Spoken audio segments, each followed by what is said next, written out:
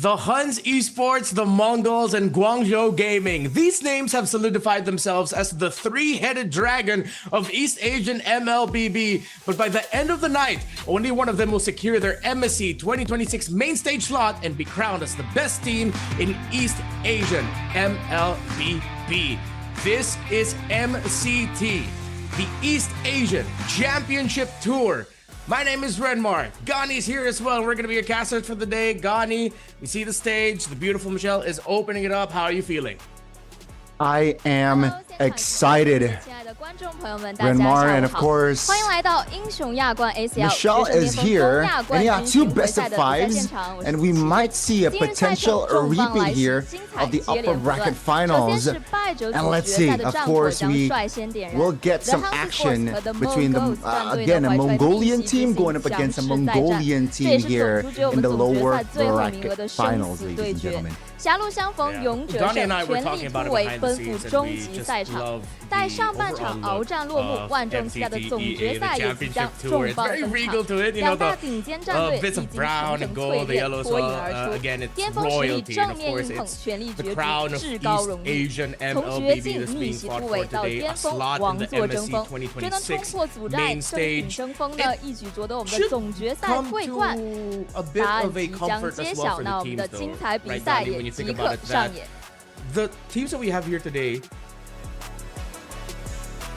have already secured their slots. Again, welcome everyone. We are here for the East Asian Championship Tour. We're going to be your casters for the day. My name is Renmar. Gani is here. We saw the lovely intro from the beautiful Michelle. Hopefully you're all having a fantastic day. It is going to be an action-packed day of MLBB and definitely an action-packed start. As the first series of the day, we're going to be seeing the HUNS and the Mongols go up against each other, and we only have one expectation here. This is going to be entertaining, action-packed MLBB.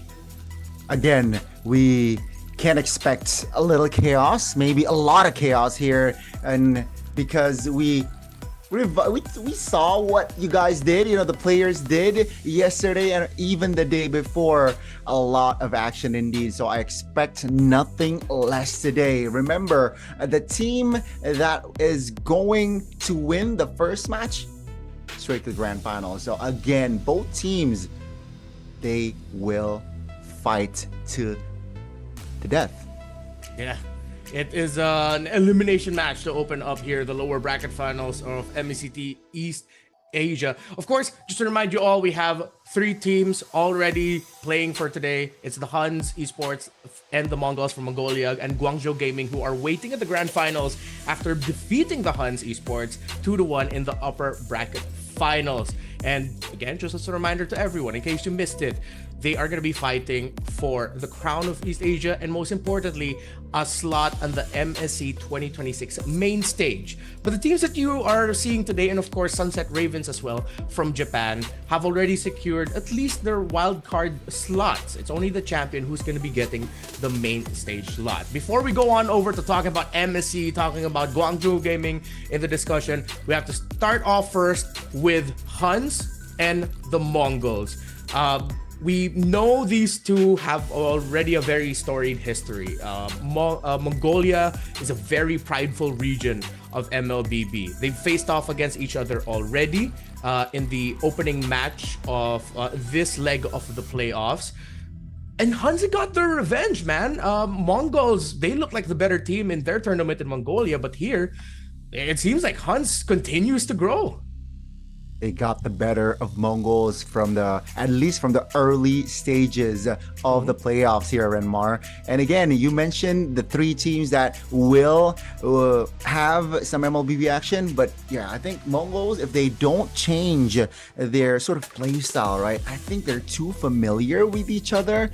And the thing is, HUNS, they brought in spice again. Kenny, right? I think a standout player is got to be Kenny as well here. Yeah. And it will be solidified with Yuki, OU, still meta, and as well as Bon Kai on the EXP lane. On the other side though, yeah, you see there Mongols, K, Ox, Meiki, ZXora, and Mumu. For Mongols, they are a team that definitely exude that aura and vibe of we know we're better than you. We just have to deliver that result at the end of the day. So it might come as a little bit of a shocker to them, the result from their match yesterday, if I'm not mistaken, where the HUNS were able to take them down and they had to crawl through the lower brackets, which is why they're meeting here in the lower brackets. You mentioned Kenny on the side of the HUNS. If I'm gonna pick out one player from the side of the Mongols, I think I know everyone expects me to say Zexora, but I think the pressure has to fall onto Ox, man, as the roamer.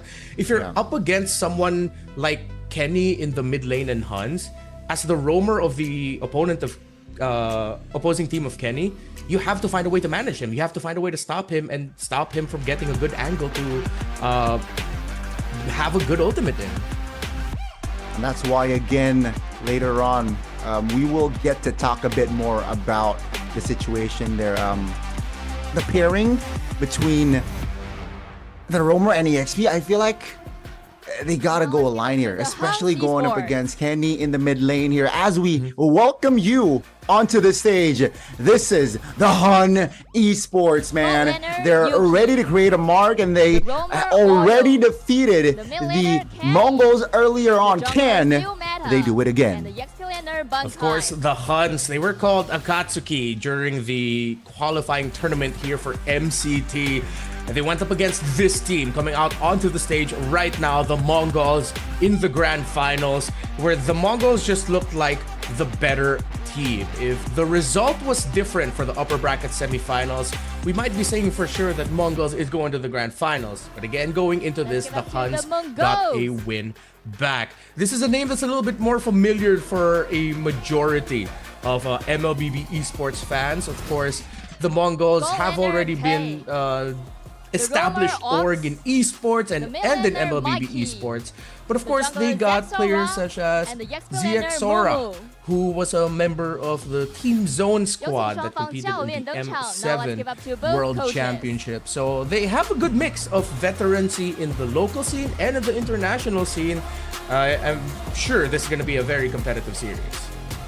It's gotta be, and it's gotta start from the coaches as well. Again, a part of, I guess, the adjustment from the HUNS, able to beat the Mongols are from the drafts, right? Even if it was a scoreline, a close one, 2-1, but they got the better. Now it's gonna be a different story.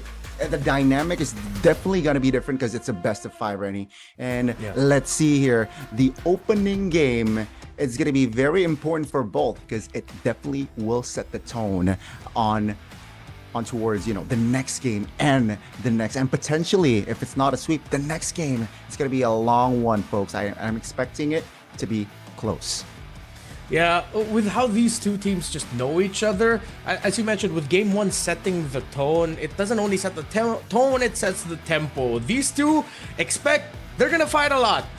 Sometimes in moments where we don't expect them to fight, but they will fight. That's just their play style. That's how they like to compete against each other, and that's how they bring out the best and honestly sometimes the worst in each other. But we're not gonna complain. It makes for a very entertaining watch and a very entertaining cast. So a little bit of a throwback, of course.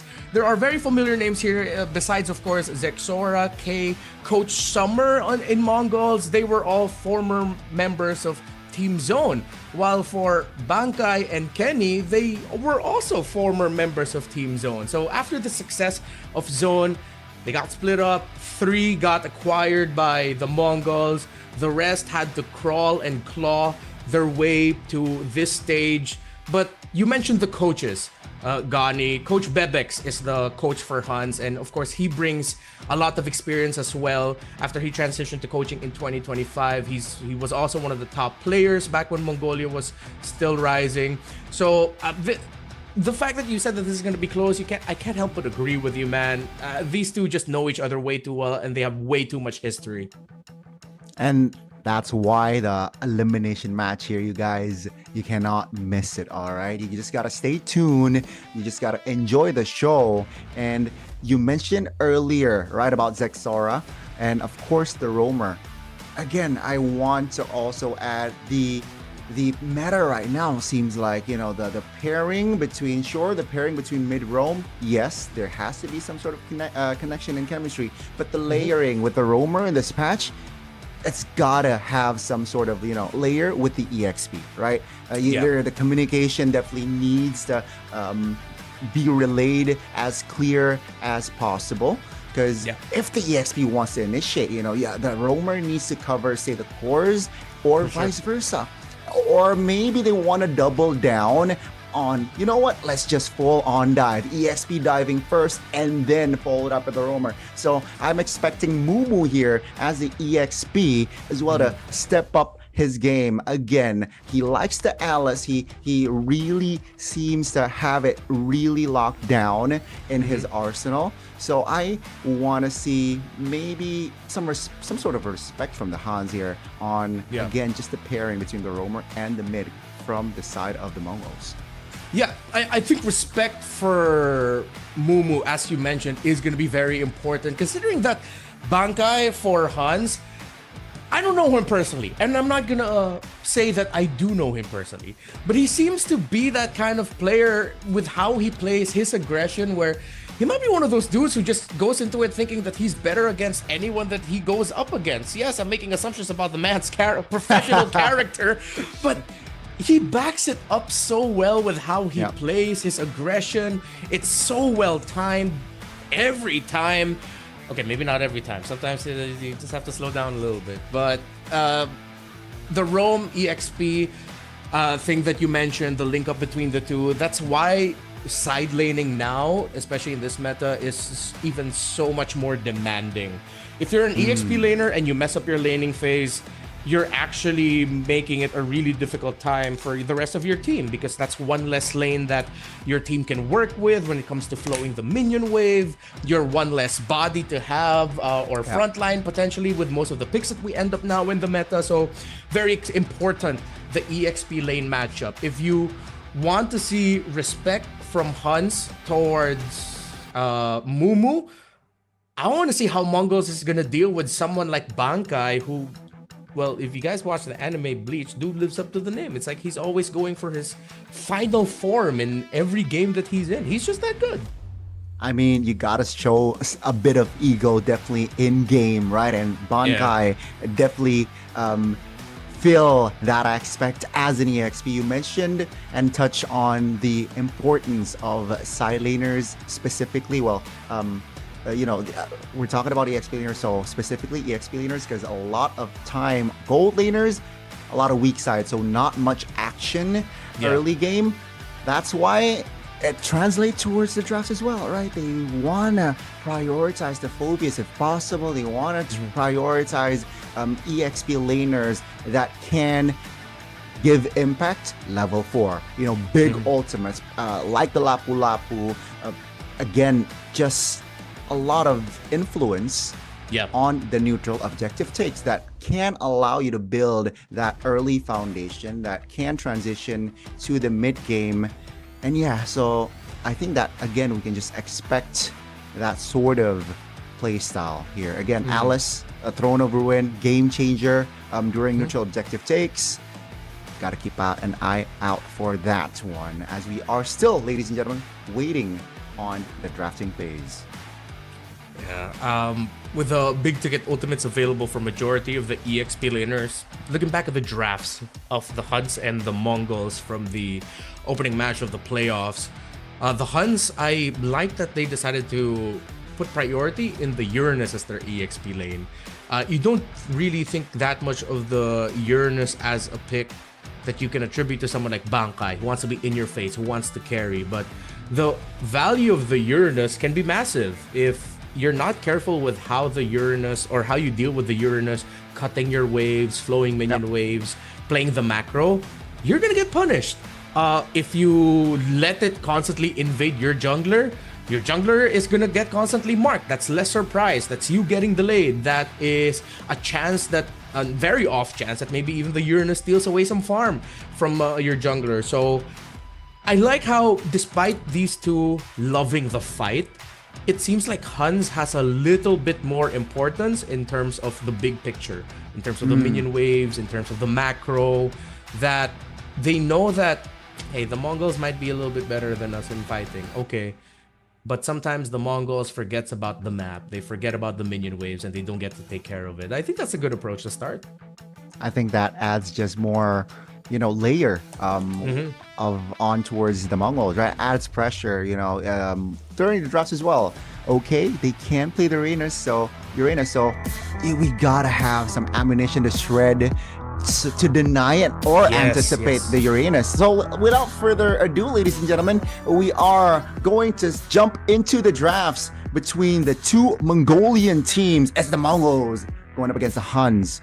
And already quick bans here, Renmar. Glue and Marcel off the board from side of Mongols. Maybe it's quite specified towards the roamer. Sure, Glue is flex, but I feel like it's just giving more respect towards the roamer, right? You mentioned the roamer of the side of the Mongols as well, but it's just the HUNS here denying the Freya and Zushin, so it's still very prio bans from the red side.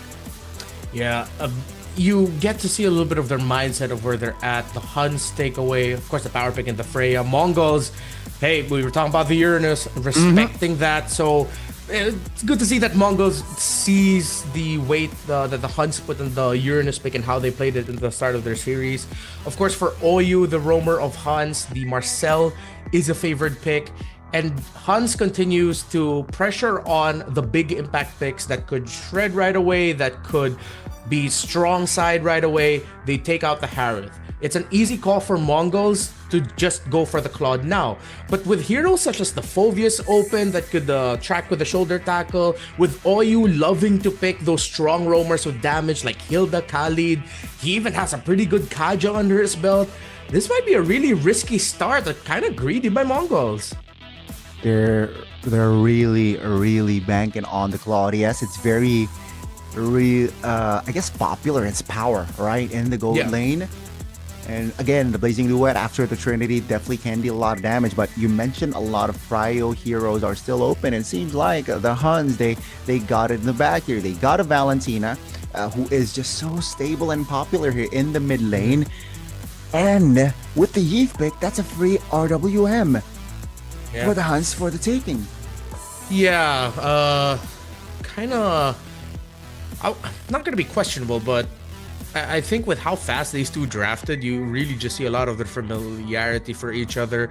The fact that Mongols is willing to give a big ticket ultimate like the RWM against a team that has a Suyo, and of course HUNS expectedly will pick out the Claude to close out their first phase here as one of the best picks that you can just go for, with the Claude on the other side, seeing the Eve on the other side.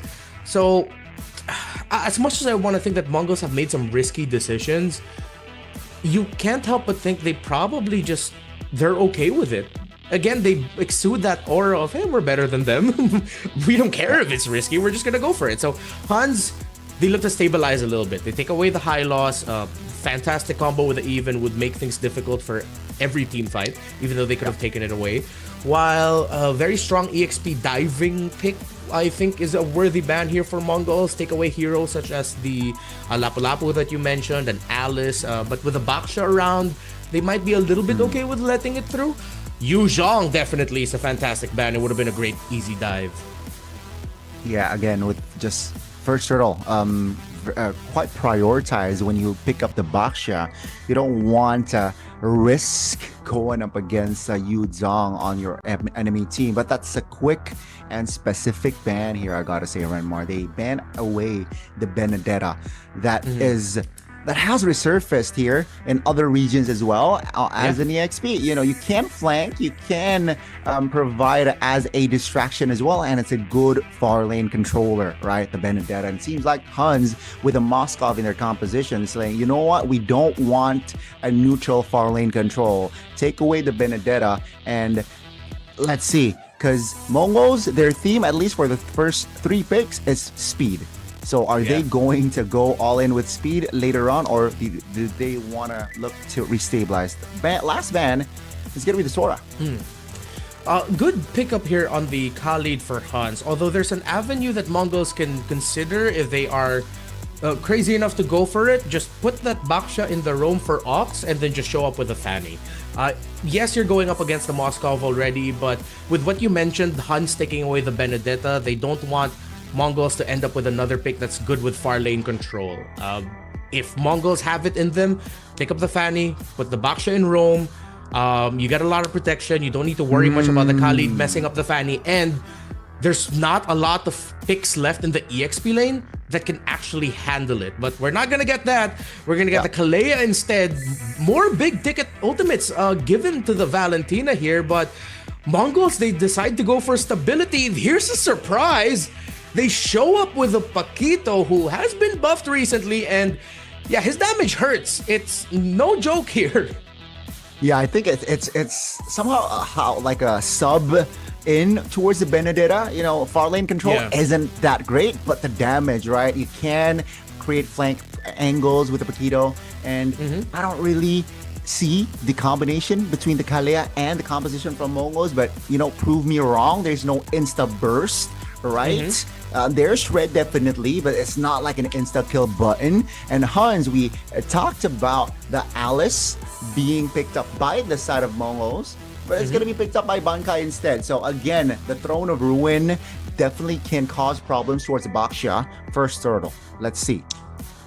Yeah, I think HUNS are going to have to do a lot of tempering of the tempo that Mongols can go for here. It's clearly one of those lineups that could go out of control quite early on, even though there's no clear obvious combo for the Kalea. It's a -1. It's you forcing out a dash from somebody, a flicker for someone. It forces reactions, which you're happy with if you're playing a lineup that wants to be the one taking control. You have a tank, a fast rotating tank jungle in the Baksha. So this could actually work out very well for Mongols really quickly. In terms of the late game though, HUNS has some good options. They have the Valentina, of course, with the late game damage. I think something overlooked with that hero, the Moskov as well. But it feels like across the board, Mongols just have good damage, good control. Yeah. And my remaining question is this Alice pick actually going to end up becoming a problem? Well, let's see here, folks, as we enter the opening game of MCTEA lower bracket finals at the best of 5, still with Gani and Rennie at your service here, and let's see what is gonna happen.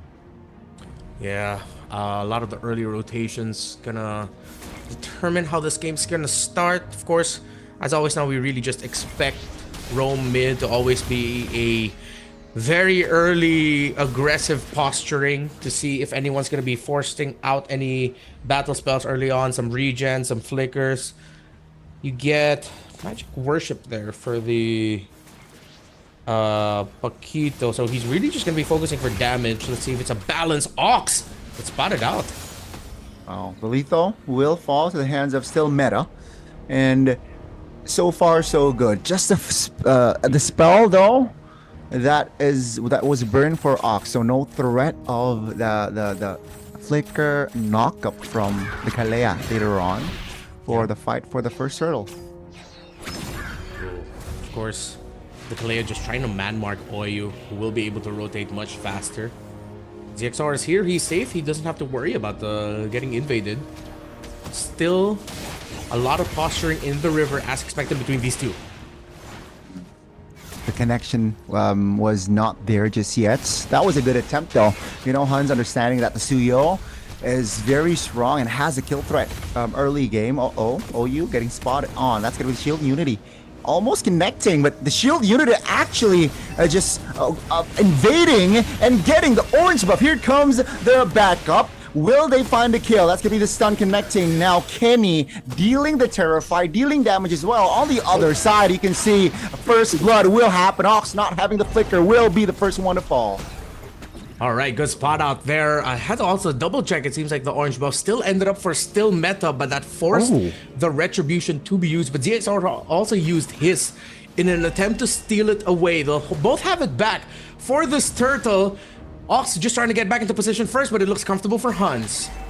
Yeah, not level 4 just yet, Ox, so it's going to be very tough here to find an initiation. There comes the knockup. Oh, on the other side of the map, that's going to be Purify. That's a solo from Yuki in the early game. Now, in the mid lane, 2 real-world manipulations already happening here. Mumu and Bankai stuck in the box. That's going to be the Paquito power showing a kill, but Kenny finds a clap back. Both EXP laners and earlier EXP laners went down. Yeah. HUNS gets 5 kills to open it up. Yuki got a solo kill, not the start you want to have if you are a Claude. So K needs to revisit how he's handling this laning phase. That's not a good sign for the gold lane of Mongols.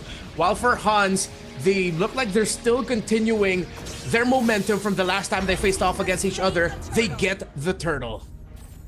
They got the turtle, they got the kill, they got the early lead. Almost at a 2K gold lead here, folks. And if they are able to transition later on to the second turtle, they might double their gold lead. Now, Momo's desperately looking for some compensation. Maybe this might be it here in the mid lane. Has a Tsunami Slam, but still holding on to it, knowing that Kenny rocks a Purify, doesn't really want to waste a big ult just yet. Yeah.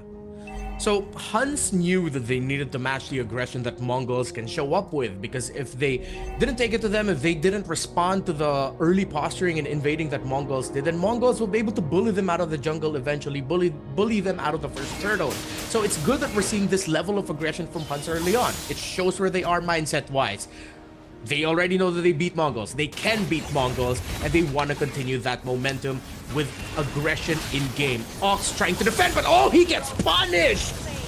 First damage, of course. Now it's a 4v3. You take a look at the composition. The real world relation locking 2 members down. Immobilized. Down goes still meta. So no roamers on the board. That spells disengage for HUNS. HUNS are looking for blood. Still meta jungler. My bad. Yeah. Still meta. Although we're still getting used to these two as well, but they are showing the familiarity between each other as the aggression continues. We knew and we set up that we'd be seeing a lot of kills early on, but not even 5 minutes in, we're already 9 kills deep. I think that's gonna double by the end of the series, maybe even triple. I wouldn't be surprised, because again, with the type of heroes that you have for both squads, with Oyu even packing the rush on the Thunderbelt, this Khalid would want to be aggressive, get those stacks early on. So we look at the Paquito, also looking for aggression. With Lethal Ignition on him, he got the rush on the Hunter Strike, got the basic boots, but here comes an entry.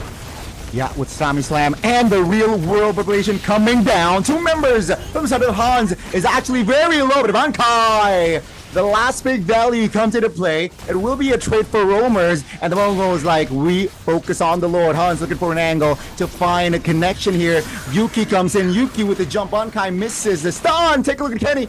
Very low. Mumu wants some action. Wants to kill. Kenny though will secure it. And Sora will be the trade. Yuki! The gold laner will not be able to survive, but still meta finds a quick 1-2. And they got the turtle earlier on. A lot of trades for the bodies, but the major objectives go to the HUNS. Seems like still meta has to dance so much in every objective fight, but Mongols cannot keep up to the tango that he is dancing.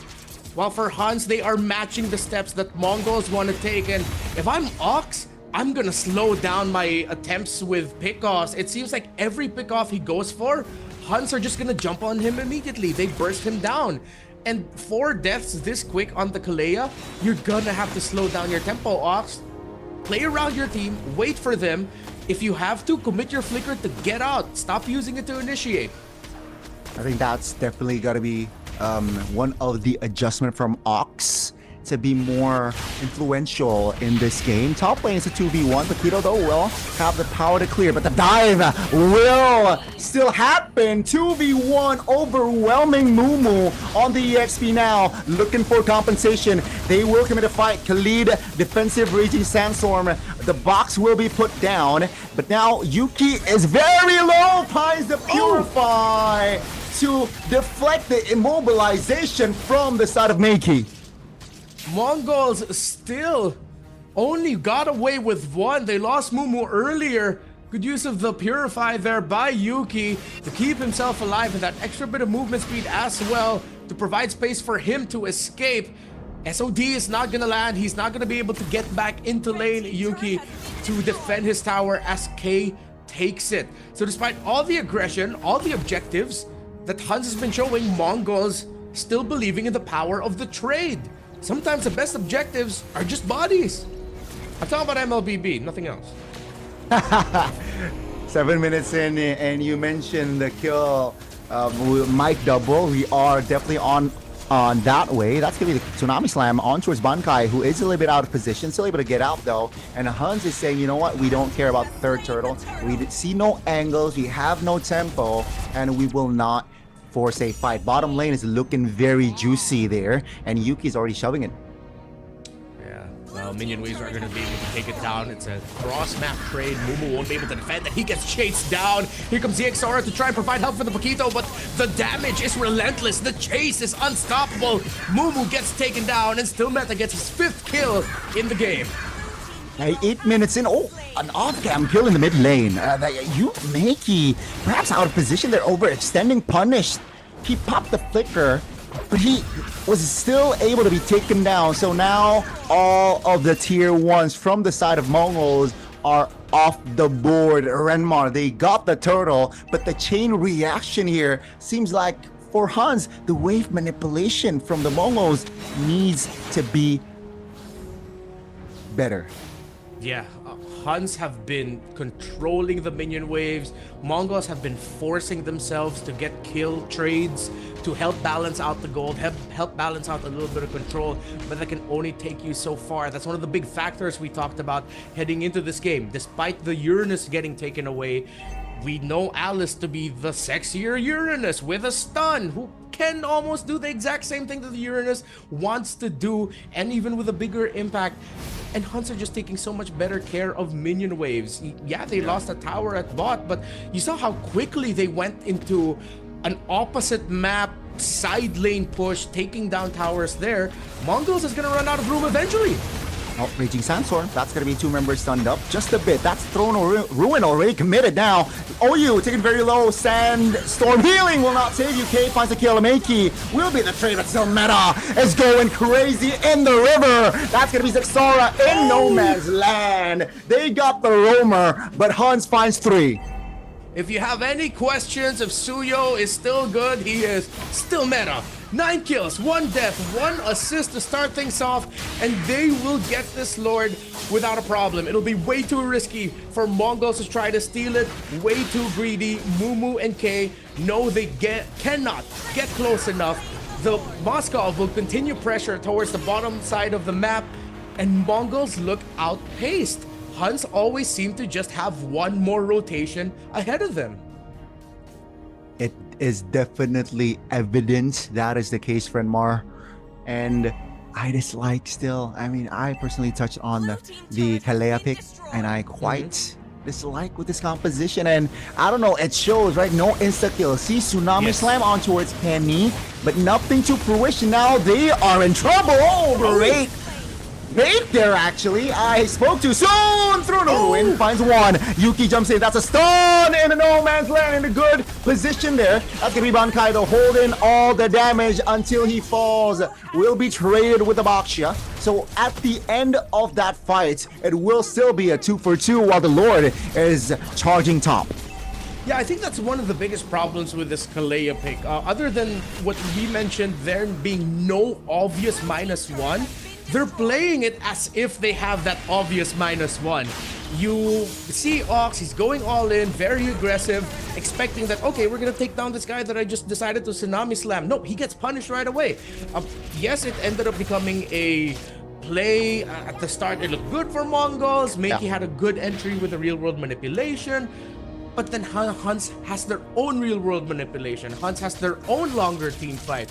Which, again, if you look at the Mongols lineup, you see the theory behind it of how this could have been good from early to late. But they just haven't been executing it well enough that HUNS, again, taking control of the minion waves, being a little bit more disciplined, that little bit of extra discipline is what's costing Mongols. Definitely the discipline is more towards HUNS. And so far, Mongols, they have yet to find momentum. And Rennie, I gotta add that they have not picked their battles here. It feels like they are always baited on towards a fight, that HUNS are in a better position, or at least has a better say. And now they're behind almost 6k gold lead. That's a full 2 items if you add, right? Technically. Yeah. So they gotta reassess here. They gotta reassess the situation, especially the Lord is coming up in 25 seconds. They gotta pick their battles, and I feel like they have toned down the tempo here. Not baited easily should be their play. So far, HUNS. Oh, you.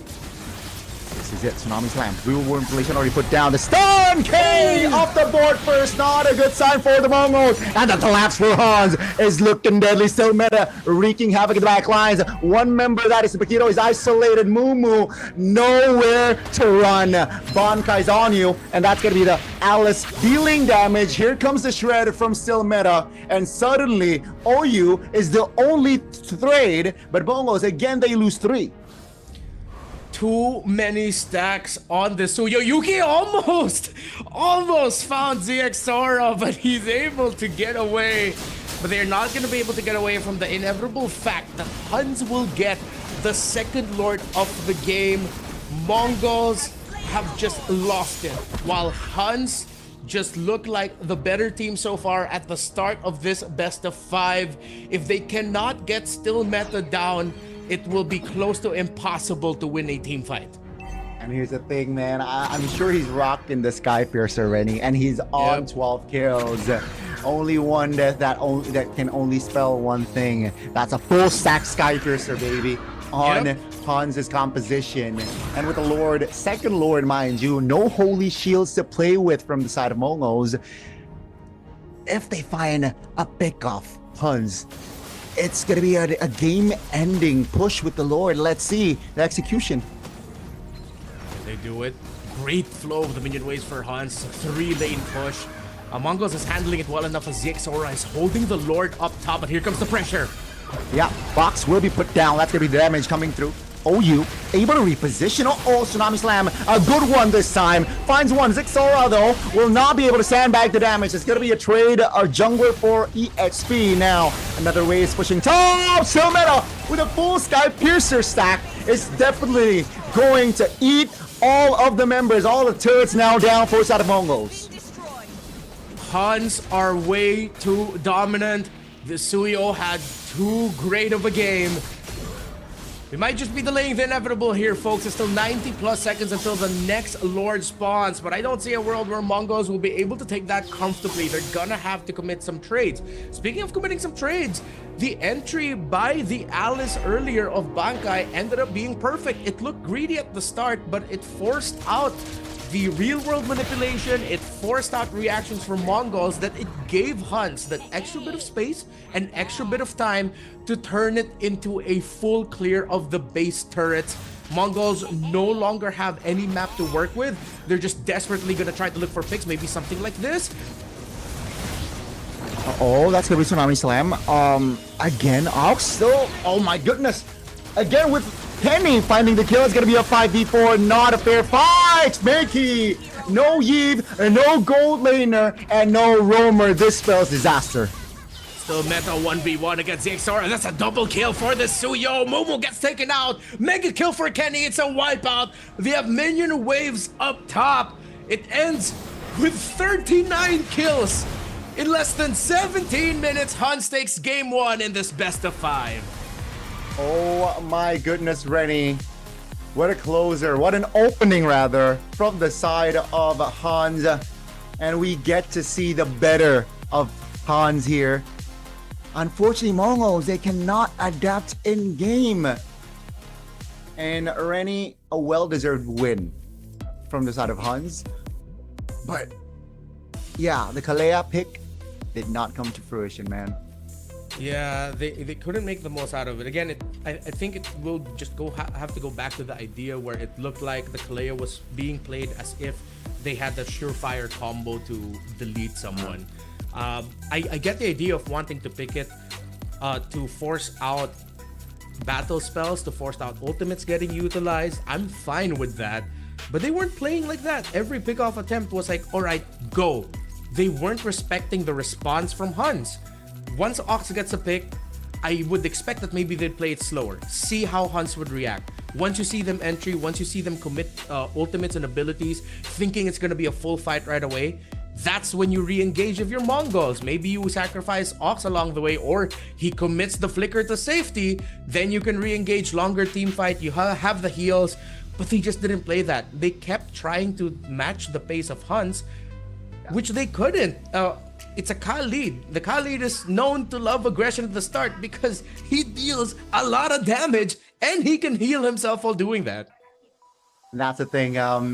Again, they understand that early game pressure that they are able to bring, with the Suyo, add that Khalid, the mobility, the kill threat is definitely there. When we saw that already after that first hurdle, it was really hard for the side of the Mongols to find an equalizer, not just turn the games around. They were desperately looking for compensation. They were desperately looking for an equalizer in the field. But the power of the composition from the side of HUNS equal. Strong early game. The mid game power spike is still there for the Valentina. The late game we got Alice, who is practically unkillable when you're far ahead, and we get to see all of that checked. That box is checked from the side of HUNS, whereas the Mongols, man, they were punching strays, they were punching air, especially after the second turtle. I feel like they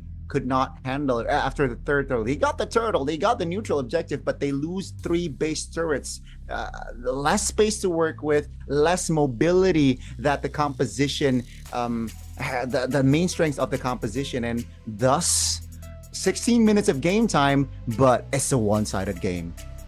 Yeah, it was a long one, but clearly it was just HUNS in total comfort. There were a lot of trades early on by Mongols, but again, this is one thing that we were talking about behind the scenes, where there are moments where when you take a fight, you have to check first, how does my minion wave look in the opposite side of the map? Is there a minion wave nearby that I can work with? So that if ever we get kills, how can this result into a big win? And the MVP of the game in still meta, Suyo is rewarded for being aggressive, but he's doubly rewarded if you're more disciplined, if you wait, if you take your moment to get those kills, get those stacks. It's wild to see. Again, the storyline here for still meta, he did admit that this is gonna be his last tournament. We're not sure if that also includes MSC, because I'm sure the man wants to go to Paris. But we are seeing still meta near the end of his career for now, because he needs to get back to his academics. Respect for him for that, but I appreciate that he is showing off some just really great gameplay on his way out the door. And the MVP Suyo, Mongols really have to restructure their draft. They have to start putting a lot more respect towards the jungle and towards the Roman trio.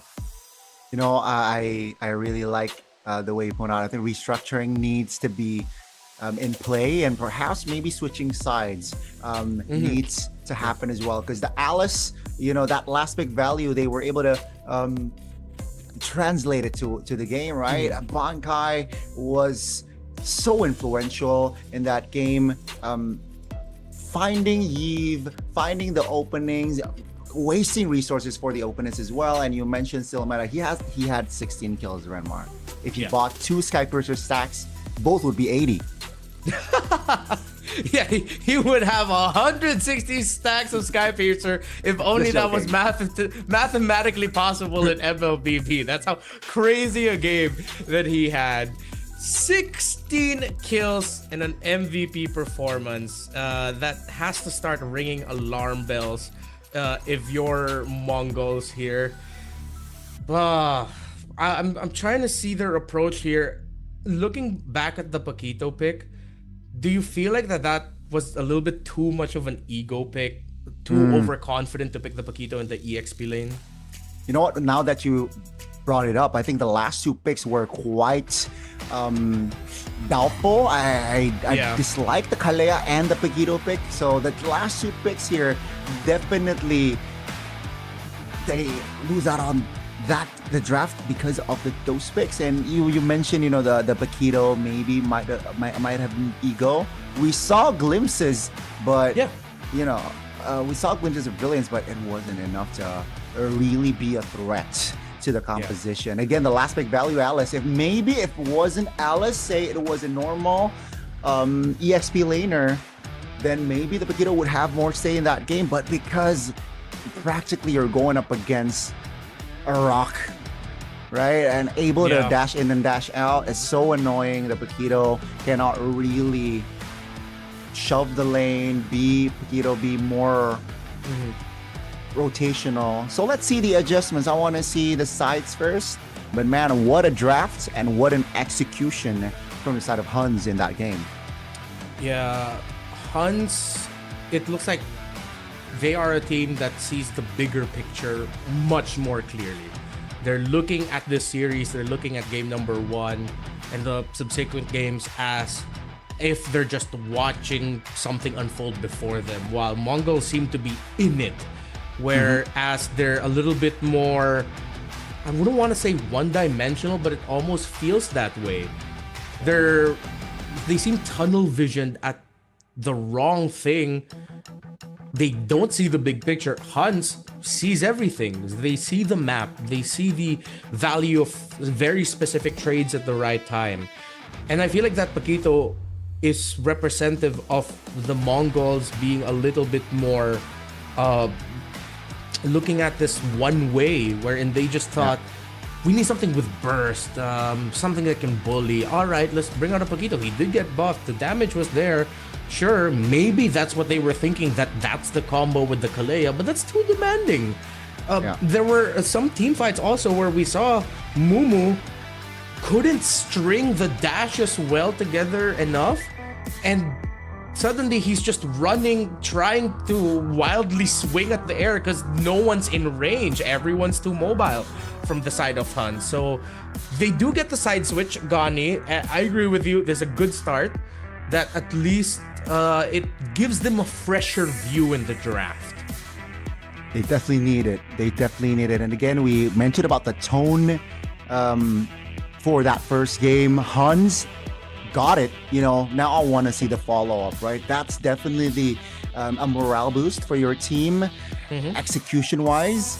Now let's see the follow-up. If HUNS is able to find a clean draft and execute a clean game, we might see them sitting at match point. Let's see from the side of Mongols, though, adjustments.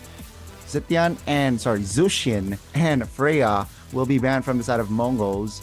And HUNS now sitting at blue side. They will respect and deny the Suyo potential pick from the side of Mongols. So intelligent play there. The Harley is left on the board. Mongols still do not want to give the Marcel. It is a comfort pick and a great one for Oyu. Very disruptive. But as long as heroes such as the Khalid and Hilda are left around, you're not really going to be stopping Oyu. If those two are gone, then expect that a high loss is going to show up for him, because that's his playstyle. He's disruptive. He wants to get up in your face, read your rotations, and give that info for the rest of the team. HUNS has a Harley available, as we mentioned, but of course they're keeping in mind the presence of the Phoveus and the Harith. Yeah, so I think Harley would be the safest bet. I think it would be a little bit too ego if you still pick up the Harith with the Phoveus left open. Oh, this adds even more again to the story for HUNS. They see something that maybe we don't. They rush the Uranus right away. It was banned, ladies and gentlemen, in that first game. Now that is open in the second. They will instantly take it away. Now, do I like it? 7 out of 10. But hey, if the HUNS is that confident, prove me wrong, right? Mongols, right? Yeah. the Phobius is on the board. Again, to shred the Uranus, maybe a Claude is also up and available. But Leomord locked in. So no Harley. Yeah. Oh, they go for the Harith instead. Well, damage-wise, they will have it, but this Leomord is dependent on getting a good string of kills in the first 2 objectives. By objective number 3, if you're clearly not in the lead, it's way too close for comfort, and there's still a chance the opposing team can turn it around heading into Lord 1. So they don't pick up the Harley. They're worried about the Uranus invading and its presence, so they pick up the Leomord instead. And they know of course, the comforts of OU wanting to be high invade, high pressure. They're thinking, all right, let's pick a jungler that can protect itself. The glue gets picked up for Mongols. If there's one crazy pick in the EXP, I expect the HUNS to ban out the Alice here, just so you don't have to deal with that matchup. There's one pick that showed up in MSL Thailand quite frequently, and that's the Esmeralda. If you can get a good side where you get early invades with it against the opposing jungler, and it just makes it static. So we mentioned some of the best picks here for for HUNS, excuse me. They take away the high loss. They still have a decision between banning out something like the Khalid or the Hilda. I think that should be the approach. And you also touch on the Esmeralda. Definitely can come into play. Do I feel if the Esmeralda is a greedy pick?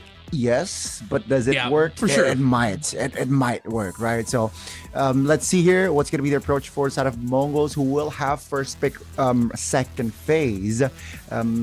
Just focus on the roamer. Khalid was one of the factors why they really got the control, but instead the Khalid, another hero that is also very oppressive and has high mobility. Hilda will be taken out.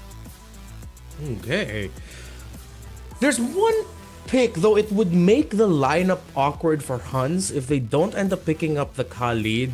They can go faster and pick up a Cho. The problem is you don't really have strong lockdown crowd control front through your EXP laner because you're playing the Uranus, which would mean that your mid laner has to be something equally annoying or equally fast and bursty, which might be too much of a risk. Still looking for a mid laner for both sides and a EXP for Mongols. I think they can save their mid laner pick. They get their EXP. Oh, they get the Deeroth. Okay.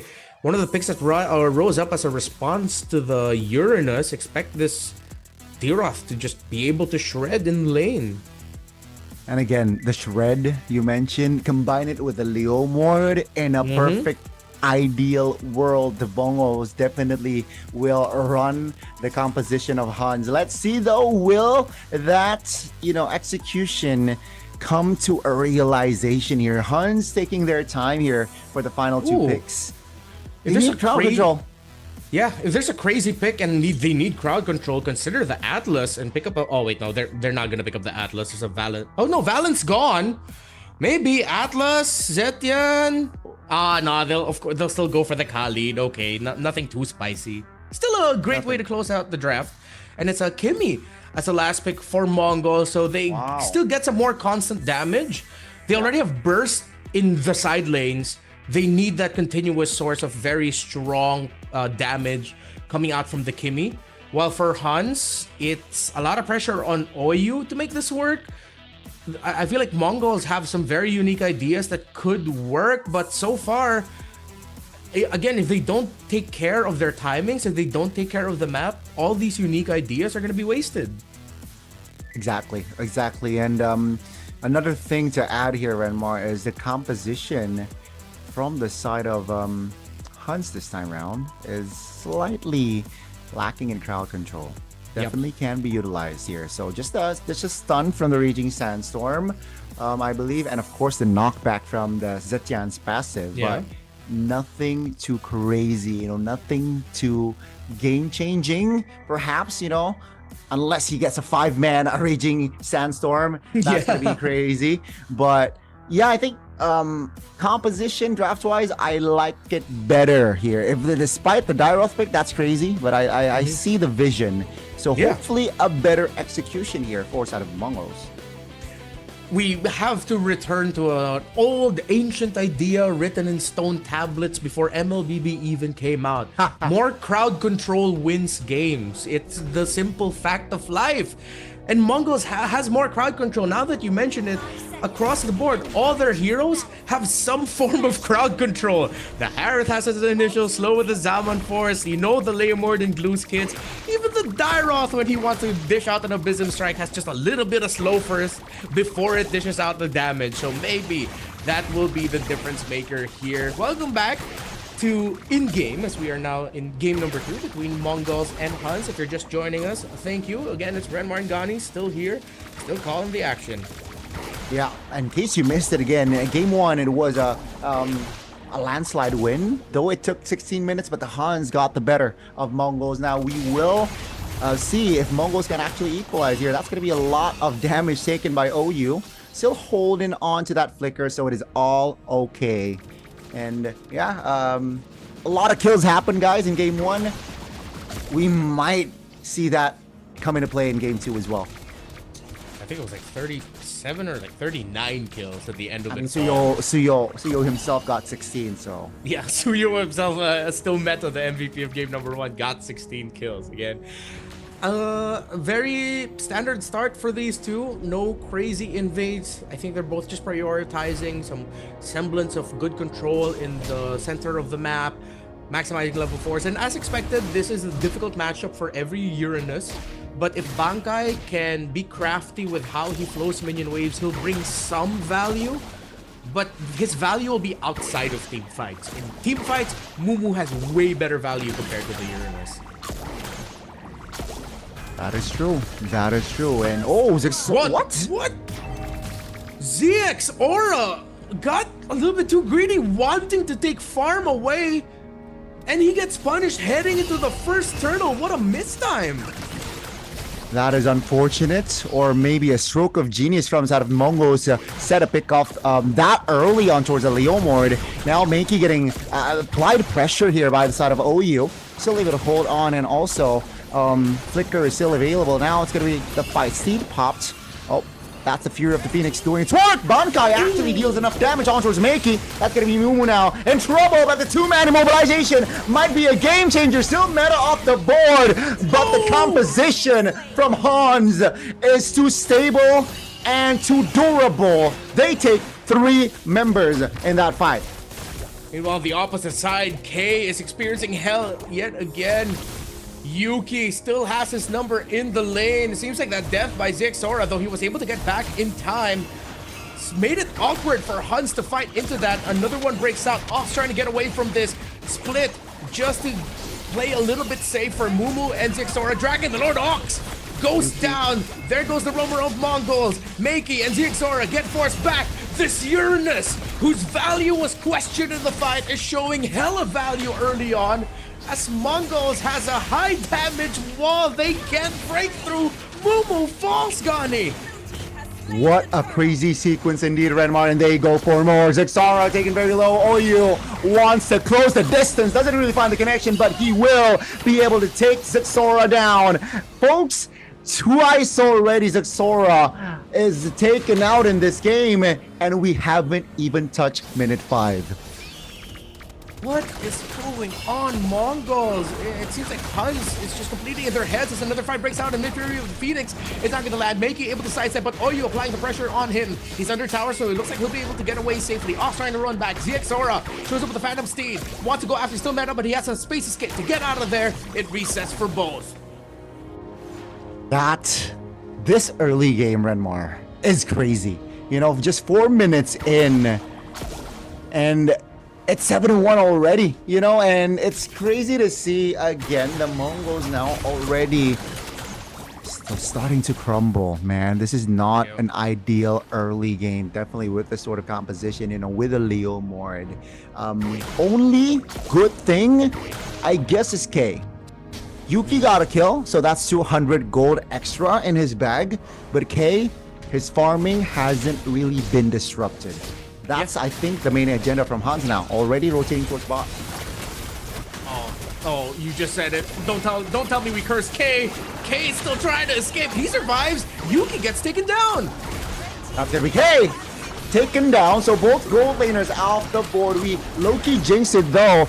K Yuki was able to be taken out as well. He outs now. Ooh, 1 HP. Able to get out. Oh, the burn. Blow your screen. He's like, oh, but Kenny, did he use the Fury of the Phoenix just to kill the glue? Oh, that is insult to injury. They get the kill, Mongols lose the roamer, and they are completely out of their own comfort time. HUNS, this looks good for them for the turtle, but ZX Aura is close by, Gani.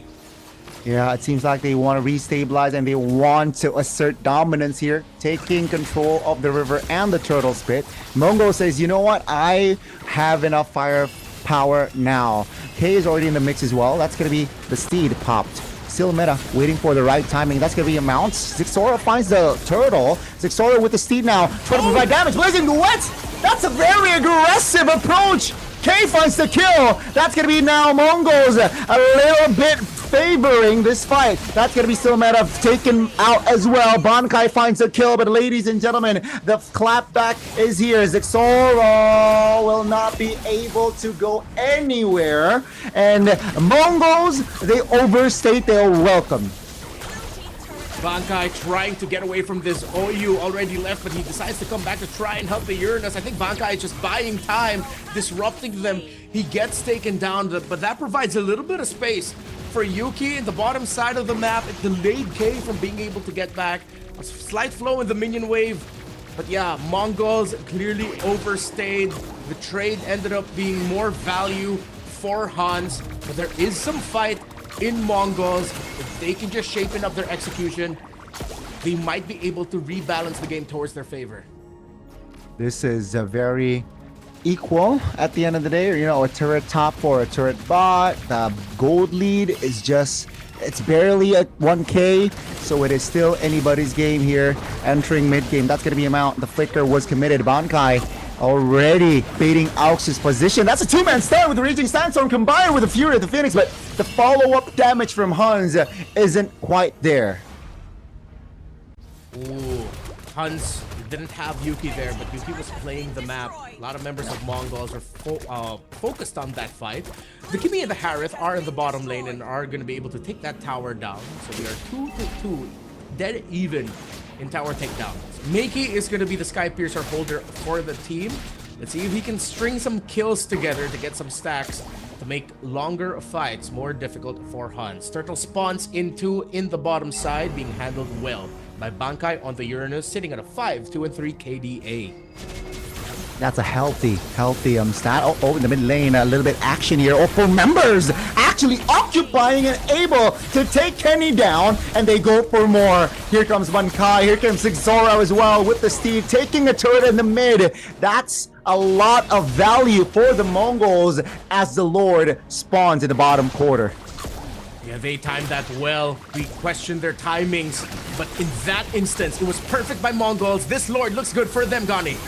Bankai will be bursted down. That's going to be a pullback from the glue, and K gladly will take that kill. Now the Lord is open, ladies and gentlemen. A different story here in the second game. The Mongols mid game is looking hella strong. They got the tower. They did it at the right time. Turtle turned to Lord, and tower turned into a Lord push in the long run for Mongols. Despite some questionable decisions early on in executions, it is the mid game where they found their spike. Phantom Seed for the pressure. Traction Pulse forces Yuki to BMI out of there. Bankai trying to cut the wave. OU from out of nowhere with a Raging Sandstorm and a flicker. Meiki goes down, but Mongol still has members to fight through it. The glue has latched on to Kenny. Kenny zoned out, but that's a double kill for still meta. Zixora will be pushed back, and HUNS will be able to stop the Lord from getting close to the turret. It gets pulled away. Their holy defense still stands, but K is opening up the map for Mongols up top. The overextension, Renmar, from the side of the Mongols was punished by HUNS, and they took that beating hard. They got 2 kills. The Lord was irrelevant for the side of Mongols. Holy shields from all lanes are still active. The only good thing from that, push from side of Mongols is they got tier 2's top and mid. But the rest, it's nothing. It's practically nothing. HUNS got 2 kills, so it's a reset. Take a look at the gold. It's barely 2K. And it's still anybody's game, Yeah, you're looking for that turnaround. Johan, this Khalid is going to be through him. But it seems like the team fighting for Yuki has been difficult. When he shows up and he decides to go in, he just eats a brunt of damage. So if he can time his entry a little bit better, then it might be better for the HUNS. Mongols definitely playing a improved game from game number 1. Despite the early mistakes, as we mentioned, they've taken care of the map. They've timed their team fights much better here in the mid game. They're taking away objectives. You can see the checklist of things that they want to do. Yep, it seems like they want to assert dominance here in the bottom side of the map. Shaman Force actually popped. Steed as well. That's going to be a turret takedown. All tier 2s are down. Take a look at the damage. Bankai is receiving. Still able to sidestep, but that's going to be the Mongols already on the collapse. One member, OU, will be falling down. Oh my goodness, blazing duet. Almost there. Finds a connection, but it seems like Yuki will not be able to handle Zexora. Zexora again with the jump, and the Steed finds 2. Too difficult for the Claude to go in. Mumu, Zexora, and Meiki are low, but the Claude just keeps getting blasted when he shows up, and we're seeing a fall off here for this Uranus. Yes, he can take the damage, but a lot of the value that the Uranus could bring against the specific lineup that Mongols has been diminished as they are no longer in control and haven't been so for a while. Mongols look to rush this Lord. HUNS, they even show up in the pit. It looks like the answer is no. Second Lord goes to the Mongols. Second round here. Another attempt for the Mongols to claim victory. Now, when the Lord shows up, the Holy Shield top will not be active. So, definitely, right? It's going to be an opening angle for the Mongols to find a pickoff before the Lord touches later on, and then, go for a potential end. Let's see here. The wave manipulation is far better for the Mongols here in the second game. And so far, it looks like they're going to tri-lane push this. It's a quick cut by K. And look at the damage from That's the thing. Meiki. Oh, this Kimmy. It's not a lot of stacks of the Sky Piercer, but yeah, you have to be careful lest you turn into a stack. 3-wave push. Mongols looks like a clear cut to taking the baseball.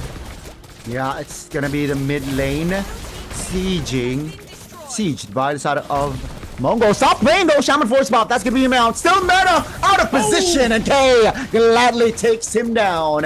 Now the turret or the Lord in the mid lane will be taken care of, but the Mongols, they have another wave to play around with.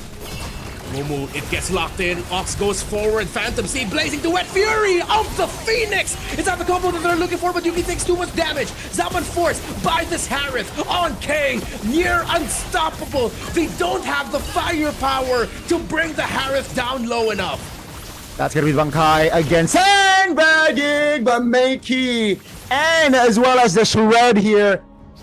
Enough to take the Uranus down. 2 turrets were taken down in the process, and that is, folks, the far lane.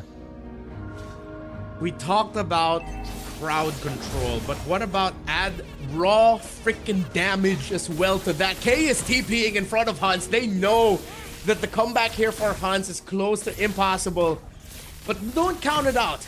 HUNS and Mongols have delivered a lot of surprises, even in their regional leagues. Looking at the items, we've had the Radiant Armors, Chastised Pauldrons already locked in. For frontliners, good. The conditions are checked. Items there as well. Still, Meta does have the damage, but I think it's really the difference of the fact that Mumu on the Diroth with the Shred, you talked about how that could help with a little bit of combo with the Leomord, which has been giving a lot of problems for Yuki every time he goes in. K is blasting the Claude every time he shows up. Again and again, it's a different story. That's going to be mobilization. Kenny actually caught off guard now with the 5v4 in play. They want to close the distance. Take a look at the fight that they're creating. Now, take a look at K. Already dealing enough damage onto his one. Kai needs to reposition, and OU will not be able to see the light of day for now. Down goes for 30 seconds, and that's going to be... Oh, MongolZ again. What's the call here? The Lord is up. It seems like they got to go for the Lord. Oh, they're going for the end. Shaman Force already committed. That's going to be the wave coming in. Cell meta off the board. And ladies and gentlemen, the adjustment and the adaptation delivers from the side of the Mongols. What a great read on the draft and the adjustments they needed to make. And they had to crawl for that. They had to claw for that. Again, it wasn't the best start early game-wise for Mongols. The first two turtles, it looked like it was going to be HUNS taking control of the game. But I think we have to go back to that one play at around Turtle 2, that surprise flicker blazing duet entry by the Claude of HUNS. Yes, in the long run, they ended up winning that in terms of the body trades, but then they lost a little bit of their map momentum in the bigger picture of it all. And that's been the theme so far for the series. Who gets to see the bigger picture better?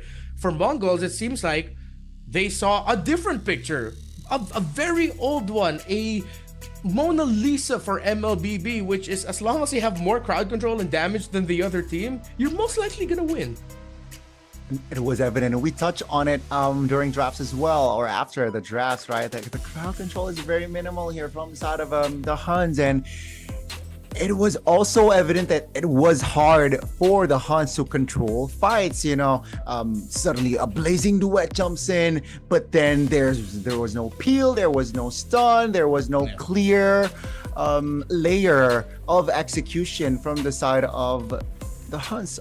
Unfortunately for them, and this game, well deserved. That Gyroth 4, I when it got picked, I was like, whoa. But then, okay, there's a Leomord. Okay, I see the vision. And thankfully unfortunately for their side, it worked. What a draft from the side of the Mongols. Yeah, it was a demanding game for the D-Roth. In the lane, at first it looked like he was taking care of him, but in the, of course, that extended Turtle 1 fight, you saw HUNS were able to dance around the fact that they realized, oh, they still don't have enough damage just yet to deal with the Uranus early on. Early 3 kills there for the EXP laner of HUNS and Bankai, but then everything just fell apart. When the crowd control we're looking for from HUNS is much more difficult to pull off, right? It's through a Raging Sandstorm and Fury of the Phoenix, and there's like charge up time with that Fury of the Phoenix. It's not going to be the easiest combo to be able to execute. While for Mongols, they don't even need to think about combos, man. They just have to think about throwing out their skills. Again, almost some of the biggest abilities on the side of Mongols already compact with crowd control as well. So it's like you can just somewhat autopilot the game as long as you're playing alongside your team. Your comms are pretty good. You're all gonna land some big crowd controls, and because of the extra layer of peel that they have, the raw freaking damage that they can do to burst on the Claude, it's the Harith that ended up standing out. K is our MVP of the game with 8 kills and 9 assists. And he delivered as a Harith right this time around. Different story. First game on that Cloud, but man, what a redemption this game. He was always Johnny on the spots. You know, when needed, he was able to make plays. And of course, after getting the Holy Crystal, he was that confident to provide damage to his team. The crowd control was there. You mentioned the peel also being a main factor for the win, their success, and of course the AOE with the Shaman Force comes into play as well from the side of K this time around, man. It's just so close. They were the grand finals in their respective in their region, and they went to see in the early stage of playoff. It's 2-1, and ladies and gentlemen, in the best of 5 right now, as it stands, it's 1-1 between the Mongols and the HUNS. Yeah, and the big results of it all is a a little bit more what we expected. Again, actually, even heading into the game, a lot of our initial takes ended up becoming some of the biggest themes so far of the first two games. Who gets to see the big picture better, who gets to handle their minion waves better, their timings. Our expectations of there being just a buttload of kills in this game still stands true. Close to 40 or maybe even around 40 kills for that second one. So with that, as much as I appreciate the Uranus pick, HUNS needs to keep in mind that they need a bit more crowd control if they want to go for that. Yes, the Zetkin and Khalid are a clear decision to cover for that fact, to bully exactly, to get that crowd control. But again, it's about ease of execution, how easy it is for you to get crowd control. That's why I was a little bit more crazy with my suggestion of, hey, why don't you consider picking up the Atlas? At least with all of the dive, I feel like could have been good. It has risen up as well as a surprise poison pick. Did it ever show up in MPLID this season? It showed up like once or twice in PH. Oh, did it win? Yeah, it got the dub, I believe. Yeah, it got the dub once, played by Keyboy. With the Onyx. Yeah, so Atlas definitely, and also we got a couple of Kufra games. We were talking about, the classic initiation roamers. We got to see action from Kufra and also Atlas. So yeah, a very understandable and sensible approach. We might see that later on, hopefully from the side of either of the Mongols or the HUNS. Yeah, but it's not to say that the HUNS had a bad game. Oyu was fantastic yet again on a Khalid, a really great KDA. But then with the Raging Sandstorm gone, there was nothing stopping Mongols from just diving and fighting. That's why I was looking for the Atlas, because the value of the Atlas isn't really on the Fatal Links for me. It's that little bit of freeze, right, that he can dish out. It's really good in longer team fights against lineups that have like a lot of dive. We're back on the stage. Of course, the beautiful stage in Shanghai right now. And you know what? Gani, I wish we were there, man. The place looks awesome. and the crowd looks great too. You know what? I really wish I was there. But I will share something. I am going to go Shanghai. I'm going to Shanghai, but not for MCT. Cool. For a vacation, but unfortunately the timing isn't right. If I was there right now, I would, I would go through. I would jump in. I would jump in. Yeah, to see. Maybe like a surprise guest on the Chinese broadcast, maybe. I mean, Michelle's there. She can help translate for you, of course. So that'd be great.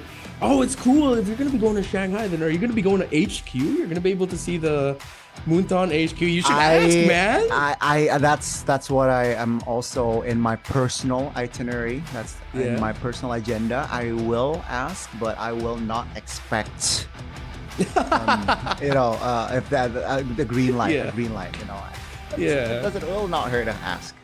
Yeah, I mean, as long as you let them know, it's like, hey, I could make a bunch of content for it, well, why not? I've been casting for you guys for a long time. I think it'll be great to see. I wouldn't be here if it weren't for you. I wouldn't be here if I were you. That's my pitch. Yeah. And, I want to see. You know what? If I was the big wig and making the decisions in Muton, you have me sold. Gani, we're getting you a ticket. we're bringing you into the HQ. But again, thank you all for joining us here. We're still in the very first series. Guangzhou Gaming is waiting in the grand finals. Our grand finals later tonight will be a best of 5, similar to this series. So whoever wins this, they still have to win one more game. It's a race to 3, of course. If this is your first time ever watching esports or sports in general, that's what a best of 5 means. The lovely crowd in Shanghai looks very stoked to see the action. Waiting for the draft as we are. Any expectations you might want to share here for game number 3? I think, again, it would be more clear if I know the sides already. But what I can expect, and the theme has been so far for 2 games, Red side has been winning games. Again, the last pick value is you're right. is just so high nowadays, and at least for teams that are able to utilize that last pick value, it's good, right? And it's a step ahead of the opposing team. Now, it's going to be a very important game here, Renmar. Why? Because whoever wins this game, they're at match points. We can expect. So we can expect both teams here might show a power pick rather than a meta pick. So that's what I'm hoping. Maybe we get to see a Benedetta first phase action here, just so that she cannot be banned. You know what? I'm gonna go on that same boat as you, dude. I'd want to see a power pick like a Benedetta, something surprising, something you don't even. It's also not a pick that you answer directly in the draft. You're forced to try and deal with it with just better gameplay and better execution. So hopefully that does show up. I would also like maybe another surprise in the Rome. I asked for the Atlas, please, maybe somebody. Valentina got banned out in the second game. He got picked up in the first. If the Valentina's gone, you could pick up the Atlas. It's one of the conditions for it. Outside of picks, I'm glad that you touched on the fact that whoever wins is at match point, because there's always that tendency the team who's up and at match point will almost always, I'd like to think maybe like 95% of the time, pick a lineup that is just so overly aggressive that they could snowball out of control and win it. And whether it's Mongols or HUNS, I expect them to lock into that idea. Whoever it is who gets to match point first, right? Exactly. And this is why, again, I think both coaches need to both be zen and also be they gotta deliver as well. They gotta, because I feel like game one, it was a draft issue with the last two picks coming from the side of the Mongols, which was they look lost in why they look lost in that game. And second game, we also touched on, they went a little bit greedy from the side of the HUNS, not taking more crowd control components. And let's see, they will switch sides again. So the HUNS this time around will have the red side again, like game one. All right, in game number one, Mongols on this side banned out Glue, Marcel, and Uranus from the side of HUNS. If I'm the Mongols, I think I still wouldn't be completely okay with giving the Uranus. It was impactful in the first game, and with the information from game number two, I wouldn't be surprised if HUNS acknowledge that, they were lacking a bit of crowd control, and if the Uranus is open for them, they'll just add more crowd control to be more okay with it. So as expected, this is going to be a constant ban here for Mongols this entire series. They aren't really a team that also pick up the Marcel. It's not really their style. I think the golden hour to them is just a waste of time. It's like, why would I want to use an ultimate that stops the team fight even for me? That's not my tempo. So just take it out. Take it out from OU as well, who's fantastic with that. But here's the first adjustment for Mongols on the blue side. They ban out the Suyo. Yeah, I think after getting, beaten down in the first game with the Suyo, who had 16 kills. True. That's a direct. Of course, it forced a direct adjustment. But I expect more, I guess, stable draft. But also, I don't mind a flare. We touched on Benedetta maybe taking first phase. Just because it was always banned, man. Game one, it was banned in the second phase. Game two, also banned in the second phase. So if they really want Benedetta, they gotta pick it up first. They got red 3 now, HUNS. Yeah. We're just waiting for the draft to make a reappearance on the screen. Yes. Be patient with us, folks. Of course, our marshals in the arena in Shanghai are doing everything they can to make sure everything is good. It seems like the draft may have taken a pause for now. It looks like let's see if there was maybe any ban that wasn't supposed to happen. Maybe the Suyo wasn't the intentional ban. We're gonna get an update for you once we have it. But again, thanks for tuning in to the East Asia Championship Tour with us. Of course, the Championship Tour is one of the big newest elements of a global MLBB esports. From East Asia to North America, all across the world, we're seeing more of these pop up. So it means a lot to us to show your support for this. Kind of got a question for you. if you're Guangzhou Gaming, if you're the coach of GZG and you're watching the series right now, what would your reaction be with everything you've seen so far? Generally speaking, my reaction would be, I would.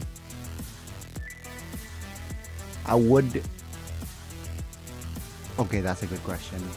Okay, so to be fair, we only got two games at least for this series, right? So my general reaction would be, man, I really want to stay on red side. I really want to stay on red side. I think that's my general overview, but I'm sure GZG has something already up in their sleeves. Yeah, already prepared. What would your reaction be, Renmar? I would be salivating. Mainly because I feel like I'm already seeing a lot of things to expect, and even heading into the tournament, if let's say I was going at this at the right mindset, a lot of my initial thoughts about the Mongols and HUNS have just been validated even more seeing these two fight again, and especially in this series that it seems like it would be much easier to come up with a game plan now, especially with you can just double down on one thing, get a good row mid, and play for a flexible EXP. You can slot whatever in the jungle, slot whatever in the gold. EXP can be a surprise pick, row mid, as long as you're getting priority. You've already ticked out a lot of the boxes. You allow so many things more for your team, and you stop a lot of what the HUNS and Mongols want to do, because clearly these two center so much around the rotations of their row mid trio in an overly aggressive fashion. Not that I'm knocking on it. Again, it makes it entertaining. There's so many team fights breaking out, but it's also in some ways predictable. Like, what's about to come towards your way, right? Yeah, I think for the most part, we have a great idea. We were able to read all the drafts very well. What could happen, what would happen as well, with that sort of composition, such as game 2, HUNS not able or having minimal crowd control. They would struggle during big 5v5s, potentially the 4v4s. And we saw that in that game being displayed. Folks, the ambience, the environment there, it's crazy. I feel like again, what a venue. I like the venue. It's cool. I like the mood board. I like the concepts, the color scheme of MCTA this season, man. Crazy. Of course, it is the first MCT East Asia tournament ever. Of course, as we mentioned earlier, MCT being a new concept for this year of global MLBB esports. Remember, these teams that you're watching here today alongside Japan's Sunset Ravens have already at least secured their slot for the wild cards, but whoever ends this day as grand champion numero uno, number 1, will be the team going to the MSC 2026 main stage in Paris. I feel like that's also something we have to think about with global MLBB esports now, especially for qualification for wildcards and MSC, that it seems like it's an extra bit of motivation. Yeah. Like who wouldn't want to go to Paris to compete MLB? Bro, I didn't think we'd actually see this for another maybe 5 years. Or maybe 5 years. I know we're already going to Turkey most likely for M8. Yeah, it's already been announced. But Paris for MLBB, bro, what a time to be alive. What a time to be alive indeed, Renmar. And again, it's not it's game changing, right? It's for the players as well, and that's why they really want to compete. They really want to have that same chance. And same here, Sans, when he got the official, announcement, he stood up and immediately started to, I really want to go. He was firing himself up. I really want to go to Paris. I'm ready to go to Paris. And crazy scenes indeed. Here comes the drafts again, folks. Thank you for your patience. But yes, let's see again the journey for these two teams currently sitting at a 1-1. Who will take match point here in this game? Valentina first pick this time around. First game, folks, it was the Claude that was picked up first. So there's an adjustment immediately. Yeah. Interesting that they didn't ban the glue, which means that they're thinking about picking it up themselves in the first phase. But then obviously HUNS needs to get the Claude, which the Claude is very okay with going up against the glue because you can quickly get Art of Thievery stacks through the little mini glulets, the longs, as we read in one patch note. But man, interesting decision in the trade. Or are they trying to bait HUNS into rushing a glue? I don't think HUNS should do that. There's so much more other picks that you have to watch out for. They get the Claude as expected. They get the Leomord instead of the Harley.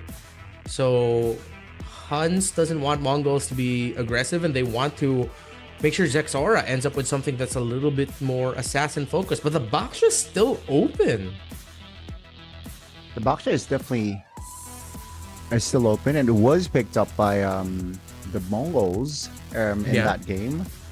So now, do they want to go with that same approach, or do they want to spice things up a bit? You know, it's good going up against the Leomord. I like the Baksha, but in that game, or in that first game, at least the Mongols wasn't able to utilize the Baksha properly. So maybe a different approach here. Ooh. Here comes the Yusun Shin. A mid lane. Okay, sorry. Phobius maybe, but no. They prioritize the mid trio, right? I expect this Yusun Shin to be in jungle. Yeah. I mean, there's a possibility. Yeah, there's a possibility to gold lane, because it's a Claude. It's going. It's a winning lane. True. Up against a Claude. Oh man, that hurts. The Yuzhong right away. It will be a lot of struggle here for this Yisun Shin. If that's gonna go into I think now that definitely has to go into the jungle, and you're gonna have to pack another carry in the gold. So at least you'll have the double carry set up. But the obvious risk here is that HUNS might take a lot of the early objectives through their Yuzhong. I also appreciate that they're respecting first the Guinevere and still the Benedetta getting taken away here as an option as well for Mumu. So now HUNS can really just focus on dominating. Turtle 1, Turtle 2. Mongols might not be completely online as far as until like Lord 1. Which at that point, HUNS should be activated, especially through their Claude. If he doesn't have his Trinity yet, is at least very close to it. Okay. So yeah, with that being said here, HUNS, really like their first 3 picks again, man. Renmar, it's, if they can add more, I guess I don't mind a good utility mid here, picked up for Kenny. I think it's good. It's good. So the Valentina, I don't mind the Eve. Sure, it gives a real world motivation, but no, they delay the mid lane take, and instead they want to be more oppressive. Man. Yeah. You said the perfect word there. Oppressive. All this 4 picks. Okay, maybe not the Claude, but if you just look at the Leomord, the usual, it can. There is a lot of oppression coming out from HUNS right now that I don't think a poor little high loss is going to be enough to deal with it. So a really good EXP laner here needs to shine through. A classic Therese, maybe? Yeah, something solid and stable I think would help them out. At least it's an EXP lane that's not going to be easily gankable. And then in the gold lane, what sucks is you can't even Bruno anymore because the Yuzhong. So they go Alice. So this is the last season that showed up as the response to the rise of Yuzhong. I remember that in the MPL season 16 playoffs. Yuzhong was one of the picks to watch out for near the end of the regular season, and then Alice shows up in the playoffs and just makes it a little bit much better for the Alice. But times have evolved and players have learned the matchup. It's a Moscow for Mongols. It's a Lunox for HUNS. Oh man, this hurts. This lineup is pain personified. I really like it. I really like it again. All across 3 games, the last pick value has been tremendous, folks. And let's see if they are, or at least this game, the HUNS will be able to continue the trend here. Still with Renmar and Gani. Remember, folks, what's at stake? 1 game win here means they're sitting at match point. And let's see it, witness it together. Will it be the HUNS or will it be the Mongols? The mid trio of Mongols needs to play some of the best MLBB they've played in a long while if they want to deal with the aggression that's coming their way. Once the mid trio all hit level 4, you better watch out. That Lunox and that Hilda will destroy anyone who gets close to you. Let's see if the Hylos and the Alice will be enough to deal with the damage that's going to be coming their way. Can the Mongols somehow find the lead early on? It's a slim possibility, but a possibility nonetheless. Previous trends have shown that you're looking at HUNS should be controlling a good amount of the game. Mongols will have a chance to start fighting for it much more heavily heading into Lord 1. But then it's that awkward spot of once they're there, the Claude is already fully farmed as well. Game number 3. Mongols and HUNS, 2 of Mongolia's finest. Storied individuals and organizations fighting it out for a slot in the grand finals where China's Guangzhou Gaming is waiting. Welcome back to the Land of Dawn, y'all. Let's get it. Let's get it, Renmar. And wow, the Lunox went for Wilderness Blessing. That's, again, sensible. So the mid pair, both teams actually went for, wanting some extra rotation. But other than that, Master Assassin will be chosen by K on the Moscow. Yeah. Wants to increase his chance that he has a better dueling against the Claude. Oh, you a little bit overstepping! Ox and Meiki are standing up to the challenge. Oh, you might have been overzealous in trying to control and be aggressive in the center of the map early. The overextension again needs to be calculated here, Renmar. Not a good start for HUNS, but the Mongols here, they cannot get complacent because of killing a roamer. That definitely sets the tempo. But again, the turtle fight here, Bon Kai, he has the Black Dragon form to play around with later on for that first turtle. Again, action in the mid lane. The 2v2 pair just keep going at it. But what I like from OU, at least, he says, like, you know what? I'm just gonna die. I'm not gonna waste my flicker. And I will play my flicker later on where I can still be influential. That I can, as a roamer myself, I can understand. Yeah, it's a good respect for the trade and battle spells. Oh, speaking of respect, he gets terrified. He gets stunned. He's going to take a lot of damage here. He's going to be forced to go back yet again. I think he's okay now. Yeah. This time around, he's okay. In the bottom side, though, main focus. Oh, that's a dive! Off camera, you can see from the minimap. Petrify wasn't used by Bon Kai, but the dive 2v1 of Alice and Yishun Shin, where I believe he used the Mountain Shocker, was enough to take a kill. Seems like that little trade mishap in the center of the map ended up being bad for Bankai as there was no information. Here comes the Phantom Steed! A surprise turnaround! Will HUNS be able to eke it out, but still Meta gets punished? Here comes the Dragon, fresh from the respawn. A dive onto Zixora. Bankai gets the kill, but the gold laners have joined in through an SOD, through BMI and Blazing Duet. All hell has broken loose. Just for Turtle 1, Mongols has 5 kills over 1 on HUNS. We get to see a different story here, folks, from game 1 and 2, where the blue side will have more control in the early, and that 5 kills is looking very good. They get the turtle, and they are moving more. They want more. You mentioned the mid trio before. Has to play their perfect game. Renmar, it's coming to life. Exactly. They just knew because of OU going down early. There's no vision on the river to supplement Bankai and letting him know that there was an eventual dive from the YSS coming in. SOD committed by K? Maybe he could have saved that for later, but you know what? It didn't result into anything bad, at least. That's fine. Nothing too crazy. Nothing too crazy indeed here, folks. You can see the gold already building for the side of Mongols again, being oppressive. Mongols. Now we touch on oppressive being the composition of the HUNS, but it's it's different now with a jump onto it. Still meta. No steed. That's a free kill. They understand the execution, and they will take down the jungler. Not a big miscom. Darkness by Kenny, and he'll get stunned. A lot of messy decisions here by HUNS. Still meta positioning himself and posturing like he's a Fredrin. I understand you're a Leomord, sir, but that is a single target lockdown roamer that you have with you. And look like OU wasn't ready for it. Mongols, the Roman trios right now is just out executing the HUNS. Definitely messy here for the side of HUNS.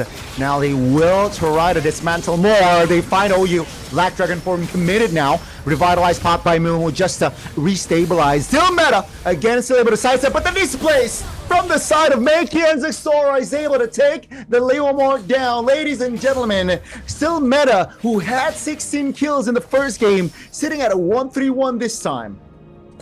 Man, this game has went completely opposite of what we expected HUNS to execute through, and it's just, we asked a very tall request of Mongols and they delivered. Best game of our lives in recent memory for the Roman trio? Yeah, easy enough. They're making it look so easy. They continue the aggression. It forces still meta to use his own Phantom Steed. He can't even farm comfortably anymore. A Blazing Duet committed there by Yuki just to force back the members of MongolZ. Zixora gets punished. The Alice, though, still alive. Kenny falls and Ox goes down. It's a 2-for-1 trade, but still meta has lost his buff. OU falls. Makey gets taken down by Yuki. Mongols might have just given HUNS a light of hope unintentionally. A lot of opportunities definitely now for HUNS. What I like from HUNS there, Yuki being he was cheeky about it, only getting a kill, but in the mid lane still meta, get out of position. Definitely capitalize again. Mongols is just rinse and repeat, and now they will take the mid turret. Arguably the most important turret tier 1 is the mid, and they lose that first before getting a top or bot. Black Dragon form used up. 2-man petrify finds an equalizer. Again, just the jungler taken out. Bankai still able to find a connection there. Blazing Duets not really in range, but that is enough to disengage. They got Zixora, but they still lose the mid turret, which is expensive. Yeah, way too expensive. You lose so much place on the map, and you barely had any space in the back to work with already. Glorious pathway in the face of OU and Yuki just to provide space for K and to stop any potential aggressive plays. But that's a little bit more for safety. They already had the info that Yuki used his Blazing Duet, so they didn't have to worry about a surprise dive. Ox with a Chastised Pauldron. That's going to delay the impact of the Claw just a bit more as well. Mongols, Ox, Mikey, Zixora, they've played a much better game here. Bankai still meta, will try to go for the trade, but Bankai is too low. You're not getting anything out of that. It's K who gets a dub. TP all you want, man. You deserve that. Outplaying Bankai. Bro, Bankai has had a long day. He's tired. He's stressed from work. That is a limp dragon. That is, and now Silmeta, very vulnerable target. A 4-man dive under tier 2 will finally claim that kill. That's going to be another oppressive now. We expected HUNS here again, Renmar. I would like to repeat. We expected the composition from HUNS to be oppressive, but what we're seeing right now is blue side. They're the ones who is more aggressive, more oppressive. The purple buff Intimidation again now will gladly taken out by Zixara. Ops low, taken very low. Should be a kill for the side of HUNS. Now, can they take more? Can they close the distance as the Mongols are disengaging, hiding it away? But, 60 seconds on the clock for the first neutral Lord. Now, maybe that's where HUNS looks for an equalizer. So far, so good. 5,000 gold lead is the difference here. Yeah, it's tough for HUNS though, because of how fast Mongols are moving around the map. K is doing a good job of taking care of the lanes. If he's not doing it alone, there is a member or maybe even the entire team just shadowing for him. Another fight. Oh, that's gonna be the stun. Bankai stun! Oh, you flickers out, but that's still. Again, no, Dragon now Yuki out of position, definitely capitalized by Meiki. Now, can they close the distance? VMI 2 member says hello. Yuki nowhere to go, and Zixara will gladly take his 5th kill in the game. Consolation prize, Yuki got to take down K, but that is a very small win in the big picture of it all. They've closed down the lead a little bit. It was 5K. It's a little bit closer to the 3.5K mark, but just as quickly, HUNS feels like they got a bit of room. Mongols continue the oppression. The tower takes. Again, this is why we put a lot of value into row mid trio trading. If one row mid duo just clearly plays better than the other, that ruins a lot of rotations. OU going down early meant Bankai was ganked without any information whatsoever, and that snowballed into a string of invades, a string of aggression, and a string of mistakes also by HUNS as they were desperately trying to find a bit more control in the map yet again. Kenny might get caught out. Looking to close the gap here from the side of the Mongols. Under the turret, SOD doesn't land, but Unkai will not be able to peel the damage. That's going to be the damage coming from the Steed. K finds a turret. That's going to be, oh my goodness, K! Looking to find the connection, and Zixara gladly claims the double. Looking for the triple in the Hilda kill, but Ox will not survive. Kenny flickers out of danger. Zixara again. So deadly. Ladies and gentlemen, he is level 15. Now, 10 minutes in, that's a lot of experience coming through from the veteran Zixara. And maybe that's the difference maker here. Talk about all the compositions you want. Oh, Mountain Shocker! Forcing Kenny to use the brilliance to survive. The Lord will continue its march down bottom while Mongol still has some more minion waves to work with. Holy defense in the bottom lane is gonna get popped. No more for any of the base turrets. Yeah, the mid is looking very juicy. That's going to be the siege. Steed will be triggered as they got the clear for now. Another wave is coming top. Another wave is coming bot. Now, what will HUNS do? It seems like they will take care of the top. That bottom side will not be able to stand. Surely, Blazing Duet, no! From the side of K, will be able to clear one more spear. Almost there. That's a stun, Bankai. 5th time this game that he will be taken out. Now it's going to be the Lord. They end as well. OU not able to survive. Ladies and gentlemen, the Mongols has match points set in their eyes, and down goes the main base. Renmar, I did not expect this. The trend of red side winning breaks in game 3. Talk about surprises. Your expectations getting thrown out of the window. Oh, what a fumble there by HUNS. They had it. They just needed to get to their level 4s without a hitch. And it was a high loss. It was Ox who said literally, nope. Over and over again, he made the most out of every stun. It's things like that can be very frustrating to watch and even analyze, knowing that HUNS had all the tools to be in the position that Mongols were in, but one mishap, a lack of any vision and control in the river, you're not gonna get that. I will flip the script and look at Mongols more. They answered. We asked them, can you play some of the best games that you've played in a while in recent memory? They said, hell yeah. It's the experience you talked about of Zixora. I feel like was also a big factor. He was a Skypiercer holder on that one. Once he got more than 3 kills, that would just continue. The aggression, actually no, not even aggression, but the disciplined, disciplined, calculated approach, exactly, from the Romid duo of Mongols with Ox and Makey. It in some ways it felt like I was watching HUNS thinking, all right guys, we got this in the bag. They're so excited, we have the better lineup.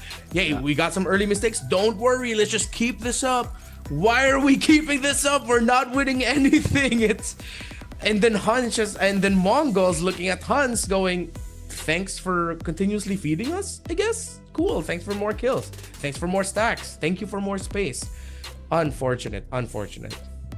I think you mentioned it correctly there. I think they got a little bit overzealous, HUNS, with the composition that they have. They gotta understand that Claude needs time, 3 items to be more active, as well as Lunox, man. They need Lunox to be more influential, but the early game, the Lunox cannot deal a lot of damage, and Mongols, like you mentioned, the overextension, the misposition that HUNS were able to display cost them the game, man. They were like, okay, thank you, and you can see the gap in gold where Moskov is almost at full items already, but MVP this time goes to Mumu. This Alice, once you see the situation in the center of the map and knowing that, again, going back, this was the old response, still currently a very good response to the Yuzhong and lane, you're gonna have a good time. You time the first gank out of the jungle rotations. It was from Zixora towards the Yuzhong. Even though they were pushed under tower, the Yuzhong was safely under the tower. The Alice can survive a lot of hits. There's good damage against the one coming out of the Yi Sun-shin early on. Time the Throne of Ruin as well, and any bits of crowd control that you have, and you're gonna be able to get that kill early, and then it just continues on from there. Knowing that you've already beat the Yuzhong in lane, you're quickly able to get a lot of access into the lizard and purple buff area of your opponents, of the HUNS, which is why I really have to nitpick here how HUNS were handling the mid lane trade. I get that your Lunox is comfortable with fighting at the center of the river in the mid lane, but your Hilda isn't against a Valentina and Hylos. And what are you doing even being overly aggressive trading in the center of the map, in the center of the mid lane, when you don't have to worry about your Leomord as much? It's a Leomord. The Lunox and the Hilda will be able to clear the lane eventually, that even though Mongols would threaten a very early invade towards the Golem? Is that what they were worried about? This is why I have to lean towards the idea that maybe they just got a little bit too overzealous, excited about the potential of their lineup and their picks being better in the early game, that those little things they forgot to think about. Definitely gets foggy after minute 4 there. Their calls as well. I don't think it was aligned in that game. It was quite evident in the game where I remember when Leomord was suddenly all alone, pops the steed all alone, and then getting jumped on by 3 members of the Mongols with no backup, with no cover, with no peel. Yeah, again, the communication wasn't aligned there forward side of HUNS in that game. So I guess that should be addressed right now here as we speak. Game number 4, it is not over yet for the HUNS, folks. In case you don't stop support the HUNS, but the Mongols, man, they are at match point. One more game to seal the deal for the grand final spot here, Renmar. Yeah. If I'm the Mongols and I've seen how HUNS play, I think I'm willing to run the YSS back. I mean, they clearly already showed that even though it was a terrifying lineup for the Yi Sun-shin to theoretically fight against, just looks like they are in that zone right now. They use that veteran experience. They use that aura that they have, knowing and thinking that they're just better than their opponents. It's game 4. End it here. Maximize what little break time you're gonna have, because you still have to fight a best of 5 grand finals against GZG. Our schedule's gonna get pushed back just a little bit. Maybe they'll get an hour break if they're lucky. I don't know, but if I'm Mongols, they have to close it out here, because any bit of advantage you give to GZG with even more info, with less time for you to rest, it's gonna be bad news for you in the grand finals.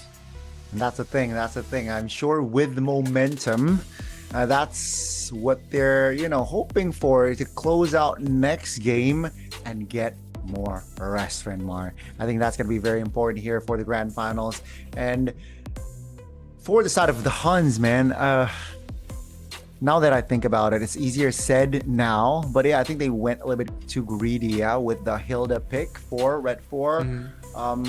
Sure, it really amplifies the composition, but then they went for the greedier route. They went in for a little bit too, one-dimensional sort of play, and definitely it costed them here in that game, where the Mongols, they drafted themselves a very I gotta say, it's more complex, it's more complex to execute, but with composure, and then of course the slight mishaps, the overextensions that Warriors given, they were able to capitalize very well. Again, I want to see now what's gonna be the change for Zixora and of course HUNS here. Renmar, I gotta ask you, what's your expectation for a potential final game? I think for starting it off with Mongols, I don't think they should fall back to getting a boxer here for Zixora. Clearly, they're much more comfortable with him being aggressively active with damage. Though the boxer still fits the bill of aggression, I think just pack him on something that is more of a traditional carry, something that can surprise and lift the team through damage. Again, that's why I said I don't mind the Yi Senshin coming back if they can build around that really well. They obviously have to play fast, something that scales up a little bit quicker. I don't think the Claude is gonna do it. I think they're more okay with giving the Claude, run it back with a Moskov or run it back with a Harith if you can and if it's available for you. Meanwhile, for HUNS, I think that's 2 games now where it feels like they sort of tunnel vision on a very specific thing, wherein they had a clear idea of how they were gonna win, but it was either too demanding or they just messed up the one very important thing that they needed to do. In game number 2, it was too complex. The Zetian and Khalid as their only main source of crowd control. Oof, they tunnel vision too hard on the value of their Uranus. And then in game number 3, it was cool, we have the better lineup, but then did you smoothly transition it to level 4? That was the requirement for the Hilda, the Lunox, and the Leomord. Comfortably hit level 4. Even if you don't get Turtle 1, once you're level 4, you can string together a bunch of kills, surprising the Valentina, forcing the high loss back. You create space for you in the river. You create space in the opposing team's jungle for you to invade through. So it seems like the checklist for HUNS right now might just be a little too complicated, while for Mongols, it's simple. End it here. Play aggressive. Use your best picks. Get an assassin. I think that's a good approach there for the Mongols, who, again, very direct, especially after getting a win earlier on. Momentum-wise, it is on their side. You can see smiles. You can see just the composure. Now HUNS on the other side, you can see based on their facial expressions, more on the serious side. They know what's at stake here. Just one game away for the Mongols to take that slot to the grand finals. And again, both coaches, they gotta think clearly here. They cannot overthink. They cannot also underthink. They cannot again simplify their approaches as well. But man, oh man, I am quite nervous here actually for the HUNS. After game 1, they started to grow on me, But let's see here the adjustments from the Huns, because the Mongols, man, this guy right here on your screen, Zuxora, a lot of aura already inside of the game as well. Yeah. Man, I think he's locked in. He knows that his team is so close to getting to the point where they want to be at. If I could put myself in the mindset of the Mongols head coach, of course, Coach Summer, I think I would go away from the idea of looking at the macro a little bit. I think I'd be okay with giving up some map control and just playing through unabashed aggression. Right. As greedy as it sounds, I think they'll work out for them better, because if you know the opposing team knows that this is match point. That if they lose this, they're eliminated. They're still going to France for the wild card, but they're not going to be able to fight for a main stage slot, a chance to be called the best team in East Asia. So you apply that pressure from the get-go. You draft a lineup that makes them go, oh, this is going to be tough in the early game. And the opposing coach is going to have to say, like Coach Bebex is going to have to tell them, yo guys, don't worry. Just be conservative, be disciplined. We'll win it out in the late game. Most of the time, it's the lineup that chooses to be aggressive at match point, that chooses to be in your face and aggressive, that wins it out. Yeah, I think that's a good way on bringing momentum as well, right? You know what, momentum's on our side. Let's go and the quote unquote go all in. There's definitely something to lose, but if you have that, it's nothing to lose. We're 1 game away, and they're 2 games away. Sometimes it can go to your favor, And let's see here again. The Huns here, their facial expressions is quite, they're I don't know. Hopefully he's fine, but he seems that there's a lot of pressure in the players here. But Renmar, seeing 3 games of MCTA, I like the dynamics. I like what they're, at least based on the 2 teams that I've casted for MCT.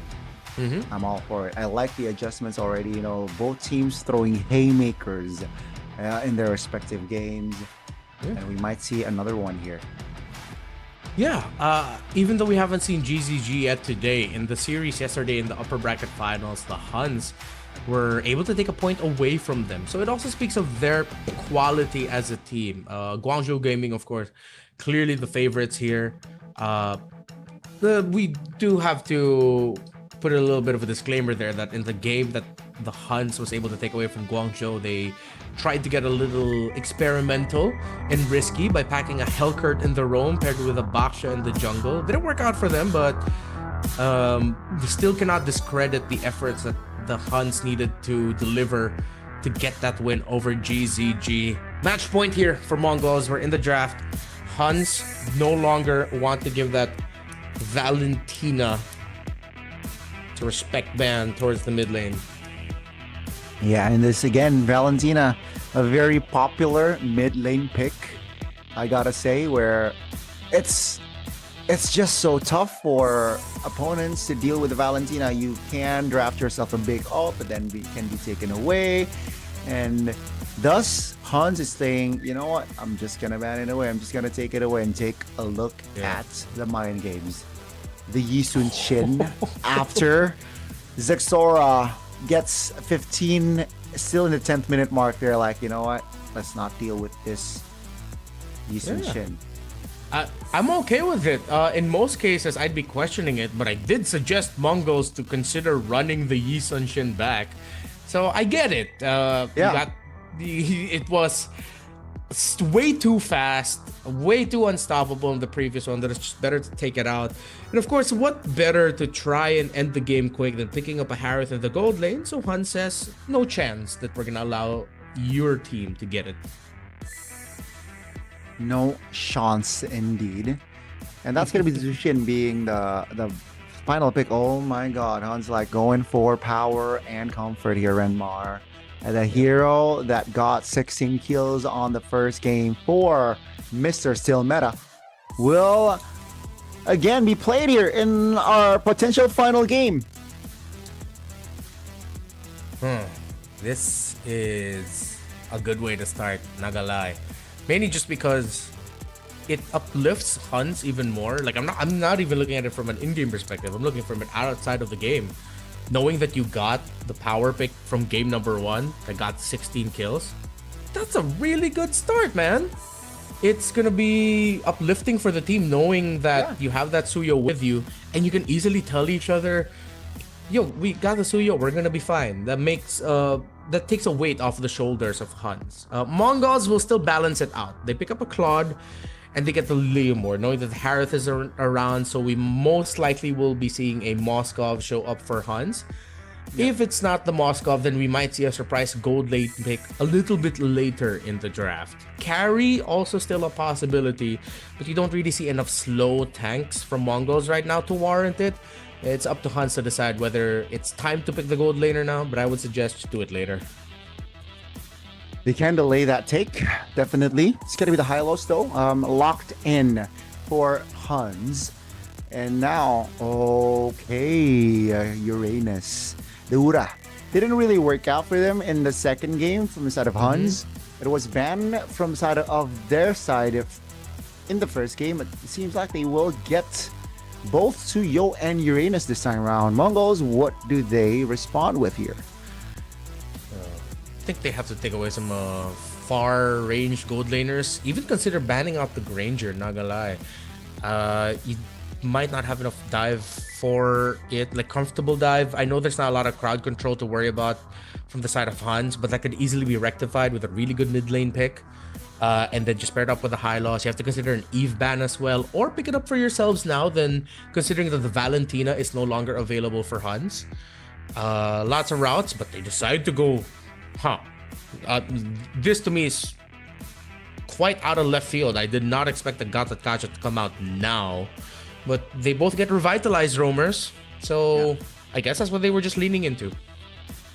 Yeah, if you know HUNS has yet to pick up a roamer, I slightly understand, but because they have locked in the Hylos, I guess what they're saying is they just want to control more fights, right? And of course, with the big avatar of Guardian in play in his kit, I think that's going to be a big possibility. Paired with a Blazing Duet, that's a lot of area of effect that the Mongols can definitely play around with during big 5v5s or in 4v4s.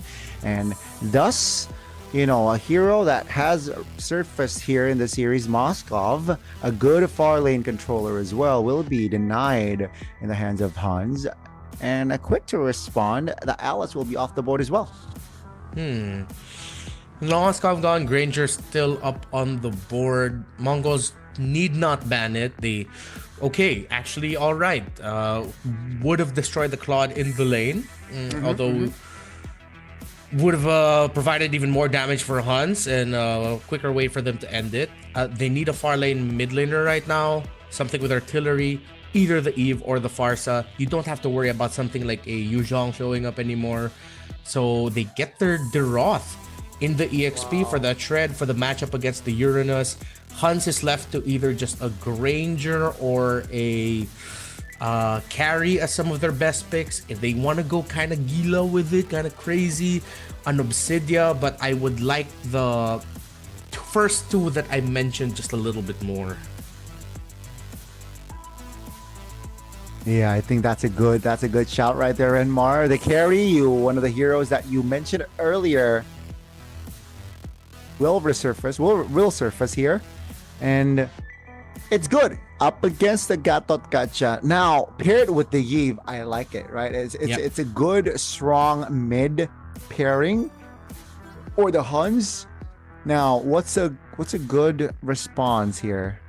No Valentino, no Zushin, and no Eve, of course. They still have the Zetian and Fox available, but I think Zetian is more popular currently, and it's even more chances of you getting crowd control.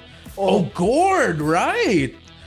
They're not playing pickoff though. They do have the front line to help peel for it. Don't have to worry about it getting chased. Okay, I'm alright with it. There's not a lot of dive to worry about. The gourd might actually be undisturbed for a good amount of the game. Yeah, let's see though. The only threat for this gourd is definitely that Tsuyo, who again just as we saw what again not meta, still meta is able to do on that Tsuyo, and it's just anglings, right? So again, the positioning for that gourd needs to be prime here. If the Mongols wants to continue the momentum, carry it forward for their potential grand final slot. Let's see, folks. It is 2-1 between the two. Let's see if it will be an equalizer or will it end here in this game. Match point. Mongols. They are so close to the grand final, so close to a meetup with Guangzhou Gaming, a team that they have yet to meet in this playoffs for MCT. We're heading into the Lanadon to the potential last game. You can take some early conditions. I think I'd be a little bit more conservative here for HUNS. You got a good lineup. Just hit your level 4s first, man. Just get that comfortably and then do whatever you want. Outside of that, forget about it. Hit your level 4s cleanly and you should be fine. Definitely, they got to pick their battles here early game, as it's going to be an early talent show again. Tenacity, of course, for the Uranus and the Hylos. And Claude this time around wants the Master Assassin and the FOB from Carry just to have some sort of sustainability with the basic attacks. Of course, a very popular pickup now for the Carry. Actually, quite surprised that it's a Master Assassin for K on the Claude. Mostly it's been Festival Blood also for Claudes. For raw sustain also, once you have your Blazing Duet, makes you really difficult to take down in fights. K not picking up the Purify. Let's see if it's gonna work out well for him. I know he wants to pick up the Flicker so that he gets to Kenny a little bit easier if he's gonna be the one diving that Eve. But then now there's a threat of you just getting quickly stunned by the high loss once you go in. You don't have the safety of that Purify. So he might be a little bit more conservative with when he uses his Blazing Duet. Hopefully so. Ox and Makey lose the initial trade in mid and will get a bit of vision for the row mid duo of HUNS. But Yuki, his Flicker got forced out early on. Yeah, that's already a loss there, trade-wise. And again, I think Makey will not get 4, right? He missed a minion earlier on. You mentioned it losing on the rotation. So let's see the aftermath before for that turtle fight. It's going to be a skirmisher. Seems like a 3v3 potentially, but no, HUNS, like you said, they got to play it chill. Even though they rock the Tsuyo that really wants a kill early, they got to hold their breath first. Yeah. Zigzora, level 4, both junglers in the right spot. Yeah, not level 4 there, Makey. Yeah, it's gonna be tough for the board. I think Mongols will have to play this conservatively and not heavily contest for this turtle, but I think they have other plans. Yeah, that's gonna be again the Gatot Kacha taken very low. Revitalize will be triggered. Real world manipulation, great placement. Zigzora still able to find the retribution now. Do they fight? That's gonna be the Mystic. Gosh! With the damage from the Leomord, able to take the turtle and will be able to take a kill as well. Still meta, not able to use his retribution. Mongols, it could have been really risky for them. That was a well-placed real-world manipulation by Kenny, but just a little bit too far at the edge of his RWM. Enough time and enough space for Zigzora to retribution the turtle away. Good start for the Mongols. Again, it's just one of the comforts here of playing with a gourd. The Mystic Projectile, I know everyone thinks about the Gush, but it's the projectile that really brings so much value. Definitely locking people down as well. Ooh, misses the stun there. That's, again, a tempo that will be reduced by both teams. Just a kill between them this time around, 3 minutes in. So a different color of the two in our fourth game. Yeah, much more stable, right? Even Mongols, they're not overzealous, they're not over aggressive. They know that their timers will come in just a little bit later. They have to do what they can to smooth out the transition into the mid to the late game for the Claude, but here comes still Meta, spots Ox, here comes the Phantom Steed, and it looks like HUNS might be able to get punished here. The Revitalize keeping Mongols alive, but under the real world manipulation, it might be too tough. Zixora misses the dash, but here comes the projectile and Gush from the gourd. Makey shows up to turn it towards Mongol's favor. Oyu falls to K. Hey, again with the finishing touch, man. 3 members off the board from HUNS. That's not a good sign here. And then the Mongols, they definitely will build and establish a healthy early game here. The foundation that was needed for the Mongols definitely ticked, right? Definitely ticked their box here, as it will be a smooth transition to the next turtle. And I'm sure that HUNS will not contest. Take a look at the gold gap already. It's a level between Zixora and still meta now. Oh, Makey is making it hard for Kenny to get comfortable, even at managing the minion waves in mid. Something you want to do, play this gourd like as you would a Farsa with a feathered airstrike. If you can, dish out your combo, get a stun, and bring the opposing mid laner back for a bit more space in the mid. Seems like HUNS are kind of jittery right now, knowing what's at stake, and Mongols, they look comfortable. The veterancy that they have showing off. Zixora! Uh-oh, again, just the displacements and the resources spent so efficient. Zixora finding another kill in top. Oh, that's a jump. AOG and the Gush, 2 members suddenly off the board from HUNS. Yuki still top and still meta, so the ball is still rolling. And take a look at the chain reactions here, Rennie. The mid turrets taken down. That's a stun. They want to fight again. Oh, you! It was just 1 kill 4 minutes in, and now hitting the 6-minute mark. This is already at total 8 kills. You mentioned something earlier when they took down the carry, efficiency.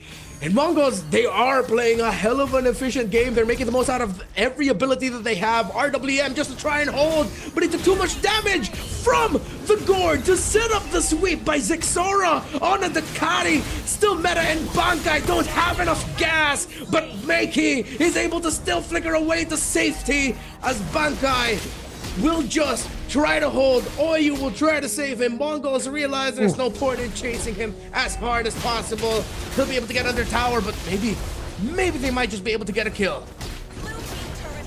You know what? A kill towards the turret seems like is the main agenda for side of the Mongols. Again, all tier 1s has been taken down officially here from the side of HUNS. And take a look at the item. Man, carry is behind an item, Renmar. An item, a full-on item, and that's not good for the carry here. Yep. One more item to be really influential for the 4K, and even with just 2, he's already joining the team. Running out of time. Engage. Definitely okay. Blazing Blade towards the back. Still meta. And Trouble K finds practically a solo. The only trade is just towards Mumu now. Zixora pops the seed. Take a look at the flank. It's disgusting. And he finds a triple and a maniac for Mr. Aura himself. That is the dagger. The Mongol still has a lot of time to work through to hit the moment that they've been waiting for. If that isn't the dagger, I don't know what is. 18.5 for HUNS, 25k for Mongols. All the control, all the aggression, and still Meta, who just came back, ate a face full of Mystic Gush with a projectile too. This gourd has been massive for the Mongols. 32,000 damage dealt in this game. Oh, take a look at the nasty combination. The taunt from the Unbreakable and the Blazing Duet. K will deal enough damage to take OU down. And down he goes. Kenny shuts K down though. So that's a favorable trade finally for HUNS. Still, the HUNS are down 7,000. A light of hope maybe, but a taunt onto Bankai. And another projectile and Gush with a flicker to cap it off. Makey is a god on this gourd. My goodness, action does not stop, man. What, 3 minutes in, it's just a kill. And take a look at the total kills right now, ladies and gentlemen. And we're not even at 10 minutes. And again, now the tempo is going down. 5 seconds on the clock for our first lord of the game. Let's see the items. Ooh, again, just 2k almost between the plot and the carry. That's a lot of damage between them. And with the Lord already up, that's going to be the main agenda for the Mongols. HUNS, I don't think they have enough firepower to contest. Yeah, it's going to be way too risky if they try to. They just have to see if Kenny is enough to clear up the minion waves. Even wave clearing for Yuki isn't going to be as clear-cut. There's a huge risk of you just getting dived on, eating a layer of crowd control and getting blasted. HUNS have to play around their Eve smartly, except that maybe they'll just walk away with a kill or two. But Makey starts it off out of nowhere. Call that an athletic gore. Naisu would be proud. He doesn't get the kill, but it's forced reactions. Again, force spells will definitely, cause problems. AOG onto his back. Real world relation popped by Kenny. That's going to be the, Ox a little bit out of position here. No minions to play around with, and that will be, again, a kill for HUNS. Now, the 6-man will be the no 6-man no more. No Gatot Kacha. Now will the Mongols stay oppressive. Steed pop top. That's going to be the damage. They want to close the distance. Kenny, they're keeping tabs on the flickers, and they got the kill. It's in their name. The Mongols want to show that they are Mongolia's finest. Oh, you gets taken down. Bankai brought down really low. Still Meta gets a start off, but Mumu is able to flicker out. But the damage of the pokes coming out from Makey pushes them back. K goes in. BMI blazing to win. Takes down Bankai. ZXORA brings out the Ducati. Forces Yuki back. And Mongols look like they want to end it here. Yeah, they got the mid turret, they got the bottom side turret. Mumu opening things up. Take a look at ZXORA in the back, just stealing enough damage. That's gonna be a trade only onto his Mumu, ladies and gentlemen. It's a full-on wipeout. Only the horsey is in play, and it will not be an equalizer here in this game, ladies and gentlemen. The Mongols have done it. They got the final slot to the grand finals. Guangzhou Gaming awaits, but this is the Mongols' moment of glory. I'm sure they're happy, but they know that the job isn't finished. If they want to secure their main stage slot, they still have to go through China's finest. But for now, you can definitively say, this is Mongolia's brightest sun. Great effort by the HUNS. A great showcase between these two. The respect, they know each other very well. Former teammates for some of them. But the Mongols is on top. They definitely are. They definitely are on top. And ladies and gentlemen, again, congratulations to the Mongols. And in a bit, we will have an interview here at Mark. Yeah. Wow, what a moment there for the Mongols. But you can tell that they can't just completely be very happy, super happy just yet. They still have a best of 5 grand finals to deal with against GZG. But that is a way to end the series. I think that is momentum you can definitely ride on. We were talking about it earlier. If you're the Mongols, you end it here. Get a bit more rest time. Ride through momentum. Show GZG that despite the great showing of HUNS, that you can still dominate them. They ticked all of those boxes, so it looks like they're in a much better spot now. Mentally, in-game, mechanically, they look ready. And bro, that Gord game was out of this world. Makey was way too good on it, dude. He was pseudo mage, but towards the end he was an initiator, Renmar. Yeah. On the stun, and also provided damage. He is Mr. Do It All. Definitely Makey a hero that needs to be, looked on by GZG, Discord. Yeah. Oh man. And it's how Ox also played into it. It looks like he was also ready to cover with Avatar of Guardian when needed. If it wasn't a big AOG, honestly, just him showing up with the Revitalize at the right time, a good taunt, is more than enough to set things up for Zixora. Mumu handled Bankai in lane really well. Again, expectedly, they handled the first objective much better. Oyu and Kenny, they were just victim to really good gameplay. I wouldn't even think that there were a lot of errors here by HUNS. It was just more of, you gotta accept when the opposing team is better. So Mongols, mid trio, everyone just better across the board, played a better game. Still don't want to discredit the effort showed off by HUNS. They've had a terrific run in this tournament. They're still gonna be showing up in the wild card for MSC 2026. But Mongols is going to the grand finals for a chance to fight for an MSC 2026 main stage slot, skipping the wildcard stage altogether. And we are going to witness that match in a bit. Before we do, though, we gotta talk about the overview of the last game here, 22-5 before under 11 minutes. Renmar, we talked about it off broadcast, where this playoff for MCT, the theme has been kills. And in this final game for the series, it's just that, kills. Yeah. And it's cool that even the K acknowledged his own lead. I'm pretty sure that he built the corrosion scythe there at one point. Maybe there was a strange little buy-in sell as to why he ended up with just a winter crown, but that's how ahead he was, where he could afford to do that. They already know the type of lead that they had. Even Ox here didn't get the full build and item. He just built a bunch of components. It was just the raw damage getting brought out by this Gord. The setups that they had for Zixora.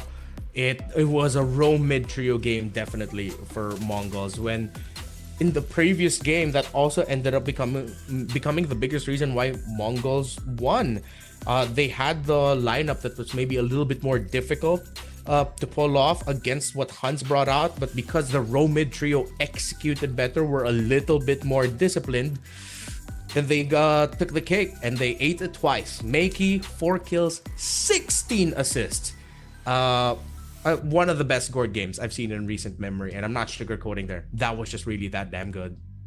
I agree, and that was a sort of a clapback, right? 16 kills for Suyo for a still meta first game, but they got 16s. He got 16 assists for the Gord to close the series out. So a different contrasting figure there. But man, the scoreline, Renmar, it's 3-1. So it wasn't that close, at least for this series. But again, after that first game, the quality of the Mongols, they definitely shifted 2 gears, not just a gear, 2 gears were shifted from the side of the Mongols, where the clean execution was shown. The communication was also gone through for the side of the Mongols. Come through. Yeah. And again, they needed to show a game like this heading into the grand finals against GZG. It shouldn't have been, and it couldn't have been, the messy, sort of everywhere, kind of scattered, chaotic gameplay that we've seen for majority of the run here of the Mongols and even the HUNS.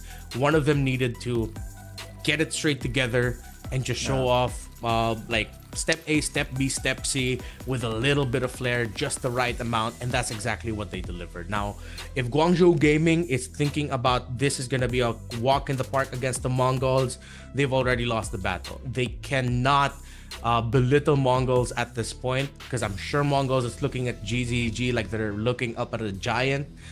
GZG just needs to go to work here.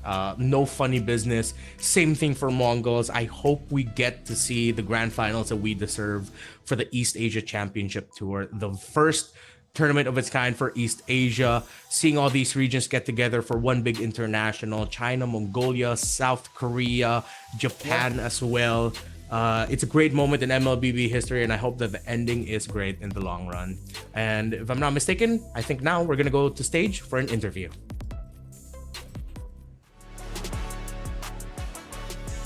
欢迎大家来到赛后采访，让我们再次恭喜的 Mongols 挺进了我们的决赛。我们邀请到的是教练 Summer。Hello Summer, congratulations. Would you like to say hello to the audience here? 你好，我是 Summer。 Thank you, Summer. So you know why I just picked you here? No. No?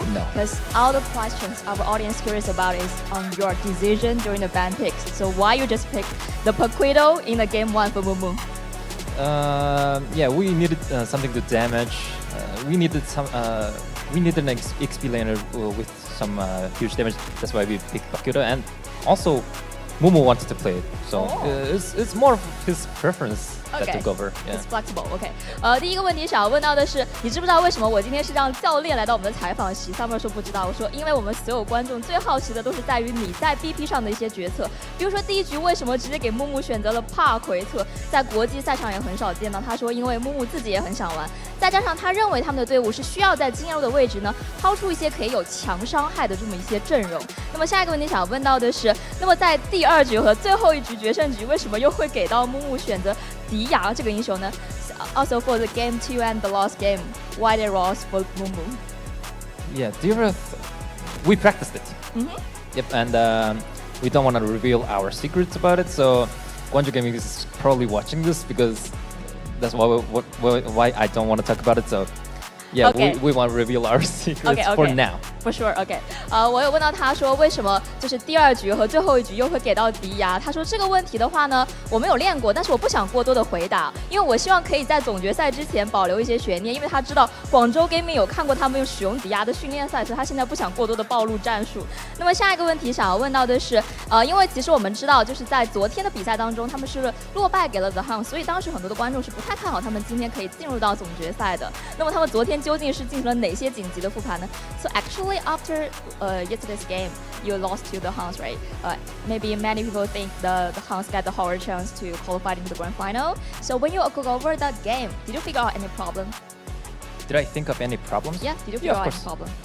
There were many problems, including individual decision-making problems, and also there were some, of course, micro skills, and also luck was very included, which we have no control over. So, yeah, it was just a very off day for us. That's why we lost, I think. Okay, for sure.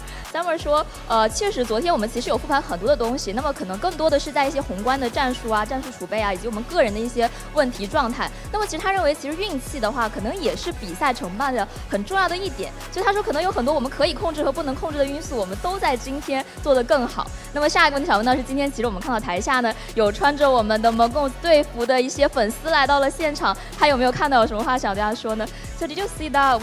Some fans of you just with your jersey sitting in front of you to support you. Any words to them? За ирж байгаа дэмжиж байгаад баярлалаа. Шахаад сурдаг, амьдардаг хүмүүстэй, фэнүүдтэй дэмжиж байгаад баярлалаа. Тэгээд тэр хоёрын за баярлалаа. Тэгээд баярлалаа. Өстө баярлалаа. Тэгээд тэр хоёрын jersey өстө гоё харагдаж шүү. Тэгээд HUNS, can I say something to HUNS? Yeah, for sure. Тэгээд маргата чи ML болохгүй заяа. Чи ML болохгүй. Тэгээд та wild card-аас гарч ирээд биднэртэй цуг ахаад Paris явна. За баярлалаа. Тэгээд дараа тэмцээнд намжуулт хийсэн тоглолтууд намжуулт хийсэн. Тэгээд фэнүүдтэй хэлэхэд дахиад тоглолт байгаа. Тэрийг дуустал үзээрэй. Тэгээд бид нарыг хүний нутагт тэгээд ирээд дэмжиж байгаад маш их баярлалаа гэж хэлмээр байна. So what does it mean total? Can you translate in Chinese, English maybe? Oh, yeah, of course. I thank them because we're in another country, playing against the hometown heroes, and our people are coming to watch us is something very touch you, right? Yeah, touching. How about the words to the HUNS? Sorry? You just say something to the HUNS, right? Oh yeah, I asked Still Meta to still play. Okay, thank to you. stay. Okay, just stay. 然后我刚刚有问到他其实除了有对我们的粉丝说非常感谢你们，因为其实我没有想到，就是可能我们是在异国他乡举行一个比赛，然后会看到有来自我们家乡的粉丝穿着我们的队服在台下支持我们，因为可能台下更多是支持本地的一些战队的一些观众，他觉得非常非常的感动。另外呢，他也有对The HUNS， 就是刚刚他们的对手说一些话，因为同样是来自蒙古赛区的兄弟战队嘛，他们说希望你们可以不忘初心，继续保持战斗下去。那么接下来就要来到比较严肃的话题喽。怎么样预测一下下一场总决赛对阵广州 Gaming 的比分呢 ？What is your prediction about the next game, the grand final versus Guangzhou Gaming? 3-2 would be nice. Oh. 3-2 would be nice, but we would prefer 3-0 tonight because we want to rest early. Okay, sure. Summer 说，3-2我也可以接受，但是我们肯定更希望是3-0了。最后有没有什么话想要对广州 Gaming 说呢 ？Any words, any trash talk, be more spicy to Guangzhou Gaming. No, but I wanted to say that we don't mean any harm to Guangzhou Gaming. We're just playing games. Okay. I Yeah, got you. we're just teasing. You know, it's not real life. I just want to say that we have nothing to you guys. OK， Summer 这句话呢，我来帮他翻译成中文，就是他要说，广州 Gaming， 我其实不知道要跟你们说什么，但是我想说，没关系的，这只是一场游戏，赢了输了，希望你们都可以接受，就是如果输了也不要太较真。其实还是比较凡尔赛的一句话哦，希望广州 Gaming 接受他们的信心，并且做好准备，备战到我们稍后的总决赛。非常感谢 Summer。那么接下来呢，我们有一个重磅的好消息要和各位分享，让我们先来看一段 VCR。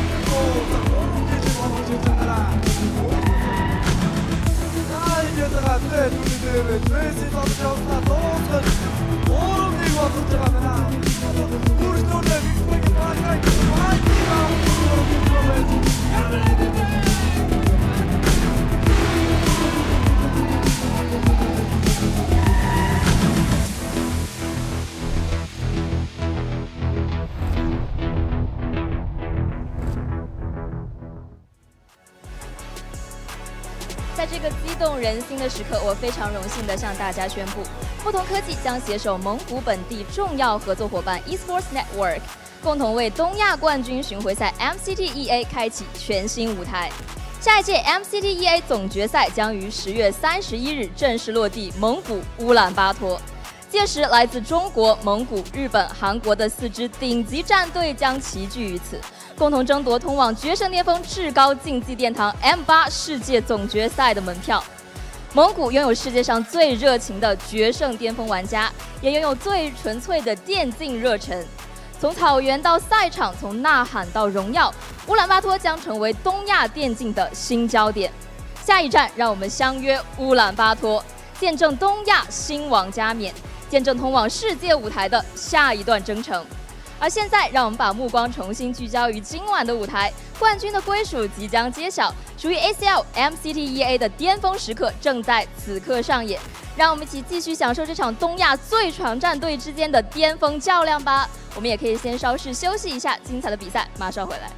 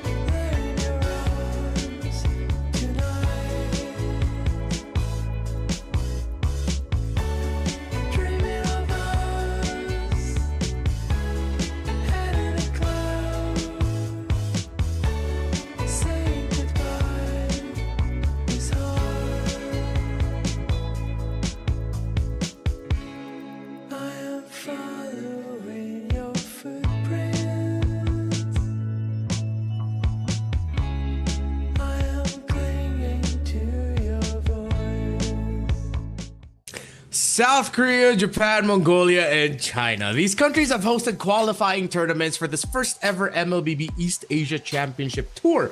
Months of competition, years of growth leading to this moment. Guangzhou Gaming and the Mongols look to stake their claim at an MSC 2026 main stage slot and the crown of the Beast of East Asia. Welcome to the grand finals of the very first ever MLBB East Asia Championship Tour. Renmar and Gani to cover this, and man, I'm just gonna say I'm so excited for this. I think we're gonna be seeing a terrific MLBB. Renmar, likewise, right? Especially after seeing what we saw earlier on. I am excited to see what the Mongols will bring to the table. Now, if you guys missed the interview with the coach of course, the Mongols, he said that we still have something under our sleeve. So expect to again, maybe surprises picks. We saw a Dairoth earlier on paired with the Leomord, and it worked well for them. Let's see what GZG will bring as well to the table.2026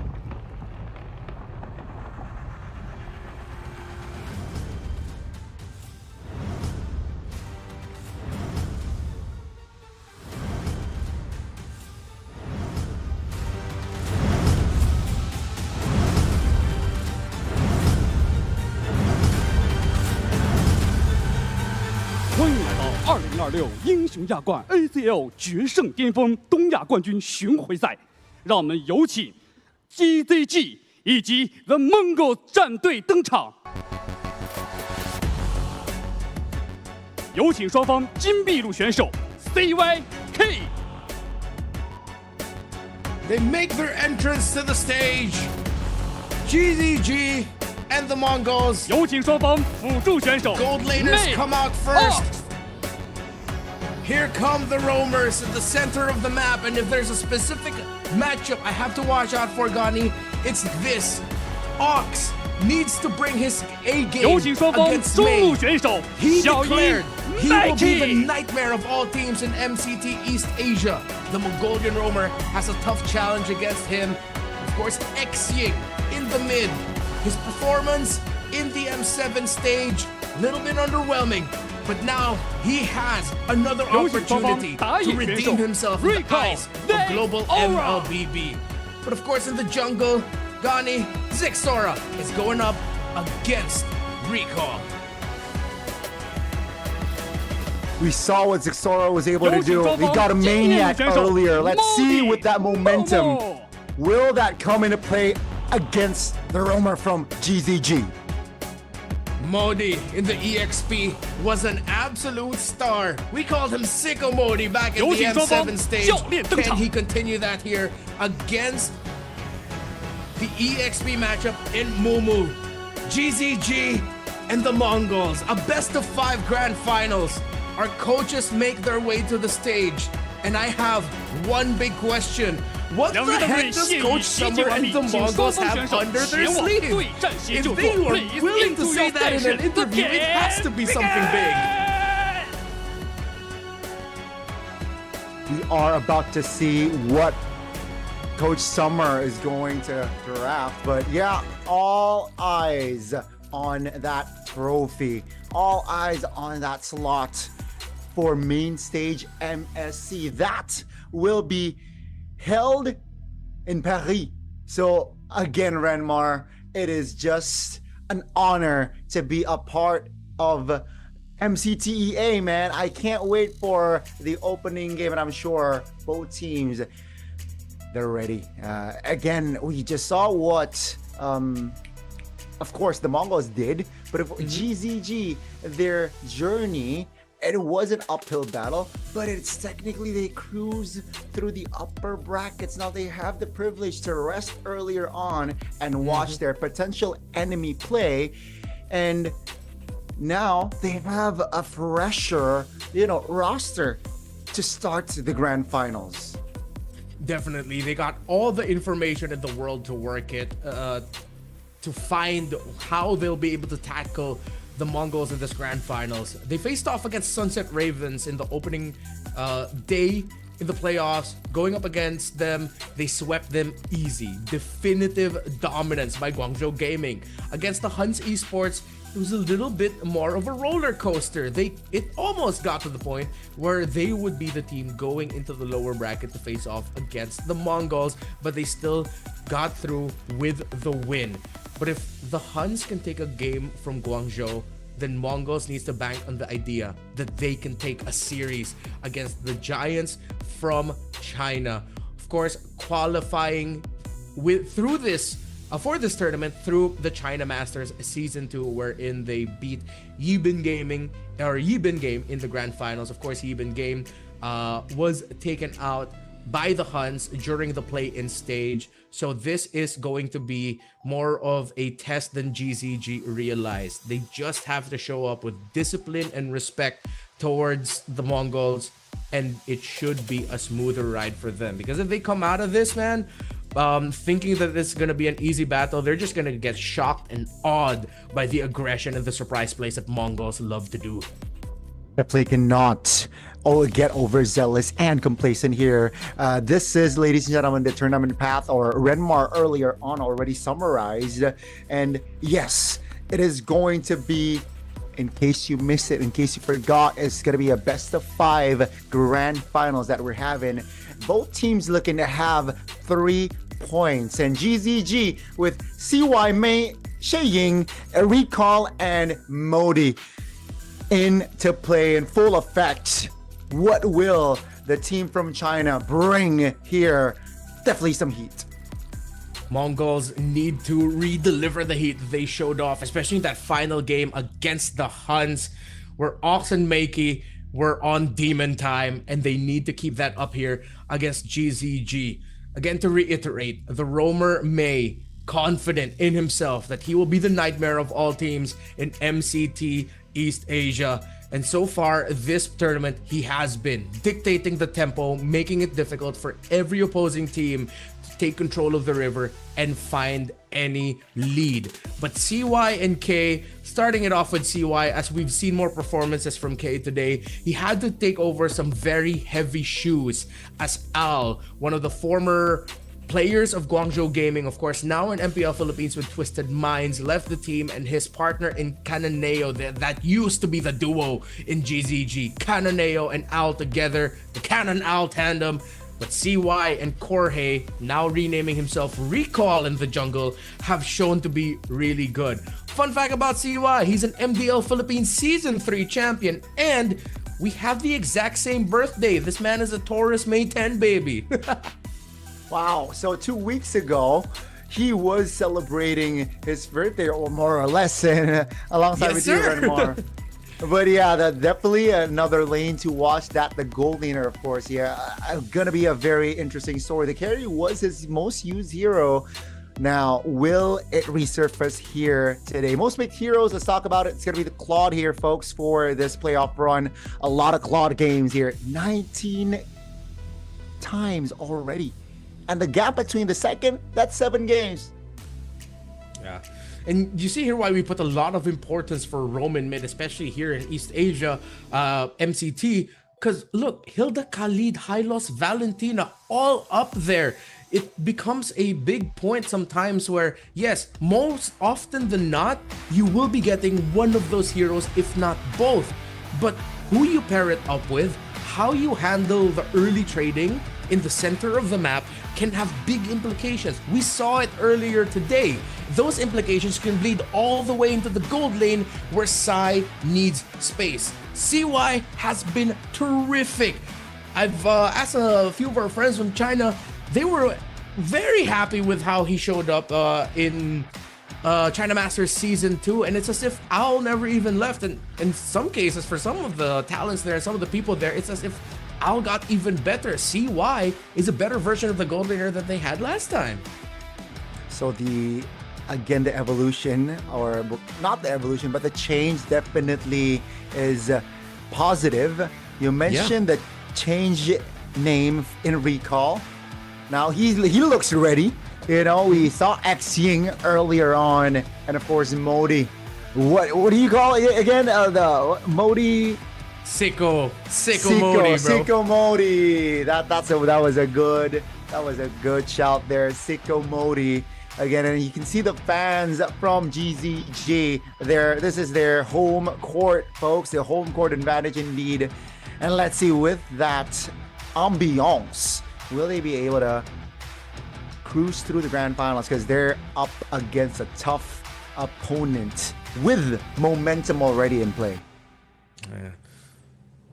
Ox, I am looking at him and just thinking about how is he gonna handle Makey. At least he's there Gord to help back him up. Gord, yeah, I hope he gets the Gord again. I really do, because I think if you're GZG, you're gonna have to test and see if you can handle the Gord early on.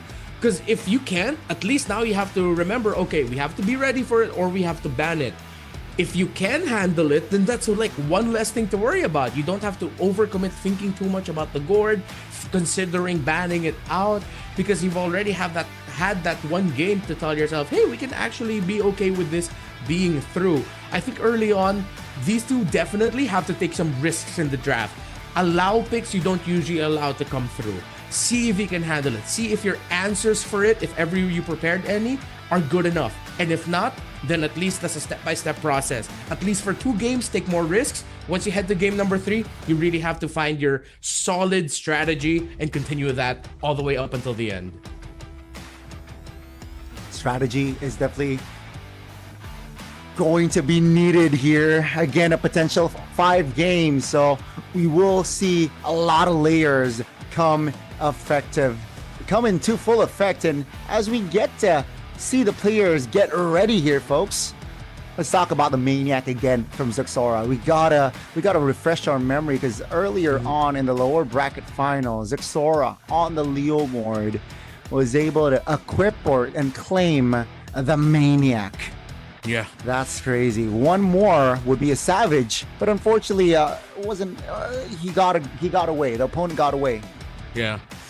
For GZG, I think they can also approach this similarly to how they approach going up against HUNS.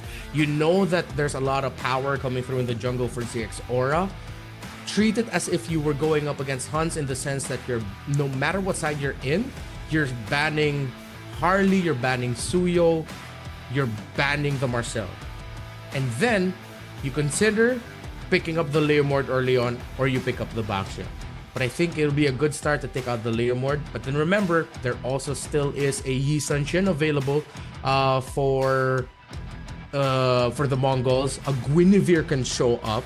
So at least now, if you take away some of the favored picks, you at least expect what could come through. And that's something that you can work on, instead of having a much wider pool of, oh, what can we actually expect to show up? Okay, I think, again, just be direct. Don't overthink for the drafts. And let's jump into our first game of drafting phase. GZG, take a look at the bans, man. Already a target towards Zexora. 3 jungler heroes. That I feel is already, that holds a lot of aura already, going up against the finalists.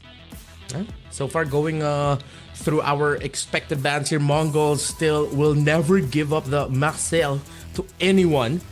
So let's see if GZG will go for the oft-coveted Valentina, but no, exactly what I was just discussing here. You pick up the Leomord, and then at least you whittle down the pool. You know that a Guinevere is going to be an option, potentially the Baxia even. So it makes it a little bit more laser focused in terms of what you can expect to deal with.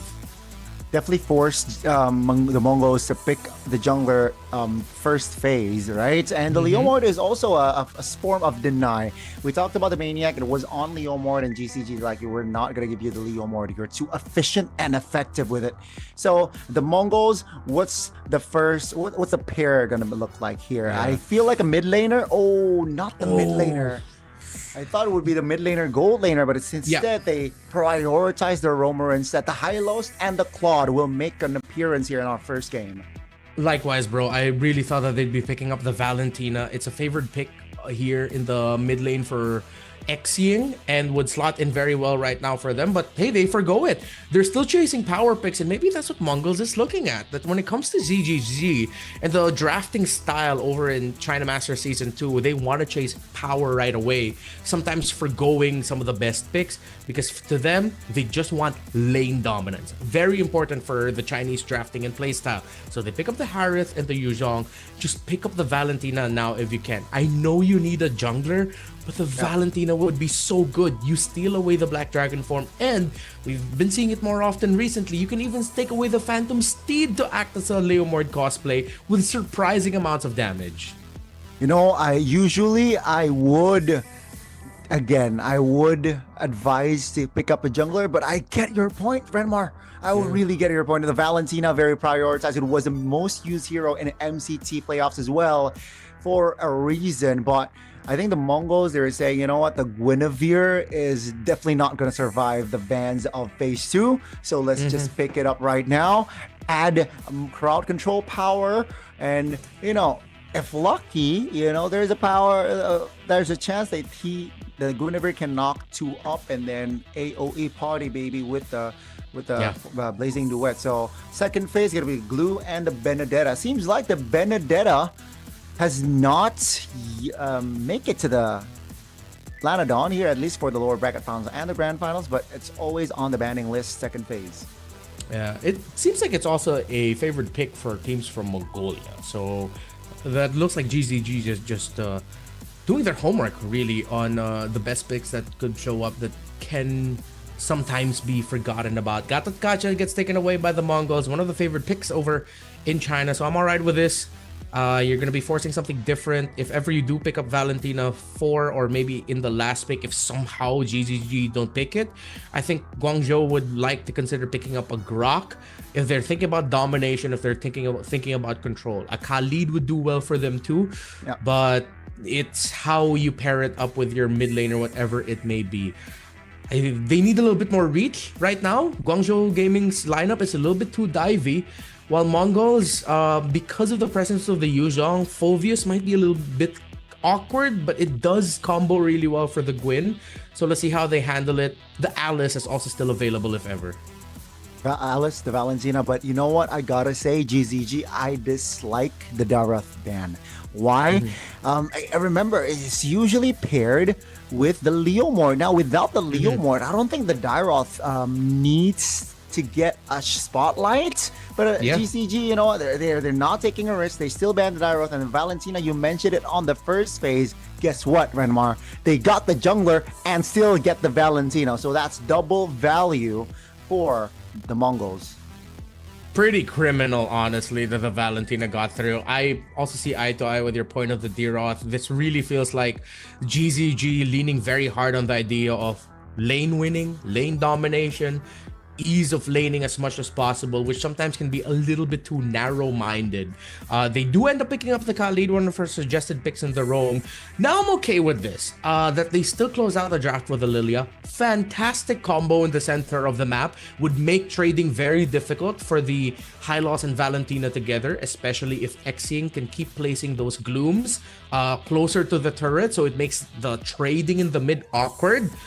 Good closeout.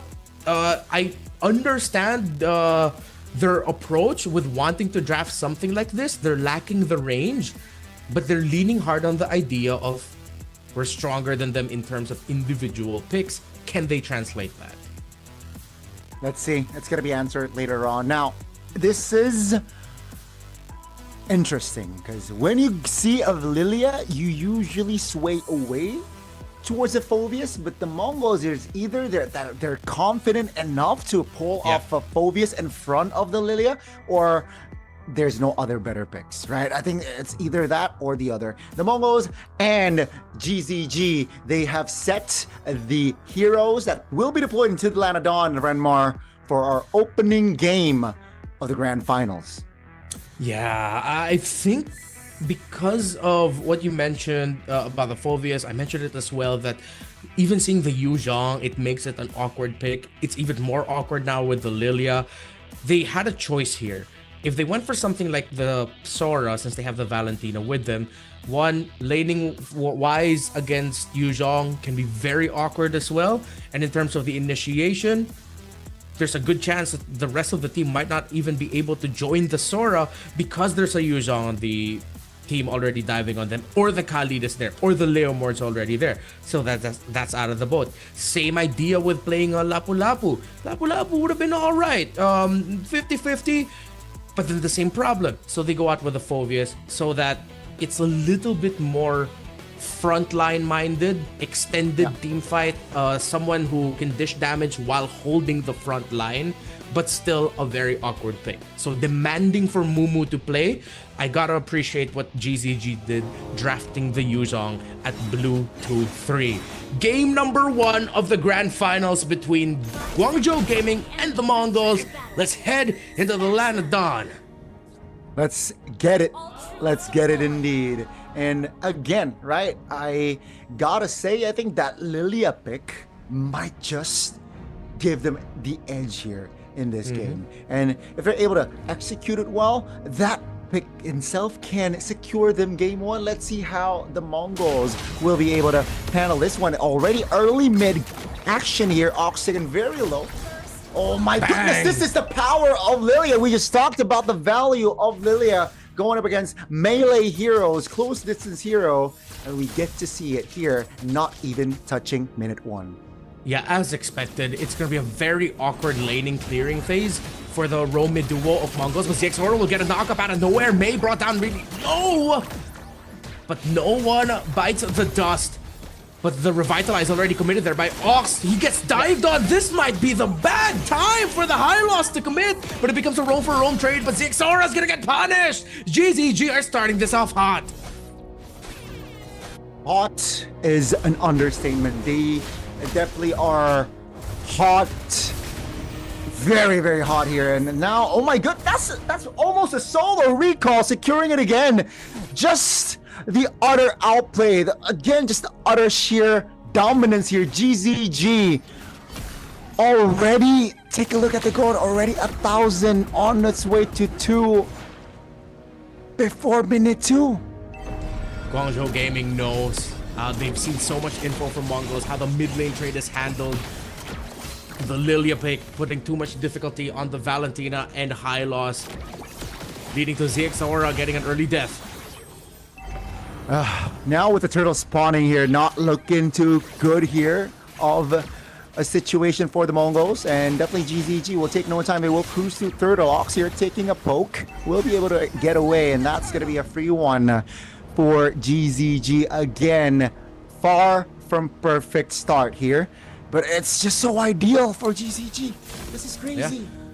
I mean, that's what we were discussing in the draft. For China Masters, teams from China, it's all about better matchup, better than you, being aggressive and showing that. They don't want to give any ounce of control to each other and their opponents. So the bottom lane, K is doing what he can to send CY back, but quickly here's a rotation by Mei. Uh-oh, that's going to be the 3v2. Okay, taken very low. Still able to deal damage, though. Here comes Meiki also from the back. That's going to Violet Requiem, locking Mei down. Now Mongols finally get a winnable trade with K staying alive. A great use of the flicker to sidestep the Raging Sandstorm of Mei. When Mei has done his job, he was able to keep CY alive. And then the EXP lane, as expected, just very awkward for Phoveus. Add to that, the Lilia, it's almost way too tough. It is. That's a good terrify. That's a good knockup. That's going to be Moni taken very low. Uh-oh, ZXORA still able to dash in and dash out. No Violet Requiem still now. Here comes Mumu. He's very low. He has to make a decision. Recall or fight. Ox now closing the distance now with ZXORA taken very low. They should disengage, but here comes Mumu with a very low HP, stunned up with the shoulder bass and jump. He will fall. That's a double. I guess Mumu Skull should just go back. Too much damage. These trades are getting a little bit more closer for Mongols. Doable, but in the long run, the Khalid and Lilia together is still too much. Recall has now started off this game, this series, with 5 kills, 0 deaths.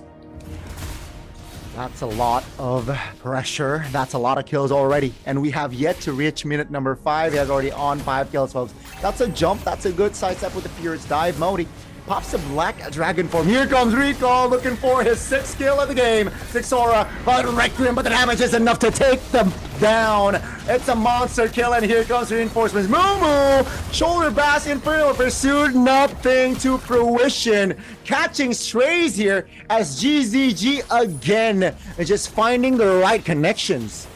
Even Mongols trying to find some control of the map, some semblance of control as K double lanes, but CY is there to cover. And this turtle, second one of the game, will go to GZG. 7 kills already for Recall. Not 5 minutes in just yet. Ox is gonna get caught out. This Hylos had too difficult of a time. This is why we were so surprised that the Hylos came out as one of the first 2 picks, red side. It doesn't feel like it's going to be an influential game here for the Hylos, and at least it shows for the first 5 minutes here, folks. And now the main agenda for GZG is the bottom side of the map. 3 members already occupying there. Mei dealing a lot of damage on towards Meiki. The turret here is going to be the target. Blazing Duet will be used to deal damage and clear the wave. Glorious Pathway committed. That's going to be CY taken very low, still able to dash out to safety. That's going to be Xing with the overwhelming damage on towards K. Did not have enough time to flicker, and Ox will be the next casualty. The duet between CY and Xing shown here in the bottom side of the map. All smiles here from GZG. Even Modi earlier after that play, you saw him getting heated, and now he's just trading recalls with Mumu. Guangzhou Gaming understand with how they drafted, with their playstyle, with their familiarity after all the results that they've seen Mongols pull off. They are currently the team in the lead and the better team at that. Let's see how Mongols recover. It will still be really tough. Uh-oh, about Requiem already on towards the Khalid here, taken down first. Black Dragon form fights a 2-man Petrify. Mumu goes down, Modi again. Again, Sicko Modi. That's a double for Sicko Modi, looking for a triple with the help of Xing as well. Meiki now in the no man's land, isolated, and with 10 seconds on the clock for the next nuke. This is going to be GZG just controlling the map. Meiki, though, is again able to get out, then disengage with the flicker. Meanwhile here, the purple buff K couldn't defend it for the team. CY ends up taking it. Guangzhou are taking everything from the Mongols. It's a 5,000 gold lead. 2 towers up to none. Mongols has been unable to scratch any surface on a turret. Nothing, and they go for more. After the turtle fight, they were looking for an attempt to engage, but this time Mongols is able to disengage. Oh, Steve though committed onto it. Xora, the immune will not help him. Xing deals enough burst damage, and that will be the flicker from Mumu in the mid lane as well. Roam mid trades dictate so much of the result of the game.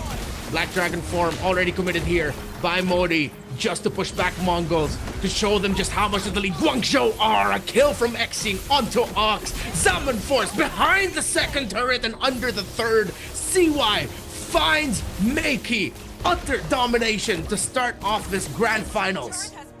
CY, guys, you gotta call the ambulance and not for CY. The Mongols already suffering a lot of loss here.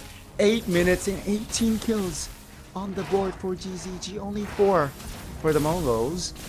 And with the golden staff finally collected by K, I don't think it's enough to, have a kill threat towards the composition of GZG. Mind you, Mei and Recall and Modi, they have defense items as well in their kit. Take a look at that. Brute Force Breastplate already in the kit of Recall, so that's a lot of respect. 3-man knock-up stone!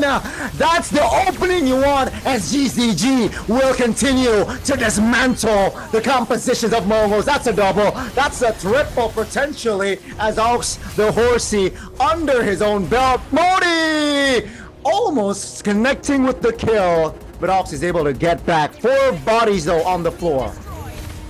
Guangzhou Gaming showing up to help him try to get out.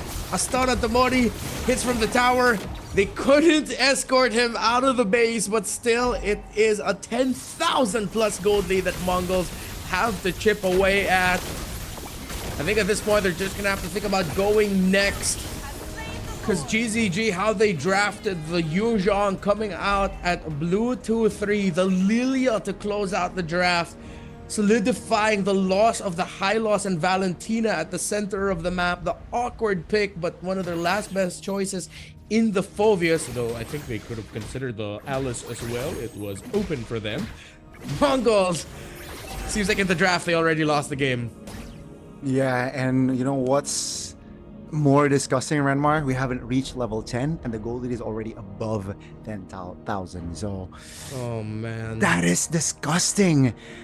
Again, you called it, we called it as well, right? With that Lilia pick, I immediately like, oh, that's such a good pick after that pick came through. Because again, this right here, of course, with the help of other picks, but the Lilia pick might just won them the game. And again, with the first blood, with how the game is going right now, the Mongols, they are backed into corner. Two-man Petrify Ox taken very low, still able to revitalize. Oh, that's Zixora jumping, looking to distract, looking to find connections, but the mid turret will fall! Again with Recall, showing up with the seed, NXing, allowing, providing the damage they were able to take down two. And Guangzhou Gaming are still threatening the base of the Mongols. Meiki trying to stay alive as long as he could. Beneath the Zaman force, Guangzhou Gaming look healthy. K forced back. Meiki still here. Still 5 members of Guangzhou threatening to end it. Below 11 minutes, they do 25-5. 14,000 in gold ahead. Domination by Guangzhou Gaming.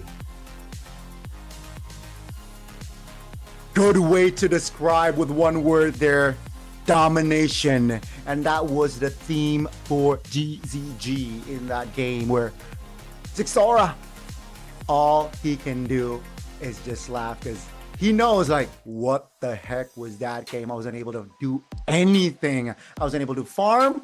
I wasn't able to get connections with my Guinevere. The only play for Zixora was down bot. And that was a 2v1 situation. And after that, no good about Rick Rims, no good connection, no neutral objective on the board. GG go next, seems like, is the mindset for Zixora. Yeah. But Renmar, what a strong opening for GZG. Yeah, that is one hell of a way to start the grand finals for sure. You put now all the pressure onto Mongols because it looks like GZG have done all their homework. You appreciate, again, they put so much respect onto Zixora. Again, that's the philosophy of MLBB in China. Whatever the comfort is, we take that out. Whatever your strongest picks are, who your strongest player is, we're targeting them. And they've done everything they could perfectly in the draft. They ban out YSS to Yo Harley. Most of the times, we'd call that crazy. In this context, it's perfect because they also first picked the Leomord, then Mongols, and I think this is where they have to adjust their priorities here. Put importance of the row mid battle, yes. But then now with the presence of the Lilia, you might have to just be trading for Hilda and Khalid. Hylos might not be the pick to go for in most scenarios. Add to that, Claude, if you can, take the Harith over the Claude, because CY looks so comfortable with it. And again, it's a lane bully, it's lane domination. You start have to thinking the same mindset as GZG. Mongols needs to start getting crazy with how they're banning and how they pick, while Guangzhou, they're the ones who are doing something crazy, and it's rewarding them because in the bigger picture of it all, again, context-wise, it's the right decision to make. Target Zixora, reduce the impact in the EXP lane of Bankai, and then you pick up a really good mid laner to make sure that the row mid duo of Mongols don't have a good time. It's perfect drafting. Again, a perfect draft indeed. And I feel like it's above perfect if there's a definition above perfect. That definition for the execution, right? The execution was just so on point. It feels like the 5 of GZG were in flow state as one. Yeah. Being together, you know, there was no missed calls, maybe mistakes, minor ones, but it doesn't really threaten the game. But all in all, you know, fight objective, fight turtle, fight turret, wave push, go rotate. It's all, and it feels like it one motion for GZG in that game. And the total kills was a lot. The game duration was under 11 minutes, like you said, man. What an execution, GZG. 31 kills overall, but 26 of that went to Guangzhou Gaming. It really just adds more to the fact of how Mongols completely mishandled the initial start.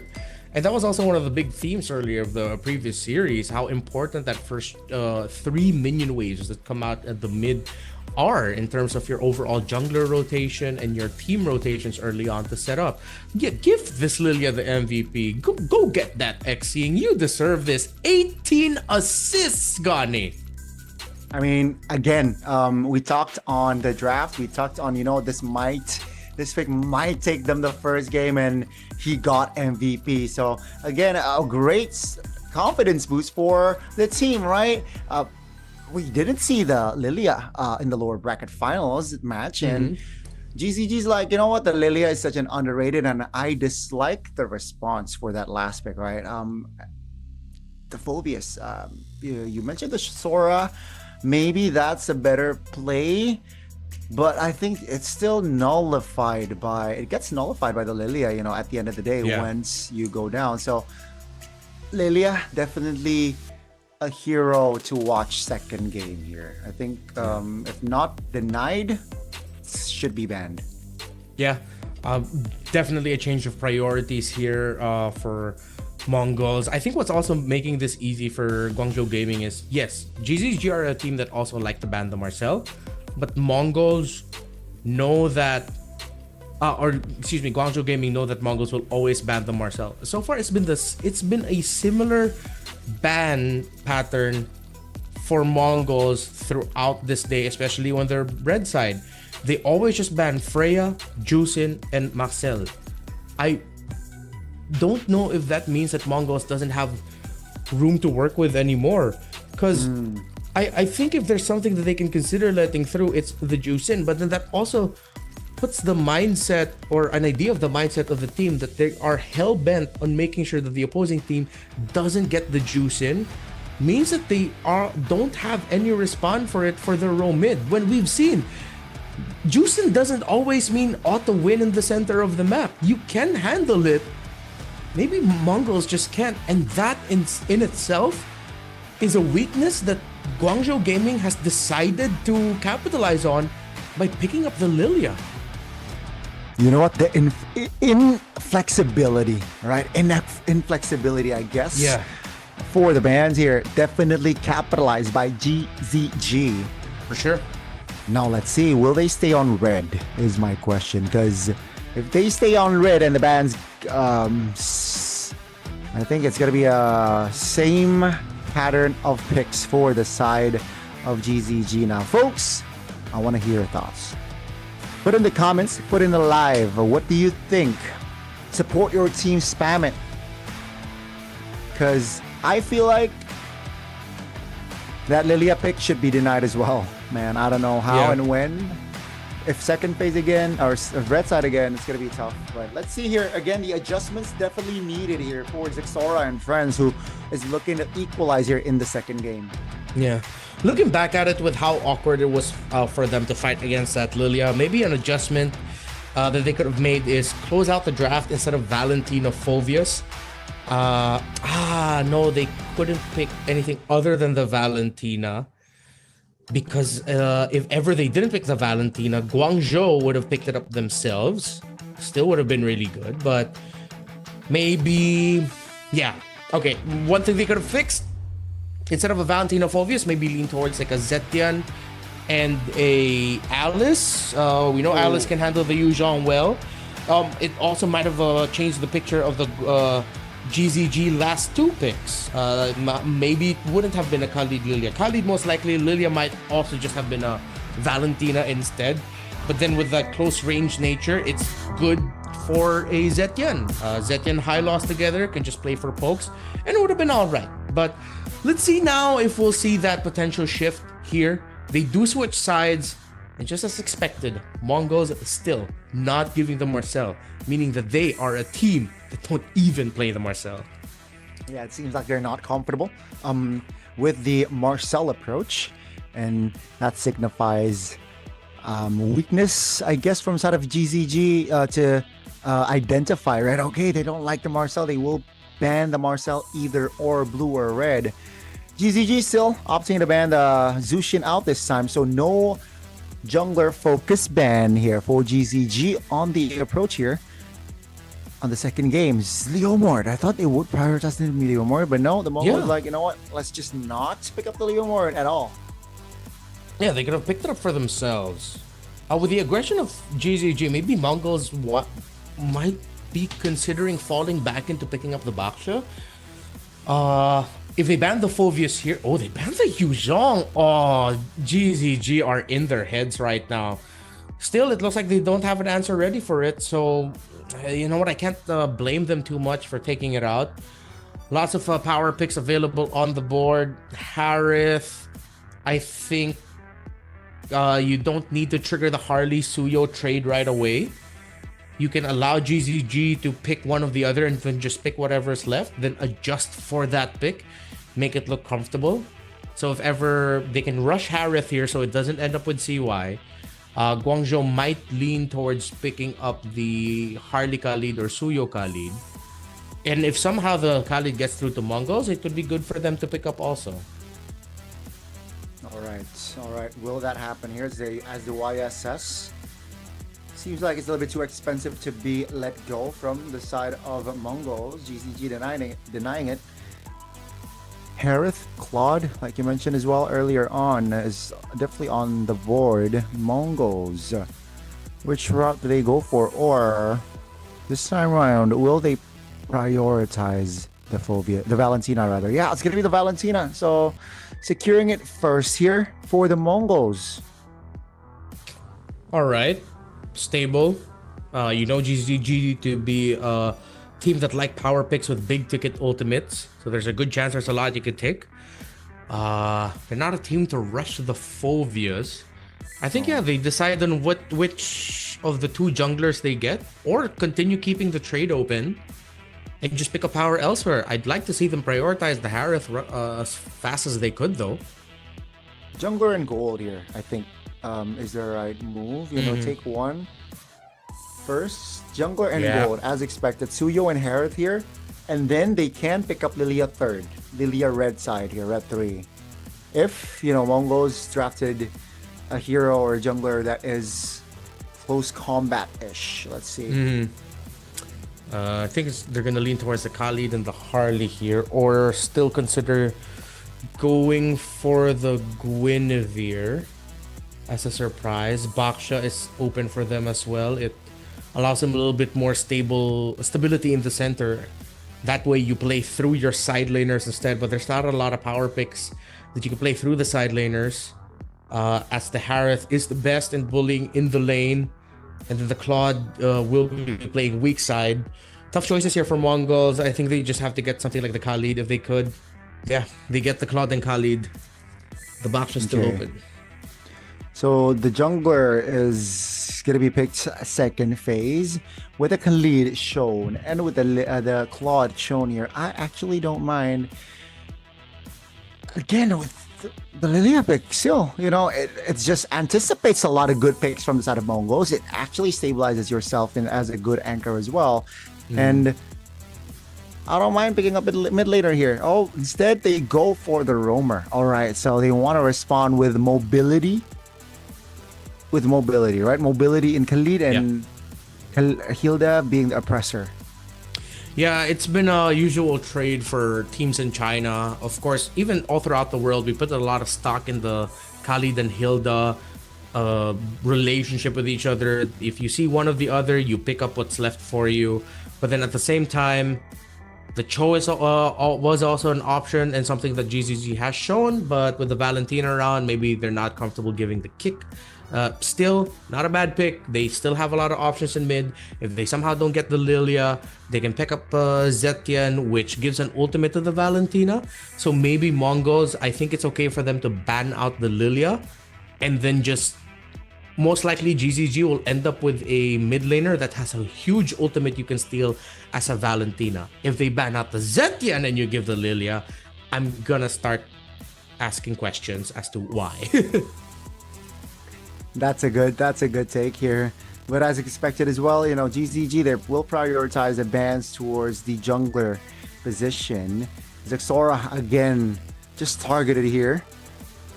The Mongols, one last ban. You mentioned the mid laner. Yeah, I don't think they should shift their focus. So there you go. It's going to be the Phobius instead. So it will be a shift of focus. Not having a Lilia equals to Phobius problems, right? So yeah, they locked in the Valentina. Phobius definitely can be a threat, and they deny that power. So I think it's a decent ban still. For me, kind of too much. Because even if GZG pick up the Phobius, at least you pick up the Uranus. Yeah, you're lacking crowd control and the EXP, but majority of GZG are burst based, which the Uranus is happy to go up against. I mean, come on. We saw this coming a mile away, dude. We were calling it in the first phase already. GZG getting the Lilia. I was sugarcoating it, I guess. Yeah. I sugarcoat it. But yeah, the Lilia, I mean, I expected them to pick up Red 3, and I'm sure GZG's like, okay, it's okay. We can play other mid laners if the Lilia is banned. They're like, hey, the Lilia is still open, so why not just pick it up? All this burst, the Uranus would have been very happy to go up against. If the Valentine and Khalid actually have a great kit of crowd control, it's built in and it's a little bit more easier to dish out for them compared to it being like a Khalid Zetian combo, which is a little bit tougher in the timings. Joy! Okay. A little bit more damage. They needed magic. They have a stability somewhat in the Alice. Alright. So they didn't want to pick up the Uranus, so they pick up the Alice instead. I'm okay with this. I mean, the thing with Joy games is it's honestly like very 50-50 no matter how it's up against. This is more a question of the quality of Zexora. Can he make this work? I think with the lack of crowd control, at least so far from side of GZG, it definitely looks like a Joy angle is possible here for side of Mongols, right? So GZG, they definitely will feel that crowd control. It's gonna be the Sora though, so just displacement, not really a big crowd control, but yes, that is, I guess, one of the sacrifices you have to make when locking in a Hilda roam, right? And here it is, the 10 heroes that will be deployed. The Mongols looking to equalize. Meanwhile, the hometown heroes, the home team of MCT looks to double their lead here in the best of 5. Yeah, might be a little bit tougher for them to do that this game. Compared to game number 1, it was clear and obvious that Lilia would have already messed up Mongols before the game even started. Now that GZG still ended up with a Lilia, still could be a difficult thing there, the Roman mid for Mongols, but at least they have a tried and tested combination in mid through the Khalid and Valentina. The X Factor pick in the Joy. More than anything, this has to be a game where the Roman mid just set up for the Joy well. EXP needs to be helped as quickly as possible because that is what activates the aggression of your Joy early on. Just dead lane the gold lane, you control the center, you go to EXP, you help Alice to help the rest of your team. That is the condition for Mongols. Let's see if that conditions will be met here in the second game, folks. And again, GZG looking to double their lead. Mongols looking to equalize. Who will get it with the Joy from Summer? Coach Summer, is this the game that will take them to game 2 with a 1-1 record? Lanadon, here we go, ladies and gentlemen, for our second game of the Grand Finals, MCT EA. Still can't also discredit that Modi might just completely lock the F in on this Sora and say, I don't care about your formation, let me just go ahead to Thunder Form real quick and just blast each and every one of you real quick. Oxen Makey, as expected, a little bit of difficulty here, but not as bad as it was earlier. May gets the information where Zexora starts, but at least no early deaths Right now, the Alice, a pick that we suggested could have showed up in game number 1, ends up ending up here for Mongols in game number 2, and it's handling Modi a little bit better. Yeah, I mean, no, like, I guess nothing stand out rotation-wise here from both the teams. Nothing too crazy for the first minute here. And both junglers are...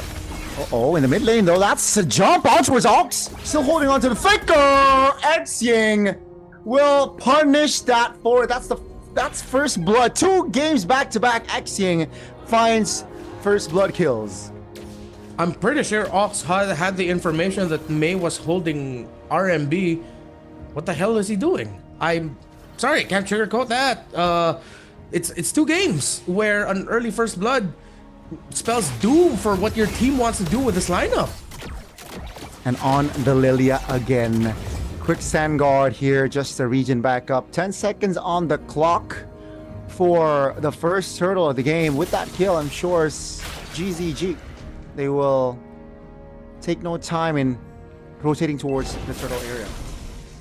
Still, Mumu is here, so they were able to take that condition at least. The Alice is here to help, and that alleviates the pressure a little bit from Ox. Oh, jumping in. That's gonna be recall. Calm, compose, retribution, but he's caught in a no man's land. Surge way to rescue. Here's going Xing again, and Modi allows MongolZ dismantled again. My goodness, GCG. The sequence in that turtle fight was too beautiful, and it's 2 kills and the turtle now. Yeah, Recall got the win in the Retri duel against Zixora. It's not like he was interrupted or anything. I believe he also had electrifying beats up. CY doing all right here in the laning phase against K. No clear advantage. Ooh, still not as bad as the start from game number 1. Mongols definitely can find an angle to turn things around for maybe Turtle 2. They are still healthy enough. It's a 1,000 gold lead. Not too massive. It's an even spread of where that gold is distributed. In the mid though, Makey might get blasted, but he uses his own wrath there to be able to get away safely. But here comes Modi from out of nowhere. A sicko indeed. No kills just yet for GZG, but Mei finds Ox and flexes on him in the river. That's a good kill, a great addition, though just a roamer, but it shows that who is the better roamer so far here. 3 minutes in. 0-2-0 start for Ox, far from ideal. And GZG, they are starting to build the right foundation here. Again, they are starting to run away with it. Now, second turtle is going to be up. 20 seconds on the clock. Recall, closing the distance. Goodness, the calculation of the pickoffs, man. Down goes K. This is all pride right now for GZG. They're at home court. They know that they want to deliver a win for the home fans. And they've done so with a lot of respect. Targeted banning, better gameplay. Mei living up to his word and his statement that he will be the nightmare, and he is living rent-free in Ox's head. Yep, GZG now looking to contest. Unlike the first row, shifting claws on towards 2. That's going to be the damage coming through. Take a look at Mei, zoning out Makey. That's going to be, again, the turtle for red side. Rose, first one to fall. Mumu isolated. 4 members is on him. Down goes Mumu. 2 bodies on the floor. Plus the turtle adds that to the board towards GZG. Zixora. Oh, a lot of kill pressure this time. This is the outplay potentially. Zixora finds 1 kill. Recall will not be able to survive that one. Zixora looking to fire back. The captain and the leader of the team has posed the challenge to Mongols. I've done my job. Now do yours. Step up. And let's see if Mongols can find an opening with this. They get a little bit more farm for Zixora. Mei spots them out, and he's forced to temper his expectation, but K single-handedly blasted by CY in lane. No way around that. CY just soloed him. Yeah, now Mei is able to deal damage on towards Aux, who is sitting at an 0-4. Zixora finds a trade. Now comes the joy again. In the mid lane, it's going to be Modi here, isolated under the turret. That's going to be a couple of damage shots taken with the turret. K gladly taking the extra goal, but take a look at top turret. It's going to be the first one to fall here, folks. GZG again with that solo. CY is leading in goal by 600. Zixora! Take a look at the damage from this Joy, man. He does not care. Will be traded by Makey, though, as take a look at the hair. CY will deal a lot of damage on towards Aux, but this time, finally, Aux is able to get away. So far, for every kill Mongols gets, for every kill Zixora gets, GZG gets 1. Yeah. Still, the light of hope lies through their leader in Zixora to be able to carry the team. But they need to do so through rotations in the river, because CY, back-to-back games on this Harith, has just been too much for K to handle. Modi is going to be here to help out for this turtle, and this is going to look like a very awkward engage for Mongols. They have a chance here, though, to take control of the game through a better team fight here. Joy showstop. That means they pull the trigger. Shaman Force pop. Brody finds one. A little bit too complacent there with the showing, maybe. Hence, GZG is more decisive on the calls here. It's a 5v4. The turtle is touched. That's going to be May. Uh-oh. Terrified. Flicker out of danger. Zixora looking to find the stacks. X-King. No black shoes pop. There you go. That's the damage. Popped by Zixora on towards X-King. Can he fall? Zixora will find the unstoppable, but Recall is there to find the shutdown. Turtle will still fall for K, and that's going to be the trade. Moo for the turtle. Nope, never mind. It's just Zixora for the turtle. The disruption by this Alice gave enough space there for Mongols to work with. They're going to be able to bring down the tower, but Modi with a shifting skies might shift the narrative in favor of GZG yet again. Raging Sandstorm to try and get away. Suffers his 6th death in the game. Wow. GZG, they find a clapback, they find compensation, but they can't revive the turret mid lane. Mongols is going to have like the find back, the clapback, that early game is, I feel like they neutralized the situation here in Mar, right? Yeah. They neutralized the situation, and it's tough now, looking at the position right now.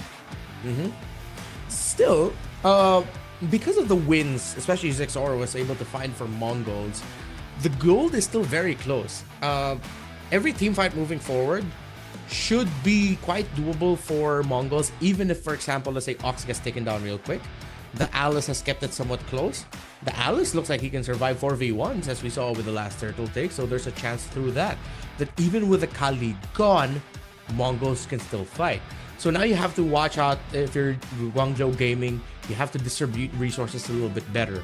You cannot blow all your abilities in just taking out the Kali. You know you can take out the Kali quickly. Don't waste your abilities on him. Do more of your big setups, most high damage abilities that you've got on the rest of the team. Because now you have to wait for that Joy entry. Because Zixora has been single-handedly, no other way around it, carrying Mongols to keep this game number 2 close. Then Mumu shows up and say, Cap, you need a bit of help? I got you. I'm here on your left. And it's worked out well so far. Still, Guangzhou Gaming have a lead, have a bit of control of the map, but they have lost their tower, as you put it. Mongols need to be hellbent on defending this mid tower for as long as they can to have more space to clap back against GZG.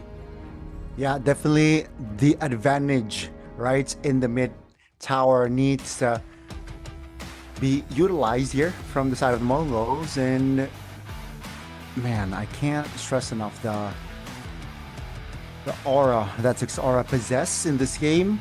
It's a lot, Rennie. And I think he's sitting at a 501. Oh, he just got shut down earlier, right? So that is just one death to his name. As ladies and gentlemen, we'll have another tech pause here. Should be hopefully a quick one, as the Mongols with the tower take mid. I think it grants them a lot of avenues to, again, for Zixora to find flank spots, potentially to hold more bushes, for the Roamer and the EXP to play around with. Let's see though. GZG, again, they're slightly ahead.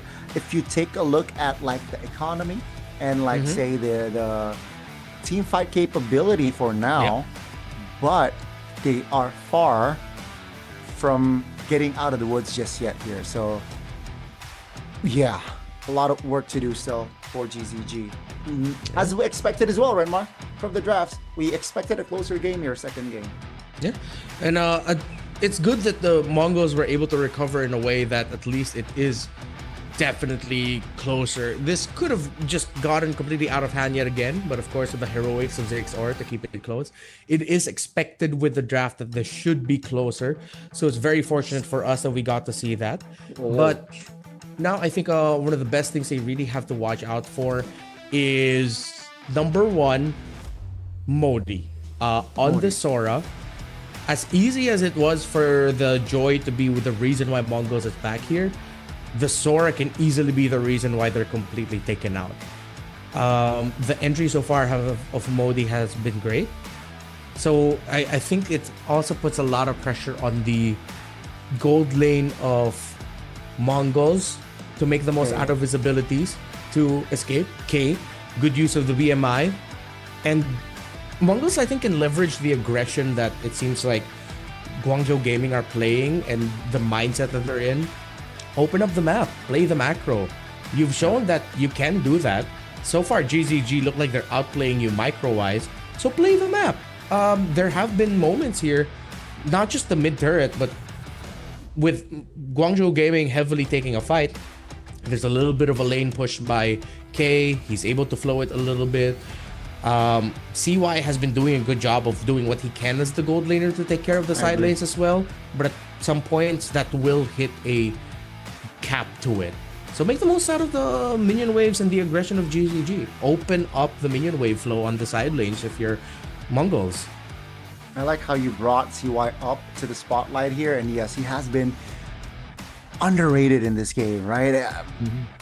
Yeah, he got a solo earlier, Rennie, on towards the goal laner, on towards the Claude, on towards K, and that's an expensive kill because that alone sets up the tempo, and getting the early 2 items for Harith is already big.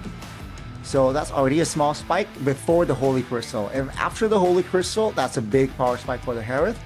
But before that, it's already a spike. So now, CY is able to stay active on the map. Look for fights, rotating maybe for a 1 type of deal to be a nuisance, to deal and provide the damage. Now,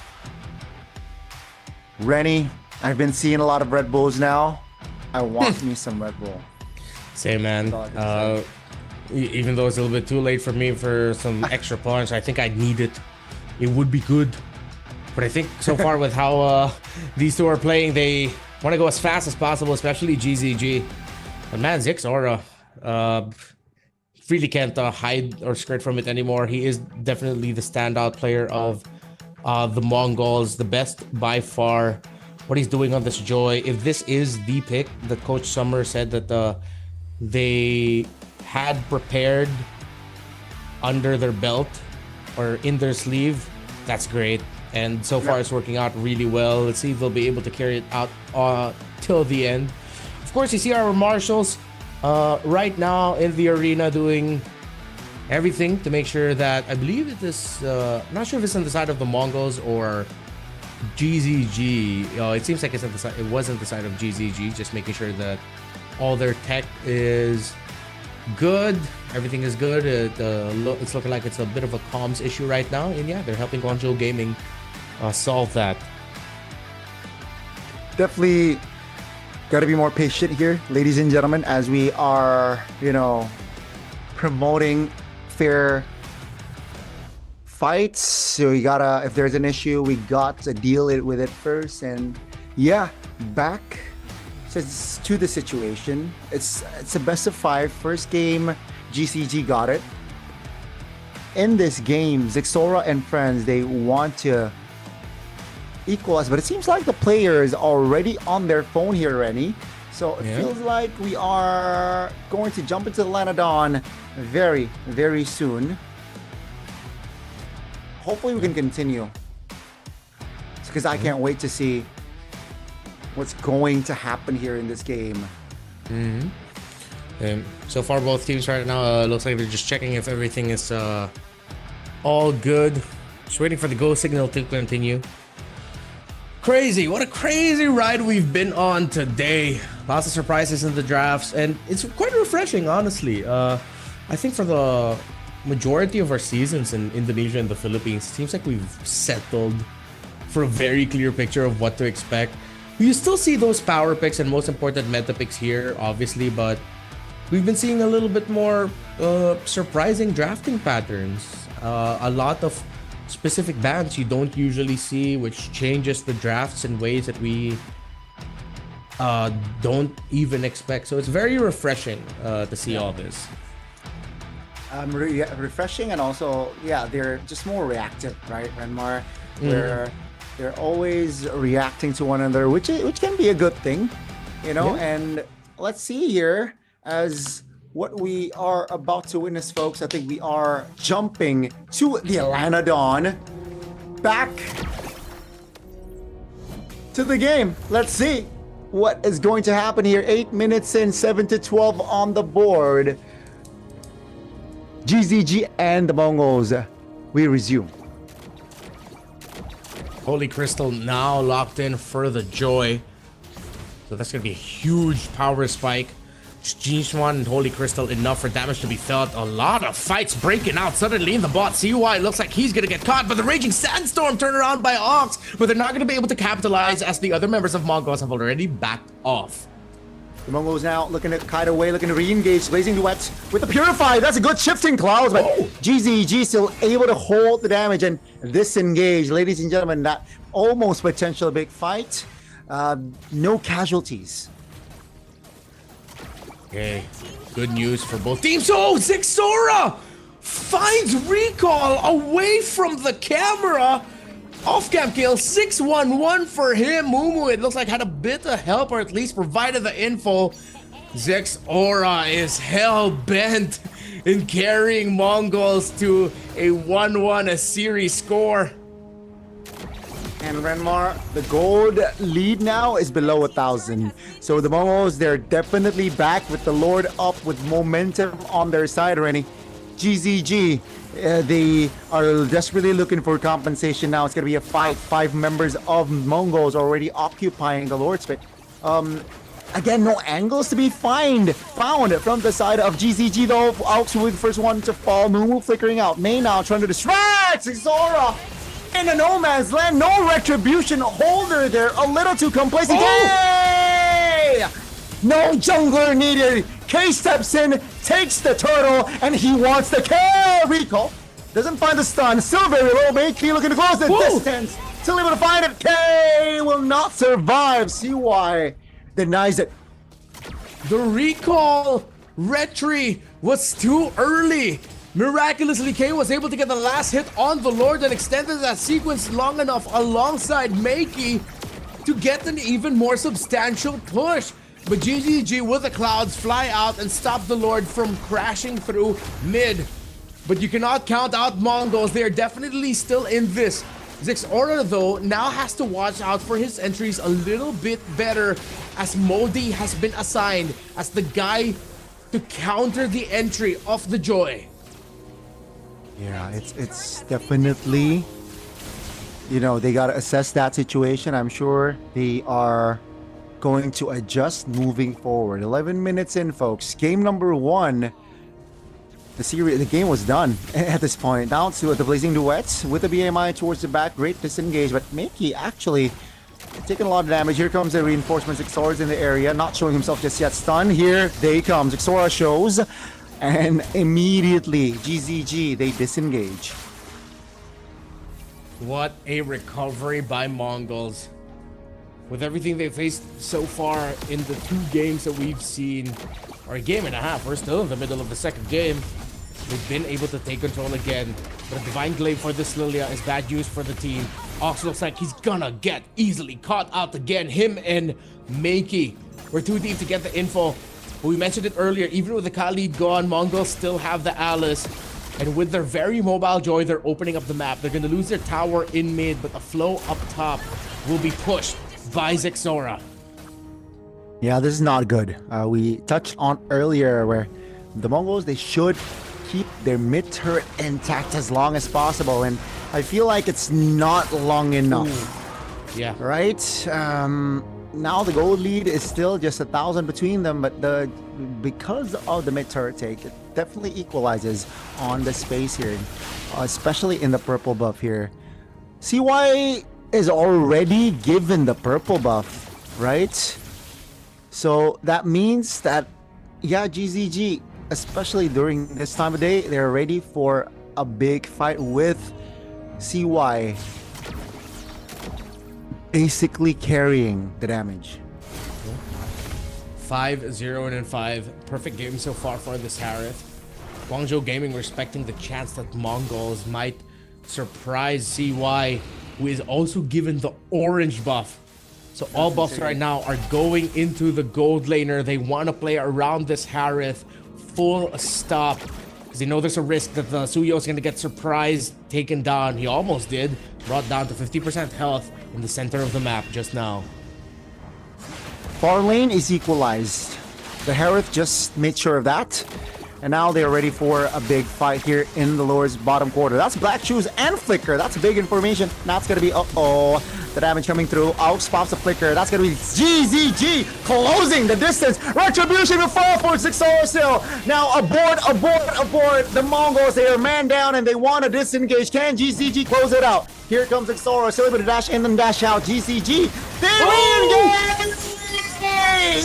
K and Zixora just farming Aura, and that's a wipeout for the Mongols. Hell bent and heaven sent. It's the performance of Zixora. Demon time and in the zone. GZG have been wiped out. Mongols have the wave in mid. There'll be a minion wave on respawn. They have their Claude. They lock in for the Alice to eat the tower hits. Mongols equalize the grand finals.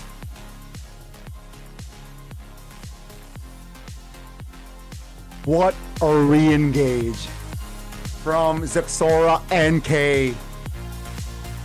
5 members shredded down just because of the Joy and the Claude Blazing duet. And that game, ladies and gentlemen, is why I love MLBB, and I'm sure that is also why Renmar loves MLBB. They got the lore, they disengage, and then whether it being pre-planned or the call was on the fly, but the re-engage was just beautiful. It really was. It's cool too how it sort of looked like a Looney Tunes cartoon where the Joy was like, all right, give me a moment. I see my angle. Here I go. Perfect entry. Time with the Blazing duet. That's a highlight. If that doesn't go into the social media of MCT EA, I am gonna be asking why. That has to be a reel. Turn that into a short. Clip that.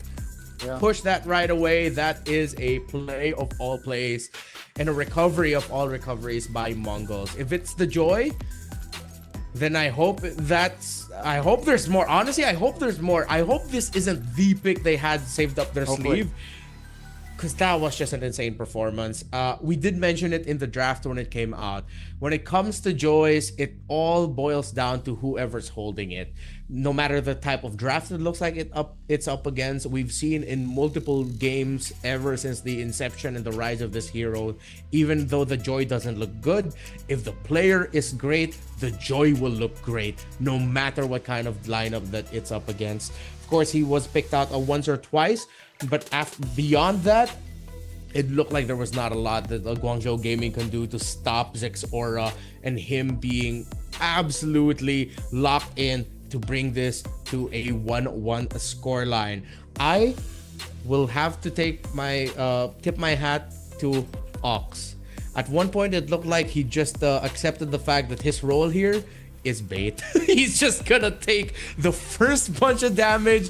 He is gonna have a terrible scoreline, but at least he's giving information and forcing things out of Guangzhou Gaming. And it looked like there were times where I was wondering, hey, Guangzhou, you know that you have this Kali dead. Why are you still committing so much and taking Ox down? I mean, yeah, definitely a tough game for Ox here. I believe he sat on 0-8 record, Kuya. So yeah, it's tough. I really thought, Ox, oh man, tough game. Oh my God, Momo. It's gonna be a repeat of game 2.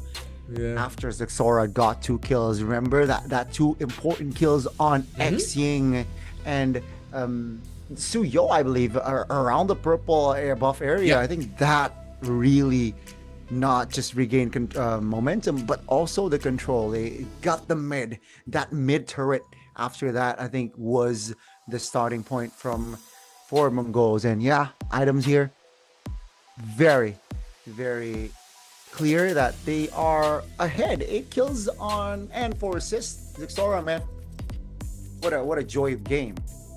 Yeah, no one else would have gotten this MVP. Honestly, if they surprisingly sort of trolly gave that MVP to Khalid, I would find a way to defend that with my life. I dogged on it early on, his performance, but at the end of the day, as a roamer, sometimes you just have to be there for your team.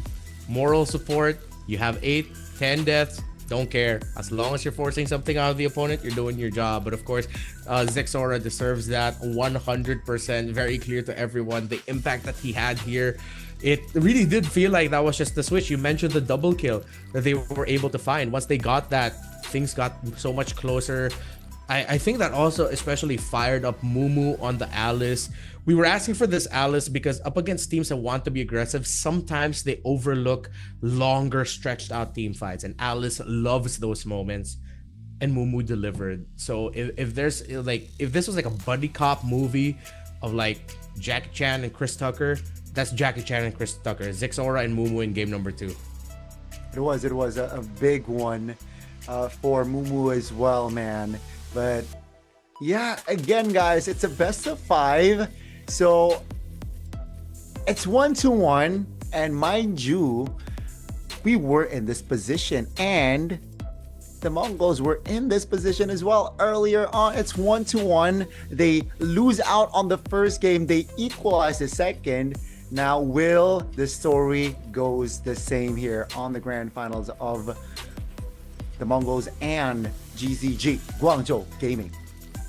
Hopefully we get to see a game similar to game number 2 wherein it's much closer than you realize. Maybe not necessarily one team getting a lead early on, but I feel like there's a lot of quality between these two. We've seen a lot of quality from GZG. Mongols, though a little bit more central in where we see their quality. I know it's in there. I know it's built in them. I will have to revisit again the Roman mid. Makey and Ox here. I want to see them have a game where they clearly win over X-Ying and Mei. And then I want to see how Guangzhou Gaming recover from that. Do they have it in them that if their Roman mid are struggling, can they make a comeback? Do they have that dog in them to go, oh, we got this. We can fight back. We got that clap back in us. Hopefully we get to see that kind of situation instead of more games where we have to hope that Zexora and someone from Mongols pops off. Let's see Mongols in the lead for a chance. Let's see. Hopefully they're able to bring that momentum after that second game to the third game here potentially. But again, GZG, we saw what qualities that they shown throughout playoffs. They stayed in the upper bracket for a reason. They got the first slot of the grand finals for a reason, and we got to see the quality that they also can give. On our first game, the Lilia is not an auto win, seems like, Rennie, especially going up against a Joy pick. That Lilia was nullified. So much better. They had the answer for it. I mean, we did say laning could be awkward somewhat, but much more doable. It's good to see that Mongols were able to do just that. Even more so than the what Mongols can do to maybe potentially start this game off better for them. I want to see what Guangzhou Gaming have in store to respond. Again, team with a lot of pride, who play with a lot of pride. I want to see if they're just going to go aggro right out of the gate and flex on the Mongols again. Show them why they think that they're the better team. And it's always good to see recoveries from moments of disaster, moments of losses, how teams come back from that.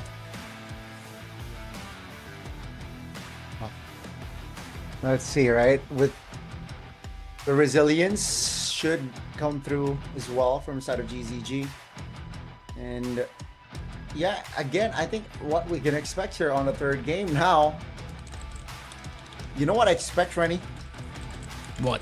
You know what? I think it's going to be instantly changed from the side of GZG. I think they're going to have less bans towards Zixora. Why?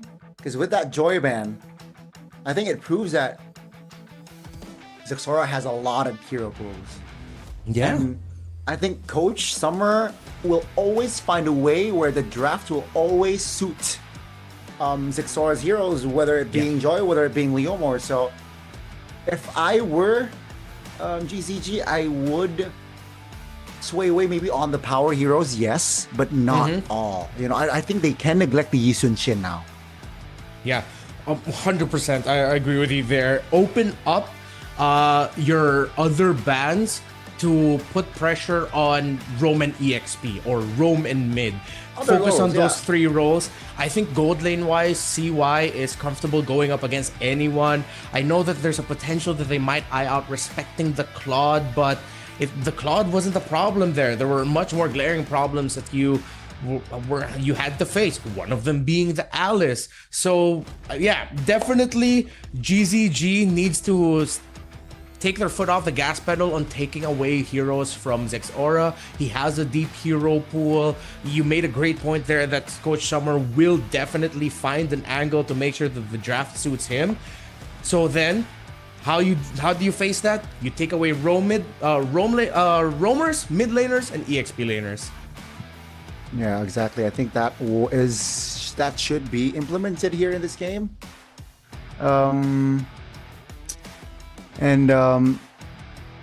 I will try to find some other aspects here. I guess what they can do here for the side of GZG is again focus on themselves and also banning other options for the other roles, because Zixora is definitely overwhelming. Deep hero pool. They gotta focus on the turtle, man. They gotta start focusing on the turtle now with the Lilia getting taken down like that. Perhaps they want to prioritize the Phoveus now, I guess. Get the Phoveus and the Lilia combination. Now that's a nasty pairing if in one composition. And I think GCG, they're weighing their options now. They're definitely weighing their options on what to do for third game. Guys, I would like to remind you, first game, it was GCG just dominating the Mongols. Under 11 minutes was the game. The second game, it's a different story. Again, the Mongols, like the lower bracket finals, they were able to find the equalizer on the second game. And here we are, position-wise, 1-1. Boy, oh boy, Renmar. It's going to be a wild one. Yeah. I wish before, I wish we get to see the sides first, and then we can just like deep talk about the sequence of the drafts. But unfortunately, we just gotta wait till, the asset shows up. I wonder if there's any room for any crazier picks. Earlier during the interview, Coach Summer did say that the reason why they picked up the Paquito in the series against HUNS earlier in game number 1 was it was a moo call. He wanted to play it. But And he didn't want to explain why the Daroth was picked as well, because he doesn't want to show his cards to GZG just yet. Yeah. Just yet.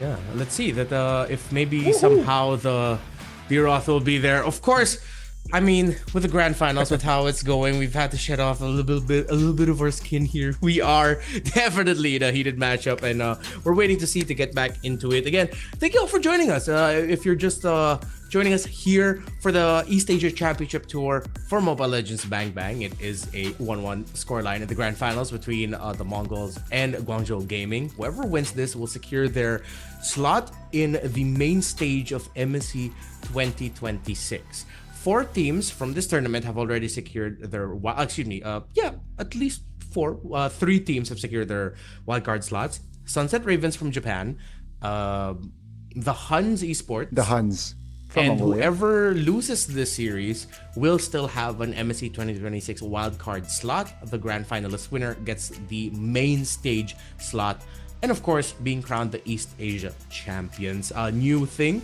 in the realm of MLBB esports this year, we have championship tours across the globe. I believe we'll also have a Southeast Asian championship tour, or at least we already are somewhat in the circuit of that. We know that there's also Amur North and South, they have theirs. So thank you for being a part of the big expansion growth of global MLBB. It's just been a terrific ride, and it's good to see that the game keeps getting bigger and bigger across the world for us as the years go on. And just breaking news as well, right? Speaking of other circuits, MSL Thailand just finished, and we got a winner. We got a winner already. It was KOG going up against ACT. And KOG got the better of AC this time around. A different story, because in the upper bracket finals, ACT, they were able to defeat KOG. So they got the revenge here with a scoreline of 4-0 Renmark in the grand finals. That's a sweep. That's a punch in the face for ACT. Unfortunate. But hey, in this grand finals, there will be no sweeps because it's 1-1 already. Yeah. There's a lot of grand finals happening all around the world. Here in the Philippines, we have our MDL finals also happening. I believe we are already in its 7th season. I'm looking at the other leagues as well to maybe get an idea of what potential crazy picks we might see. I'm trying to confirm it and find the game, but I saw a comment somewhere that I think someone from MDL. Oh yeah, and MDL PH. There was a gold lane sun is what brought it to game 7. It's a gold lane sun with Petrify. Things that I only thought we'd see in our ranked games. I mean, in PH, it's a Roam sun with a Petrify. But hey, man, if Coach Summer has crazy stuff like that up his sleeve, I wouldn't mind, you know? Something crazy like that for the grand finals of MCT East Asia, because as great as the joy was, that isn't really a crazy pick. We've seen it here and there all across the globe already. I mean, yeah, I think if not, if other teams are looking at the finals, they might add, or they might, you know what? Hey, jungler, learn the joy. See Zixora right here. I want you to replicate Zixora's joy. Yeah. I'll give you a week. Maybe that's the coach. If I were a coach, I'd do that to my players. I'll give you a week. If not, okay, never mind. I'm not gonna be an Iron Steel coach.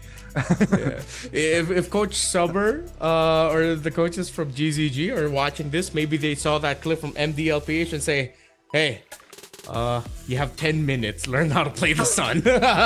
We're playing it in the gold lane. You're packing Petrify with it. Let's see if we can make it work." What's the scoreline, by the way, MDLPH? In MDLPH right now, it's game 7. It's 9-4, but it's very, very even. Big Fight has just broken out, and it looks good for Aurora Hunters who are fighting it out there. Of course, it's a big day again for MLBB esports. We're still waiting to see. Oh, here we are. We're finally back on a vision on the stage here in China, in Shanghai. Of course, to see the continuation of the series. Our marshals still doing everything they can. I believe usually in scenarios like this, I believe they just got a big rerun or check up on all of the comms, make sure everything's okay, make sure everything's all good. And we'd like to salute all the hardworking marshals all over the world. You know, that's one thing I wish we had more of. I wish we had more really well-known celebrity marshals. I know one time that there was this, sorry to put it bluntly, very cute and attractive marshal in Malaysia that got really popular. Never learned her name. I remember that? Yeah, I she remember was this, but I everywhere. don't remember the name. I don't remember the name. Yeah, she was but everywhere. I remember though. Yeah, like all the clips. I hope we have more celebrity marshals. Oh, interesting. Yeah, you're right. Now that you brought it up, I remember that sort of like being a thing back then. Yeah. But yeah, celebrity marshals. Let's see. Right, GZG, MongolZ going at it the third time here, ladies and gentlemen. Who will take match point? GZG, similar approach as game one. The Yisunshin Sil ban, seems like. Is there gonna be another Juicin ban as well for MongolZ to close it out? Oh, right out of the gate. You see the reaction from Coach Summer. I think even they couldn't believe that the joy was respected. So once again, that's 3 bans. I think Guangzhou are gonna be keen on rushing the Leomord here. But if they do, MongolZ will still end up getting the the Harley, if ever. So they rushed the Benedetta since it finally got through. Okay, yeah. MongolZ got some power picks under their belt. We expected this, but on the previous series, right, Rennie? Where 2 bans already instantly from side of Benedetta. You know, let's just pick it first phase, and they brought it here in the grand finals. Benedetta banned out. Claude picked up alongside the Phobias now. They should pick up the Lilia. I like the Lilia. Yeah. It's good Lilia. Exactly. Just show them that you can do it as well. Or, there's one pick in Thailand that gets banned a lot, but it could actually be okay here. They could consider picking up a Valir if they want to be kind of cheeky with it. Puts a lot of difficulty for the Leomord. You have to time your entry or you're going to get knocked back, ruining your entire team fight. They pick up a Baksha in the jungle, which does go hand in hand also with a Valir, as we've seen in other leagues. They already have a lot of magic damage coming in through the Harith. They have their physical damage. This will most likely be a damage-built Benedetta. And then the Roamer can either be pick-off, because the Benedetta and the Baksha are disruptive enough, or if they just want to pack it, even more of a heavy front line, so that the Valir is free to just toss his fireballs. So the Lilia and the Valir are the picks that I'm eyeing out for the mid lane, which I think could be really good for them. You know, I like that you call up the Valir as well, right? It's such a good pick again. And imagine a scenario, Rennie, where you call in the steed, and in certain angles, Valir can't push you off. So you cannot get your horse, you cannot get Barbell, essentially. So yeah, the Valir, definitely a hero that can surface here. But with the mobility that the MongolZ has here, what heroes can GZG stop or negate the mobility? Baksha, Benedetta, very fast rotations already from the side of MongolZ. Their theme in this game is Lightning McQueen. Ka-chow. That is the battle cry for MongolZ here in this game number 3. You can definitely play really fast. If they also want to play, even add more to the disruption and better poking in mid, you can go something as crazy as Kaja and Valir together. Lots of pokes that makes a lot of trading in the center of the map difficult. They ban out the Khalid. So either they're eyeing out picking up either the Hilda or Chofer themselves, or they want to go for something crazy like the Kaja. If you want to throw it back. And if you really want to play the map, if they're comfortable with it, then you go Kaja Lo Yi. Again, another great combo for wave clear. Gets very good prio in the center and will play more to the idea of speed that we're talking about for MongolZ. They have so much map coverage if they go that route. A lot of room for MongolZ to work with, honestly. A lot of avenues indeed. And GZG, wow, this is a deep one here, Rennie. They banned out the Helkert. And this is homework, I feel, right? They're in deep waters, or or pero is it's an it's an overthinking. Maybe they might overthink. It feels like they put themselves in their own shoes. It's like, hey, what would we pick in this situation? We've already picked a Hellcurt. Maybe we pick a Hellcurt. No need for crazy ideas. You said the Lilia earlier, and the Mongols decided to listen to you, Gani. Still a very, very good pickup right out of the gate. It's value, right? The Phobius and the Leomord with heroes that is short distance, close combat, melee type of deal. Lilia is always a good answer. And GCG responds with, you got the Lilia, but I got range, Yves, right? It's just both coaches throwing haymakers here, entering the final phases of the draft. I'm gonna just say it now. Mongols, please consider the Atlas. I think that's gonna be my campaign trail for this part of the calendar that we're in. Consider the Atlas for your team. I mean, they can just end up packing the Khalid Gon. They can still go Cho if they want to pick off. But I think if they really want to get in their face, you pick up something as disruptive and as crazy as that. Dude, you don't have to worry about Valentina. Oh, come on. Never mind. You know what? I'm gonna shut up. I'm gonna shut up. I'm kind of sad about that. Kuya Reni, campaign denied, pero I see your vision. But yeah, I think Hylos is going to be the little final lock-in here just to stabilize, I feel like, to break momentum. The Leomord and Phobius wants to get close to you with a glorious pathway in your face, under your feet. You can't get close. Ladies and gentlemen, we are about to enter the third game.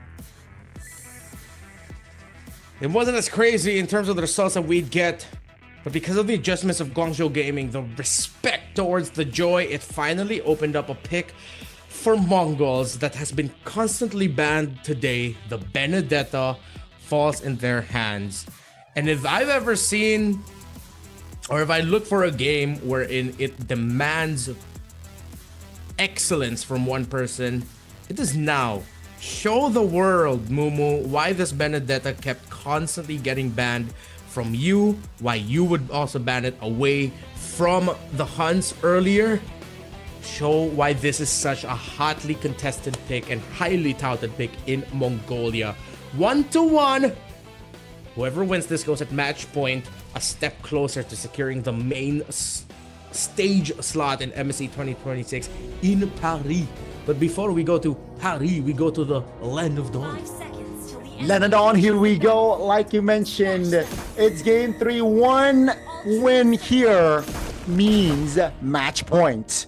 Championship point, if I dare to say. So let's see, ladies and gentlemen, what will happen here as Aux is already getting a beating. Mind you, Aux, 2 games in, got first blood. This time around, it seems like it's a collab that will force a flicker there. And a different story already, different vibe from the Mongols. It seems like at the start here, we got our wish. Something we were talking about earlier. I want to see Mongols leading the charge in the center of the map this time. Yeah. Because so far in the first 2 games, it's been Aux taking a beating. He took a beating there. But of course, with this kit and the fact that he supplemented with the Lilia, he's fine, and they continue to invade. Aux brought down really low as they want to try to go for the orange buff. It looks like it's a massive punish, but the recall gets blasted. The Lilia stands strong. Zexora, though, could be up next, but here comes CY to supplement X-Yang to punish down Zexora. Jungler for jungler, roam for roam. 2 for 2 at the end of that fight here, ladies and gentlemen. As we are 40 seconds into the turtle later on.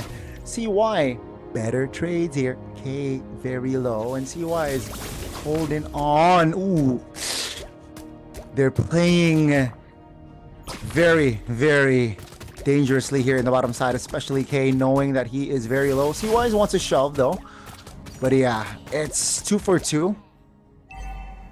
It's all equal.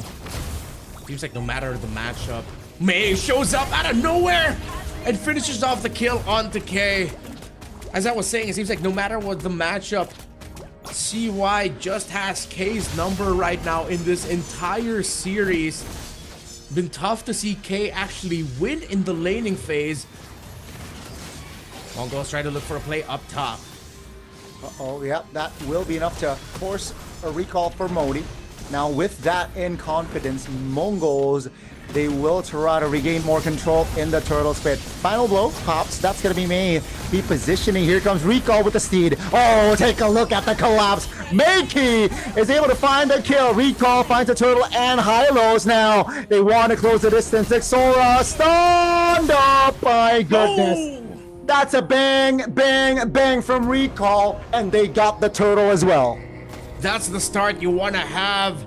After the initial trades, recall gets a triple and reminds Mongols again why so far it's been GZG taking control for majority of the series. Let's see where Mongols will get their retribution through. Xora goes for the Dreadnought armor as expected, going up against the Leomord. And a lot of the physical damage burst coming out from the Hilda abilities. A very heavy trade in mid. Ox uses the glorious pathway to slow down the chase of GZG onto him, and he gets away scot-free. Had to use his ultimate to do it. Recall builds the War Axe as first. Yeah, just unfortunate for CY, claiming 3 assists. Oh, final. Again, Blazing Duet already spent. Sound Force as well on the bottom side of the map. Both gold laners here still looking to clear the wave. Aux in the area. Recall shows, and both teams seems like wants to gain more advantage here in bottom side quarter. Top though, all good. A slower tempo, but it's still a total of 9 kills, folks. First 4 minutes. Again, the focus is one of those heroes that Benedettas are just not chilled with facing off against. Still though, economy-wise, very close against his lane counterpart in the XP, but Recall does have a substantial lead over Xora. As expected though, Xora saw playing a utility jungle. You really just want to get close in the levels, you're not really chasing items.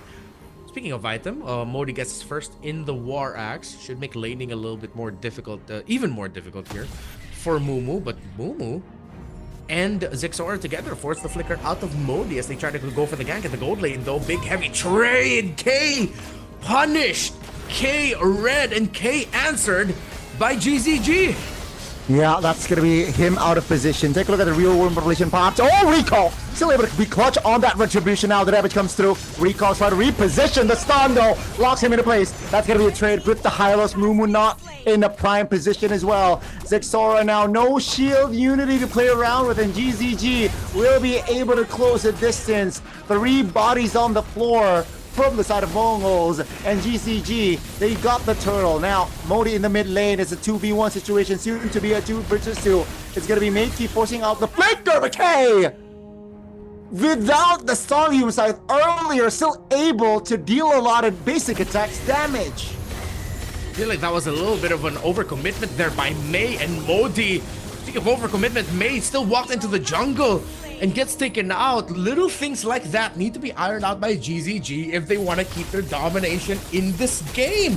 Here comes K though, trying to make a name for himself. Ox with the help, the stun, and the kill onto CY. This Harith is back, but Recall comes out of nowhere to even things out. Xora with a bomb to provide space for Ox to get away. Void Crystal by the Eve, and the real world manipulation to send the members of Mongols back. GZG and MGLZ throwing blow for blow, ban for ban here, 5 minutes in. And ladies and gentlemen, we are still 6 minutes of the game. It's still anybody's game here. Sure, 2K, but just one good fight. Team Mongols will definitely be able to neutralize, if not turn the game around. So GZG, they gotta stay focused. They gotta turret bottom side. That's a great start here. That's the only structure to be taken down, and you check the items here, it's already a lead on all across the board for the side of GCG except the Lilia. So yeah, I think again, as a utility mage, no problem, but you got to keep the distance not far enough. Keep it close. Mumu helping cover for Xora. It seems like Ox has a really good angle for a flank. This looks good for Mongols. Got him.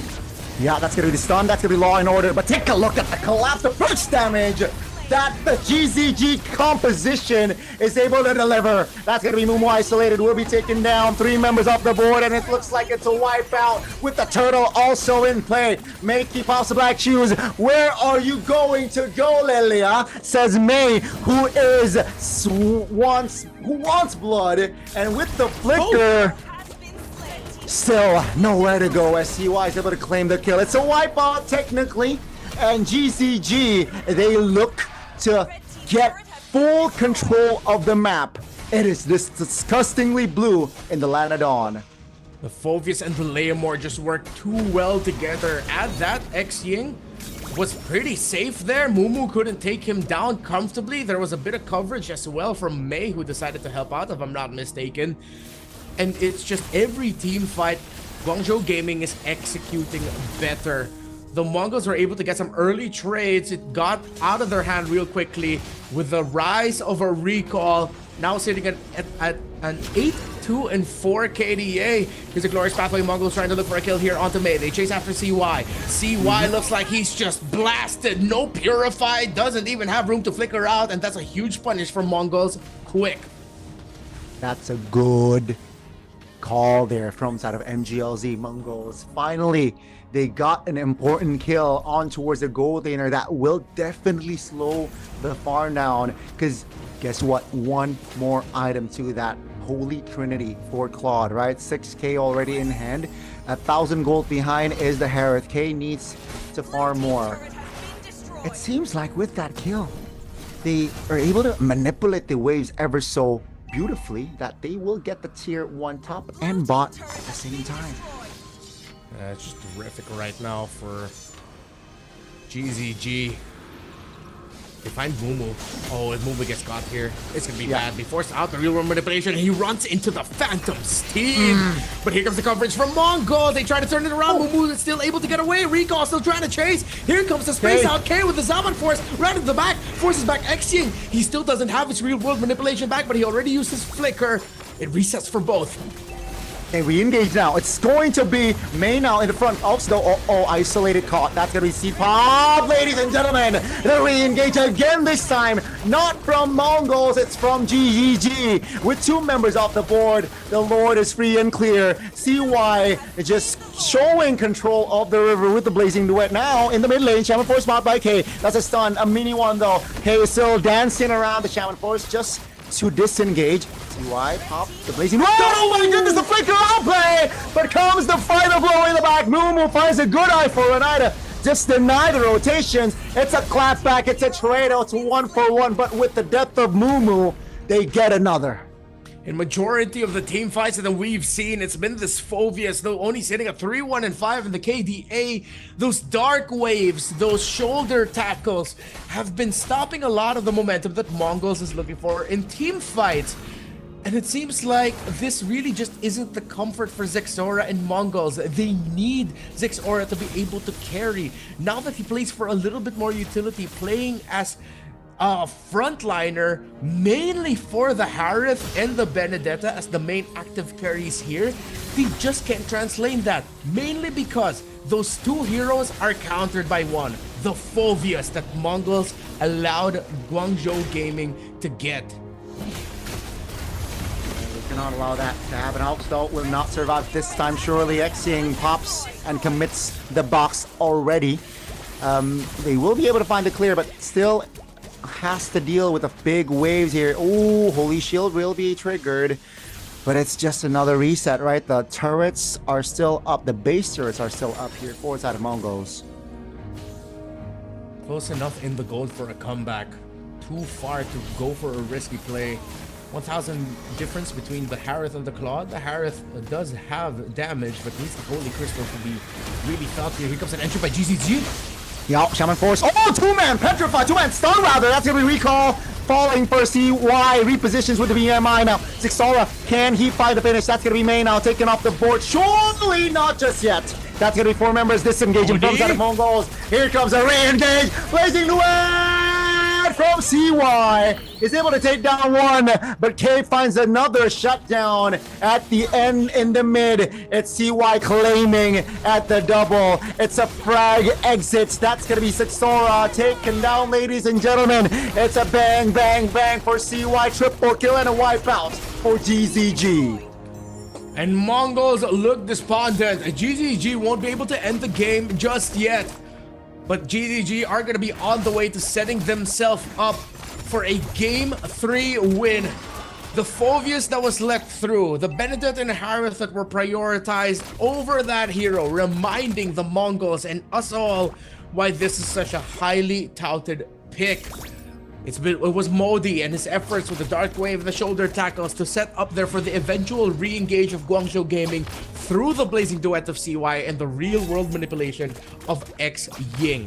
3-1 and 14 for this Eve, and he's built mostly utility. With the Glowing Wand, Ice Queen, that's why it's tough for Mongols to get out of fights once the real-world manipulation drops.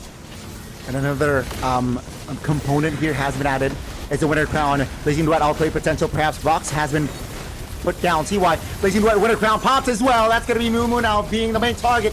Uh-oh, with the stun, with the flanks. Zixora falling first. In the back, it's going to be K taken down by Modi. The Phoveus is going crazy as GZG again looks to claim more bodies here. Xing looking to find the bird effect and the slow effect here with the Ice Queen Wand and Glowing Wand. But take a look at CY, who will claim the unstoppable. That's why we called him Sicko in the M7 World Championship. Though he wasn't able to get a deep run, he made a statement and a name for himself. And the statement in this game is after 30 plus kills and only 13 and a half minutes, Guangzhou Gaming goes to match point against the Mongols. Not just that. They got championship points here, Renmar. It is the grand finals. But boy, oh boy. What a game. The Mongols, man. I thought it was... I honestly, Renmar, I was shocked looking at the scoreline. Yeah. I was genuinely shocked because it was 30 kills on the board for just one team. Yeah. I was like, what? You're right, Renmar. It is 30 kills just for GCG, and I thought it was much closer, but man, oh man, that shows once they got the ball rolling, the snowball could not be stopped. I'm not discounting the possibility here that Mongols still might be able to force a game number 5, but it seems like GZG have now really checked Mongols. I think what's really hurting them is the fact that, okay, I understand if you don't play the Marcel, you just ban it out straight up. But we've seen that there are answers to the Marcel. If you're comfortable enough with it, what used to be a pick countered by the Marcel, there are teams who have shown that you can still play the Cho into the Marcel just by tempering his rotations and being easy on deciding to overcommit on it and try to get the pick off. The Juicin Freya Marcel getting constantly banned out by Mongols puts a lot less pressure on the blue side team or their opponents, because they can just easily think about, okay, we know what to expect in the bans. There's such a wide pool now that we can work in the draft for the remaining picks that we don't have to worry about those power picks potentially going to the other side. It seems like Mongols are the one reacting more towards their own bans. Yeah, I think that's a great way to put it, Renmar, and definitely needs to be taken care of in the upcoming potential final game of the grand final series here. But man, the ban, if I were Coach Summer looking at the Joy ban initially, I would react it the same. I would laugh. My God, I really got into their heads. But man, after this game, humbled me. If I were Coach Summer, I will be humbled. So execution-wise, though, unfortunately for Zixora and friends, it wasn't as clean as the first game. I guess the coordination. I think that there were glimpses on, when Zixora and friends, they were able to at least neutralize the grounds, level the playing fields, but then a miscoordination happened top, and then chain reaction. CY was him this game. And it was really tough to stop the Claude in such a snowballing Claude. It's really hard not having a lockdown hero per se. It's tougher now, or it was tougher for the side of Mongols. Yeah. It's interesting to see that this is the kind of trades that we're getting, because even in like our own regional leagues for the Southeast Asian teams, it's surprising to me that even for East Asian teams, if they are going up against a lineup with a tanky or fighter style jungler, they really don't want to pick up assassins.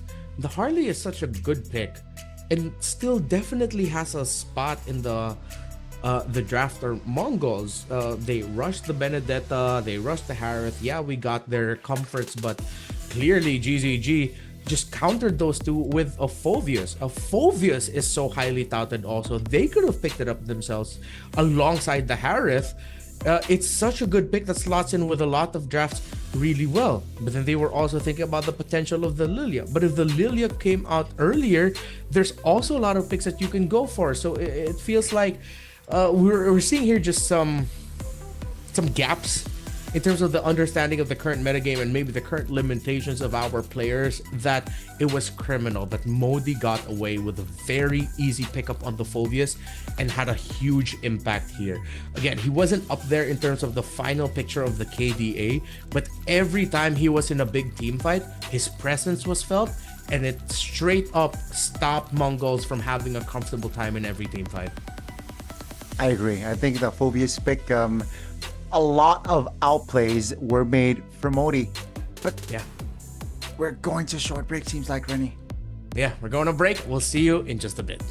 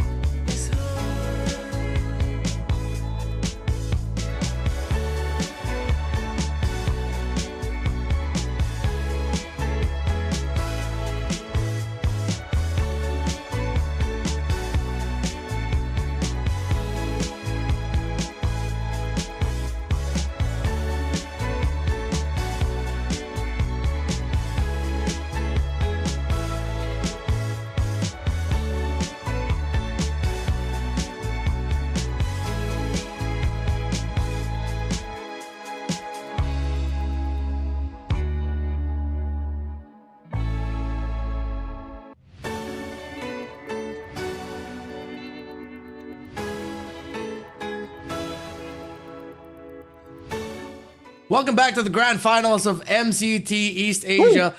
This is a championship tour for Mobile Legends Bang Bang here in the region. One game away from immortality, from victory, to be crowned the best team in East Asia and to get that MSC 2026 main stage slot. That is where Guangzhou Gaming is at. And so far, it seems like Guangzhou has really solved MongolZ here. Despite that surprise pickup on the Joy in game number 2, it was quickly answered back with just a good fundamental pickup on the Phoveus to counter the very greedy Benedetta Harith rush of the Mongols in red 1-2 in game number 3. And they immediately banned the Joy out after losing on that fight as well. So I expect the same coming not from GCG this time around, but from the Mongols. I want to see denies. I want to see, call it impulsive, but just reactive bans, right? I think it's important knowing that your team is not on the momentum. I think it's important to let's just stop it. At least it worked for GCG. They banned the Joy because of game 2. Coach Summer left, but looking at the result, Coach Summer definitely will lose his smile. So now I expect them to somehow break the momentum. And it's a similar feeling on the lower bracket finals where a team that is on match point, Rennie, they will go wild crazy in their potential final game here. So expect a lot of aggressive composition that will be built by GZG. Yeah, I think they can keep that up. If they still end up on the blue side here and then it ends up becoming another rush for the Leomord, I'm totally okay with that. I think other than just the reactive bans from Mongols, showing a little bit more respect, getting out of their comfort zone, letting the juice in through, I would understand why most teams would rather not give the Freya. Sure, okay. With base of how they're playing, it really seems like they're a team not ready to deal with the Freya and Marcel. That's fine. At least consider letting the juice in through and see how you can play around that. Or don't be afraid to still pick up the Harley even if you see the Leomord or a tanky fighter jungler on the other side. We've seen multiple games all throughout our own regional leagues or local leagues wherein Harley can do well against a lineup that has a Baksha or a Leomord, and in most cases it wins because it's just so much faster and has that quick -1 right away. So it's perplexing to me that Mongol seems to overlook a lot of the best picks in the current metagame that isn't just decided by us, that's decided by the state of the game as a whole globally. For going the Phoveus to go for a Benedetta Harith when the Phoveus can handle the Benedetta in lane, and then your Harith gets countered because you gave that up, it's frustrating that Definitely. Despite all these ideas that Mongols has, and I'm sure they have the capability to carry it, to make it work, the metagame is the metagame for a reason. The best picks in our current patch are those for a reason. At least respect that. And that's why it's called the most effective tactic available, right? The meta. So let's see here if it will happen or if it will come to a realization here from the side of a Coach Summer here, who is definitely on the back foot. But yeah, I think Harley going up against the fighters is definitely tricky. It's definitely tricky, like going up against Baksha. But I'm sure Zixora can handle that. So in a bit, we are about to jump into the drafting phase here, ladies and gentlemen. And looking at the current situation, GZG,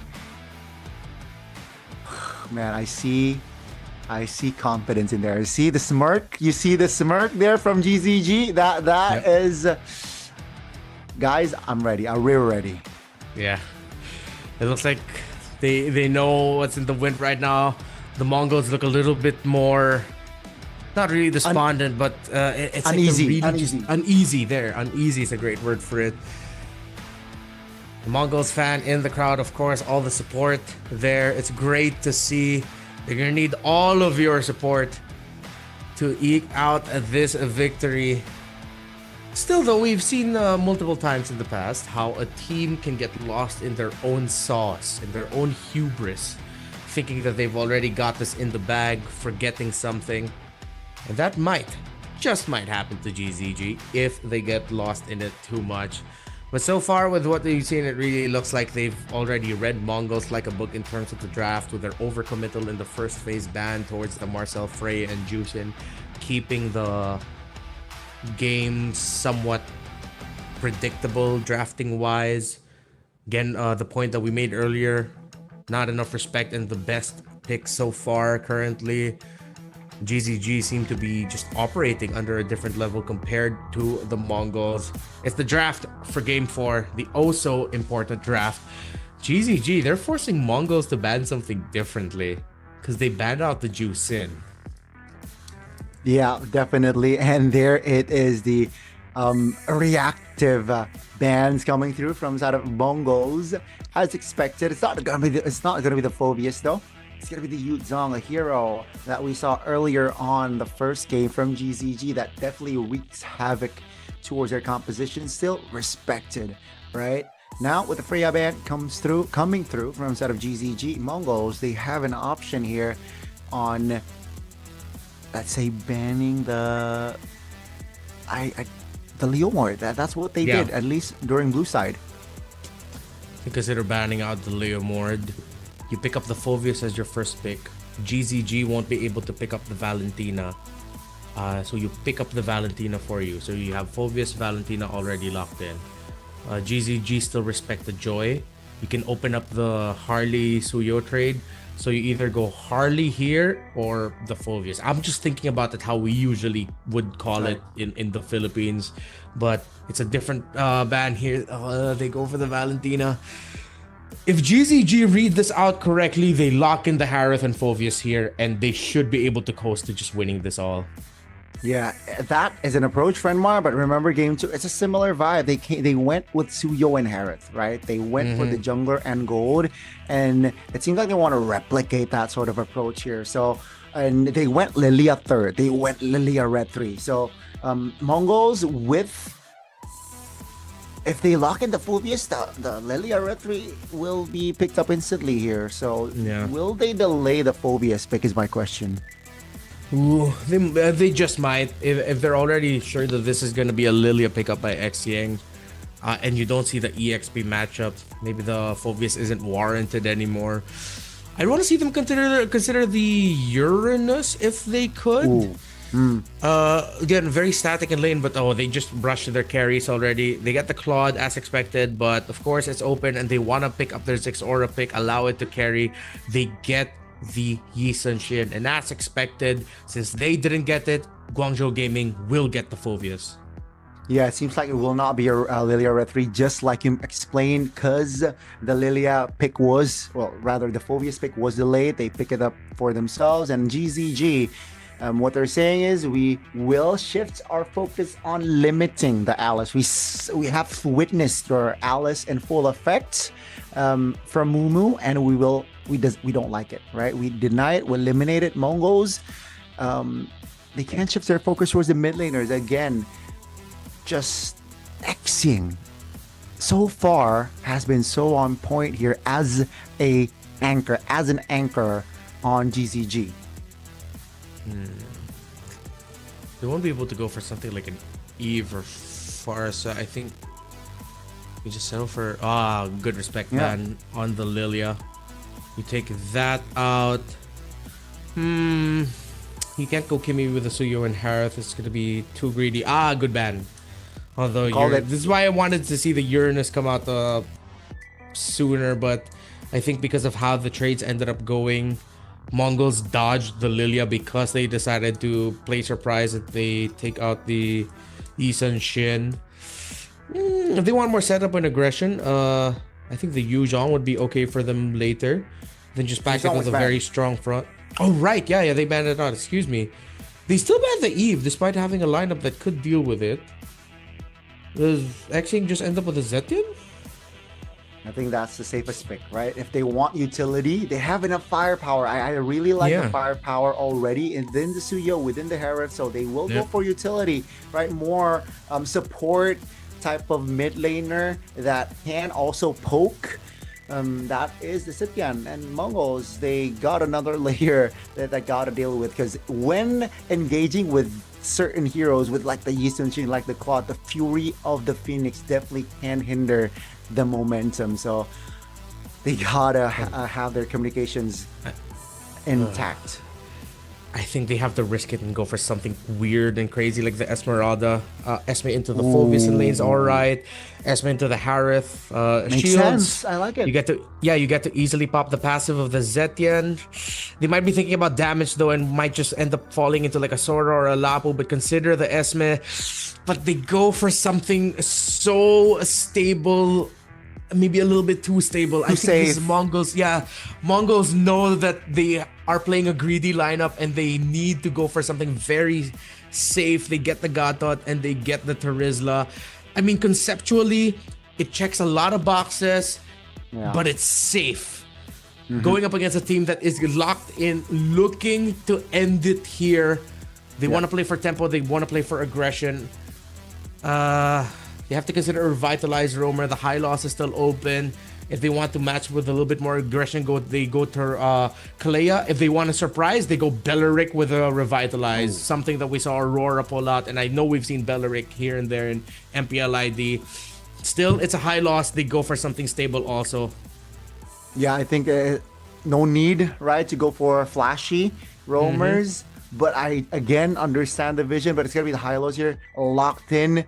And you know what?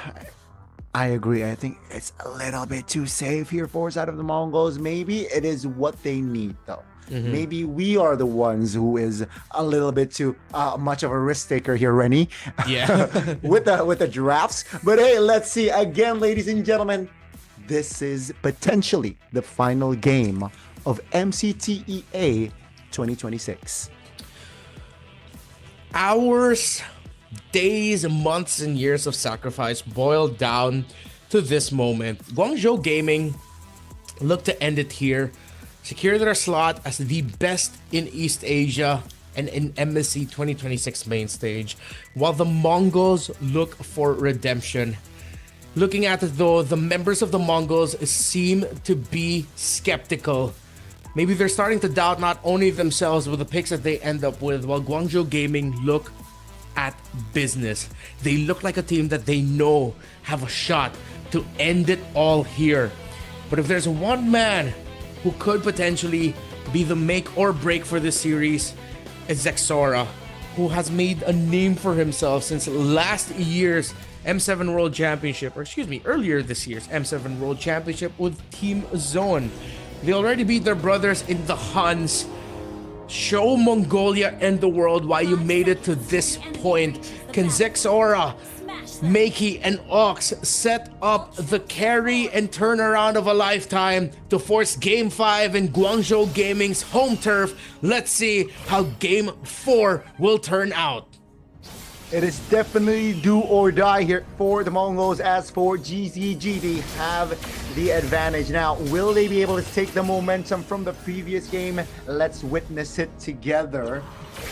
And talent-wise, nothing too crazy, I gotta say. You mentioned, though, Claude FOB, but it seems like it's just K's thing here. He likes the Master Assassin more. And we can see both teams actually trading damage here in the mid lane, 3v3 potentially, but so far, Lethal Wanderer will be secured by recall. They want to commit on towards a fight. May taken very low. Sora finds first blood. That's a flicker from Xing, and that will be enough to create space.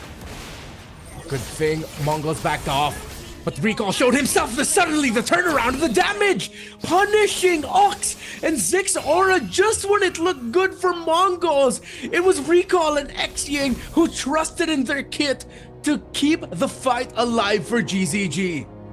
It was so unnecessary. They got the dub. They got the kill already on Zexora, by the way. So that's extra 200 gold, but they're giving it back to the hands of GZG. Now they got 2 kills before this first turtle, and it just allows GZG to have the advantage entering the first neutral objective fight. Yeah, I agree. They should have just been satisfied already with what they got. 1 kill, no need to risk it. You're up against a Suyo. Of course, built in, he has somewhat of like an execute style ability in his kit. And of course, with the reach and the poke of the ZTN where the fight breaks out. Oh, that's gonna be Sun. Now he's isolated. Great punish again now. Hopefully they're not too greedy. Just go and clear the nude. The MongolZ would like to have a delay, waiting for Ox. And let's see here. It's not good with the Flying Clouds map. So, oh my goodness, they find the close gapper there. And they were able to take Zexora down. Recall. All in all, it's just an ideal early game for GZG. Mongols look lost in their own potential to force a game number 5 as Mumu and Zexora look completely out of connection there. Mumu wasn't level 4. He decided to throw the revenge strike on the turtle, starting it off, meaning it has already a bit of health depleted. It looked like he ended up leashing for GZG. So it was an easy call for Recall and the rest of the team, seeing Zexora out of the spot, because he was playing as if Mumu was still there, but suddenly a fight breaks out here. Glorious Pathway, a turnaround, maybe MongolZ is looking for it. The AOG is not going to connect to Recall, but Mei gets taken out. Mei gets to keep his jungler alive though, and if you're MongolZ, you're going to respect the fact that you don't need to invade anymore. Just take away this beetle and then continue on your rotation. Yeah, a compensation kill there and a compensation camp clear for the side of Mongol. Still behind though, EXP-wise, Zexora and as well as Recall, who has 3 kills now. Skypiercer, I'm sure it's coming very soon. If not, it's already in the equipments of Recall, so we gotta check that out later on. But it's still just almost 1,000 gold here between them. Zexora definitely can restabilize. Oh, level 7 Recall jumps in. That's gonna be the Glorious Pathway put down. Zexora all alone, stunned up everything. Collapse onto Zexora, who did not have any support there. Defensive penalty zone again. The Mongols look lost. GZG dove in under the turret. 4 members on him. AOG doesn't land. Recall claims the 1-2. And he just built up his Skypiercer. He has 5 kills already, but no stacks on it yet. And if ever, that's just 1. But the team that look like they're on the way to securing this championship is Guangzhou Gaming. More sure, more confident in their play. But with all of the action in the river, K has gotten a kill. CY has gotten a death. A clear advantage for this Claude in the laning phase. Maybe Guangzhou Gaming has just overcommitted too much in the river that they couldn't help their gold laner, and they couldn't help him there. CY falls. The tower will fall as well as GZG actually get to save it. But K has the farm and the damage. Recall gets another kill in the center of the map off cam, taking out Mumu. Yeah, that's a great compensation kill there from the side of a GZG, but that shows that GZG, okay, you take one of us down, we will take one of yours down. That's gonna be the connection. Recall looking to find the blade search kill, but not able to find it just yet though. Modi shoulder bashing onto his Ox, and here comes the collapse. Man, the coordination beautiful, the mid lane's looking vulnerable, and Meiki will not be able to defend the mid turret. GZG just able to coordinate with their team very, very well. They're way too sharp and way too good. Recall is deathless and has 7 kills. Should be around 20 or 30 in the stacks of the Skypiercer. Modi locked in! The Phobius, yet again overlooked by Mongols, punishes Meiki. Ladies and gentlemen, we're 6 minutes in and 14 kills already on the board for both teams. Now purple buff invasion here coming from the side of GZG. Yeah, no purple buff for Zexora means that he will be stuck at level 9. Take a look at Recall, already on its way to level 11. A big lead here for the Suyo clearly against the Yi Sun Shin. But the shining ray of hope for Mongols is the lead that the Claude has over the Harith, 1,000. Of course, the Harith, 2 items, you're already good. For Claude, it's going to be 3. But Ox and Mumu seems like they're crumbling quickly towards the damage of the Suyo. So Mongols will play the map slowly. They're not going to be able to contest this, and they shouldn't. Fear of the Phoenix gets dropped to stop Mongols from getting close. Yeah, a clean take. GZG not overcommitting on towards a fight. They get the turtle, and they don't like their minions and manipulation, so they back away from a fight just to organize their waves. That's an intelligent, again, higher level tier of gameplay shown by the team from China. What a story it must be for GZG. After the disappointing run in the M7 World Championship, almost making it to the main stage, but just couldn't in the wildcards. They look like they're on the way to making it to the main stage right away, but Recall gets spotted by Zixora and Mumu, and they cannot take Recall down. Zixora tried to chase after him, and that's gonna be a cover from the rest of GZG to try and punish out. Modi finds out Zixora and takes him down. Wow, again, they were able to close the gap by Modi, man. All these folks who got the MVP previous game, by the way, Rennie, and GZG is able to just continue the steamroll. And 8 minutes in, Rennie, may I remind you what happened in the lower bracket finals? The HUNS got game 1, and then they lose out game 2, 3, and 4. Grand finals. Team Mongols, they got game 1, and then they lose out on game 2, game 3, and might lose game 4 here, looking at the current situation. Let's run it back even further. January 6, 2026 lives heavily in the memories of Guangzhou Gaming as their members lost to then Team Zone, to Zixora, to names such as K in the M7 World Championship. The team that stopped Guangzhou from making it to the main stage was Team Zone. This is revenge in the long run. Long time in the making for GZG. They are gonna get this first Lord without a problem. Mongols, can they stop the tide?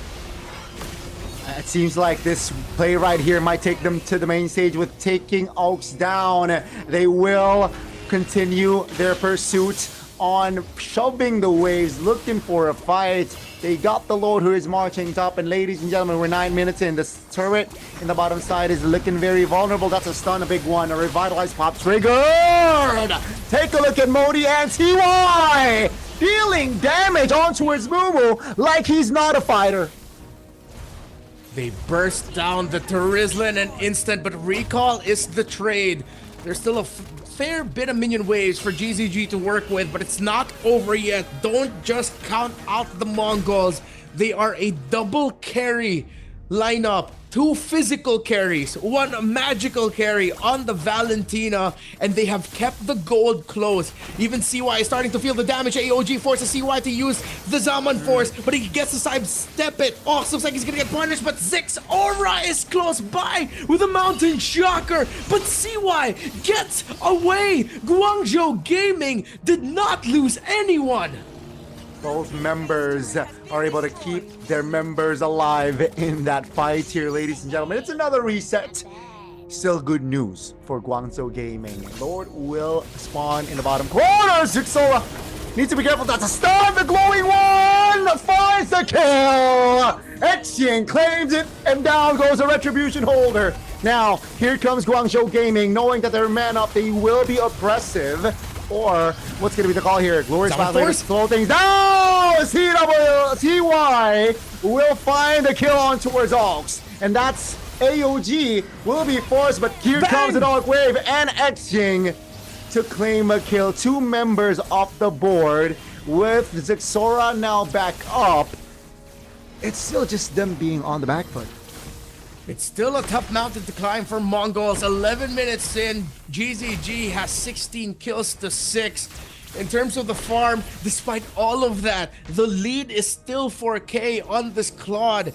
And you can definitely count Zixora as being able to catch up with the items as he's up to a Malefic Roar and even one Legion Sword, and that is good news. Bad news though for GZG. They're having a tough time closing it out and getting a big definitive win as Mongols just look way too difficult to take down. Yeah. Remember, calling back to the M7 World Championship, K, Zixora, and Coach Summer in Team Zone stopped Guangzhou Gaming from making it to the main stage. It's a rivalry that I didn't realize we had that called back to as far back as January 6th. The GZG still have control as Mongols have too many minion waves to deal with. They have to risk it all here, Gandhi. They got the far lane here. GZG definitely can slow down the turtle. The Lord, rather. And, here's a Phoenix connection! And the collapse. 5 members is on. Mumu and Zixora instantly deleted out the map. From the heavens, the fury of the Phoenix from Zetian. The Empress might have just delivered GZG to the MSC 2026 main stage. The Empress from China is going to deal the final blow for a team from China to take the main stage. Blazing Wet from K, try to clear the bot wave, but here comes the damage from Recall to take Aux down. Is enough to clear the waves, and GCG says, abort, let's go for the Lord. They know that without the Gata Kacha, this would be a very difficult take. Mongols have a minion wave to deal with up top and down bottom. They're scrambling. They don't know who needs to go back and deal with it, so GZG pounds on the dive. Glorious Pathway forced out, but the minion wave spawned for Mongols. They have a little bit of time to work with, but Modi and Recall spot out Zixora. The shoulder tackle will connect. They use the Traceless to get out. Glorious Pathway, and it punishes Modi though.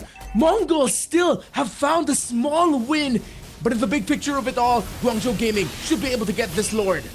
Yeah, Zixora is in nowhere near Lord's area. That's going to be Recall clearing the Lord smoothly. AOG to lock main down. The taunt connected. Lord's Pathway put down. Not enough to take the high-lows down. And here comes a re-engage. The nasty re-engage. She will with the Shaman Force Blaze, able to take one down. Can he take more Recall in the front side of it all? Stunned up, taken down. Not enough time to buy the Recalls and the Immortalities. But here comes the Lord. Now, ladies and gentlemen, it's just an enhanced Lord, and GZG is looking to be more oppressive, but with the shred coming from K, they will be able to take the Lord. No problem. Blazing Roulette winner crown from K. Not enough damage. CY, though, will burst him down. Oh! Fury of the Phoenix lands, Domeki stole it away from the Zetian, but CY is here, and he's locking in. Zixora couldn't stop him, and the base crumbles at the feet of Guangzhou Gaming. They missed out on the main stage in M7, but with their victory in the first ever East Asia Championship Tour, they go to Paris, straight to the main stage of MSC for GZG. Congratulations, GZG. The combination of the 5 players here is just too much, and let's crown them the champions, Renmar. You're not only going to the main stage of MSC 2026, they are the best in East Asia. From China, Guangzhou Gaming are the champions of the East Asia Championship Tour. A lot of eyes will be set on this team, and they will try to create a mark in the MSC stage. But my goodness, what a showing we have. We will not go to a game 5. The final scoreline between Guangzhou Gaming and the Mongols is 3-1, ladies and gentlemen. This is vindication and redemption for Mei, X-Wing, and Modi, who couldn't get past Team Zone in the M7 wild 战 cards 终落幕， who were 巅 so 峰 close. 定乾 We go 坤， to 让 the 我们再次 stage 恭 with 喜广 Michelle 州 and Gaming 拿下了 Guangzhou 本 Gaming. 次英雄亚冠 ACL 决胜巅峰东亚冠军巡回赛的总冠军。把掌声再次送给我们的冠军战队好吗？有请我们的冠军战队的5位选手、教练组以及等一下要接受采访的工作人员留在我们的舞台上。那我们其他的工作人员可以到台下来观看我们的夺冠采访哦，有请。首先的话，我们可以把我们的 Mac 传到我们的 MongolZ 选手的手中。刚刚我们也听到了，场上响起的就是专属于我们广州 Gaming 战队的专属战歌。怎么样 ，MongolZ 听到战歌的时候，内心第一反应是什么？MongolZ 选手听到战歌的是什么样的心情？说明赢了呀！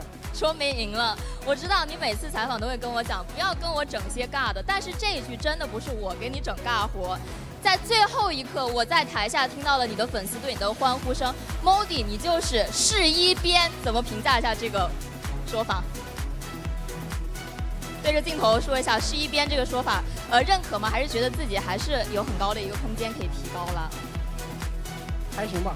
还行吧，还是这么谦虚吗？MongolZ还是不改初心哦。那我有一个问题想要替所有观众好奇一下，因为我们知道 MongolZ 选手的状态在季后赛到我们的这个整个总冠军啊这个路途上时有起伏。那其实我当时在季后赛采访你也有问到嘛，你自己是怎么看待自己的发挥？你说你自己也确实认为可能状态总是需要调节。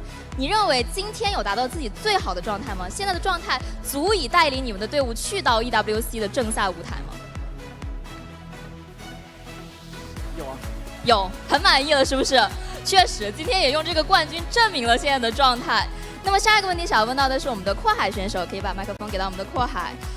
其实我们对于阔海选手讨论比较多的一定是国产打野，现在觉得国产打野的实力怎么样呢？我就是东亚第一打野。东亚第一打野，但是说回到一个比较严肃的问题，我们都知道决胜巅峰世界赛的传统是大比赛之前改版本。如果说真的在 EWC 的正赛来临之前改回到野核版本，你个人觉得问题大吗？不大，不大，很有信心。但是我听说你好像本人不是很喜欢玩野核，有这回事吗？还是谣言？谣言，纯属谣言啊，大黑。纯属谣言，好，用实力击溃了所有的谣言。下个问题想要给到的是小英，我们知道小英这一刻对于你来讲等了很久，整整半年的一个旅程，终于复仇成功了，现在心情怎么样？很激动吧，我只说真的很激动，好吧？真的很激动，我到现在还记得当时在 M7的这个比赛上，你非常落寞的神情。直到今天，你觉得是什么样让你们的队伍可以有这么高的一个进步，来成功的复仇蒙古战队呢？我觉得就是我们教练越来越好，然后我们大家都有一条心就是想着赢，然后我们越来越磨合的越来越好嘛，然后就赢了吧。你觉得是默契？对。还有我想说，千万别跟这一季1比1，因为我们 BO3是无敌的。没错。那其实刚刚我有问到 MongolZ 的这个状态，他本人可能比较腼腆哦，他没有很正面的回答。那这个问题如果抛给到你，你认为现在的广州 Gaming 是以一个最好的状态，已经做好了全部的准备去迎接 EWC 的正赛吗？还是你认为还是有发挥的空间的？我们肯定是有发挥的空间的嘛，毕竟就我觉得还是要沉淀，好吧？沉淀，我总是先谦虚一点。我们去正赛，我们毕竟也是第一次去正赛嘛，先跟他们有碰一碰嘛。没错，我们还是有1个多月的时间可以去好好的学习、去沉淀。那么下一个问题想要问到的是 CY 选手 ，so we can grab the mic to CY。给到 CY 的这个问题呢，其实我会每一次夺冠采访都问到外援选手，你认为我们赛区现在可能是 EWC 的第几名？那么之前的外援选手都会回答我，像KBG 的 Saxa 或者是 DFYG 的 SuperCan 都会告诉我们是前4或者前6，但是事实上证明了我们之前确实不是，没有达到那样的预期。那么这次 CY 会怎么看待我们整个赛区的实力呢？ So CY, actually this question I have asked every import player on the stage. How would you rate our region in the world right now? And before they're gonna say we can be top 4, we can be top 6 or higher, but actually we are not before. So this time, this year, this Guangzhou Gaming, how would you like to rate our region right now? I think can go champion. Oh, is that real? Is that real? I think top 4. top 4 right？OK，、那 CY 选手一开始是很打趣的说，我认为我们有实力夺冠，拿下世界冠军啊。后来他还是改口了，他说可能目前的话是有竞争4强的一个实力。那下一个问题想要给到的是 May，so can I give the mic to May？ 妹神有掉小金珠吗？没有哎。没有，我今天很开心。是不是经理有叮嘱你千万不要在夺冠的时候哭，所以忍住了？没有。这一次确实做到了，带着我们所有中国赛区观众、粉丝的笑容走出赛场。那对于你来讲的话，我们现在都深深的记得你在 M7 赛场流下的泪水。现在终于用复仇来掩饰了当时这种比较伤心的心情。那你现在是怎么样的心情？感觉是不是又要掉小珍珠了？我很想赢，每次赢了我都很开心。把掌声和欢呼声送给妹神。妹神是一个非常感性的性情中人，也是这样的精神和态度带领了广州 Gaming 走向冠军的舞台。那妹神需要先平复一下心情吗？没事。好的，那我们就带着这样的情绪来继续我们的夺冠采访。因为我们知道比较客观的一个问题是，其实这次是唯一一次，自从我们建立赛区正式加入到决胜巅峰的国际赛以来，唯一一次中国赛区以单战队形式出征。所以你们是中国赛区唯一的种子，唯一的希望。对于你们来讲的话，很明显，仅仅赢下这场比赛是不够的，我们需要在 EWC 走得更远。有什么话想要对中国赛区所有的，不管是我们的粉丝也好，所有中国赛区的战队也好，所有为中国赛区努力的解说、主持、台前幕后工作人员，有什么话想要告诉他们的吗？其实很感谢大家能来线下观赛，也很感谢屏幕前的人去支持 EA 赛区，不管你是支持哪个国家的战队，但我们现在就是冠军，我们会带着东亚最强的力量去到瑞士轮。相信现在妹神的这个发言，不仅是让我们赛区的观众动容，也提到了整个东亚赛区。我们都知道，东亚赛区一直被全世界的赛区认为可能是目前实力倒数第1、第2这样的一个赛区。但是妹神今天这样的回答，带领的不只是我们中国赛区所有人的荣誉，带领了我们整个东亚赛区的荣誉去到我们更大的舞台。我们也期待你们在 EWC 的精彩发挥。当然了，荣誉不只属于台前的选手，也属于我们幕后的工作人员。接下来我会邀请到的是我们的教练阿豪来到我们的舞台中央，可以把话筒给到我们的阿豪教练。那我们知道阿豪教练的履历其实是很有来头的。目前为止呢，我们中国赛区在世界上唯一的一块奖牌是来自于当时由阿豪教练带领的中国的女子赛出征我们的一个世界赛，拿到了铜牌的好成绩。这一次呢，又是临危受命来到了广州 Gaming， 也带领他们来到了世界赛的舞台。对于阿豪来讲的话，你认为去带领我们的男队跟女队有什么不一样的地方吗？我觉得没什么不一样的地方，就我把我教练的本职工作做好，然后选手愿意相信我，就我们就能赢。确实，阿豪教练一贯都是这么的沉稳。那我们也知道，在你身上的担子其实是很重的，不像之前我们可能有2支队伍，所以中国赛区有更多的希望。这次只有1支队伍，那么你要带领唯一的这一支独苗出征，你对我们的这个比赛有什么样的预期吗？这次的 EWC 之旅，你有什么样的目标吗？目标的话，有没有信心延续你的为我们赛区创下的铜牌的骄傲呢？这么说吧，世界冠军我也不是没拿过。确实，我们阿豪教练在其他项目是有过世界冠军的荣誉称号的。我们也非常期待这次由阿豪教练带领的整个团队，我们带来更多精彩的表现。那么最后，我想要采访到的是我们的莴笋，我们的 manager 可以来到我们的舞台中央。给到莴笋的话题，肯定就不能够说是仅存在于我们的这一支战队。那对于我们的整个赛区，其实刚刚也有无数次提到了，目前在世界上的排名评分是不够高的。我们赛区的这个莴笋很帅，是不是？我们赛区面对的困境，可能不只是我们中国赛区的困境，包括我们的蒙古赛区、日本赛区、韩国赛区，我们这样一个目前在世界上被碾压的实力、这样的水平的赛区，你们是我们赛区的一个非常重要的希望，一个支柱和力量。你对我们赛区这次的出行有什么样的展望呢？其实就像我年初的时候 M7 的时候那个时候说的一样，就是第一次去世界赛嘛，我们没有经验，就是有其实学的就是经验。那回来以后总结经验，那重新出发，会有一些压力，因为当时我们是中国第2出去的嘛，但是现在我们是代表中国第1，然后拿到了东亚的冠军。那么我们就只能不仅扛着中国的大旗，也要把东亚的大旗扛在身上，扛着这种信念出发。是。有什么预期吗？有什么预期啊？就是大家狠话都放到这儿了。反正让2追3的心魔也都过去了，对吧 ？M7的心魔也都过去了，现在我们就是一往无前就行了。日本跟蒙古全都回家了，那就看我们上位。看你们上位，扫除所有障碍，扫除一切心魔，就是广州 Gaming 一路挺进总决赛、挺进冠军领奖台的信念。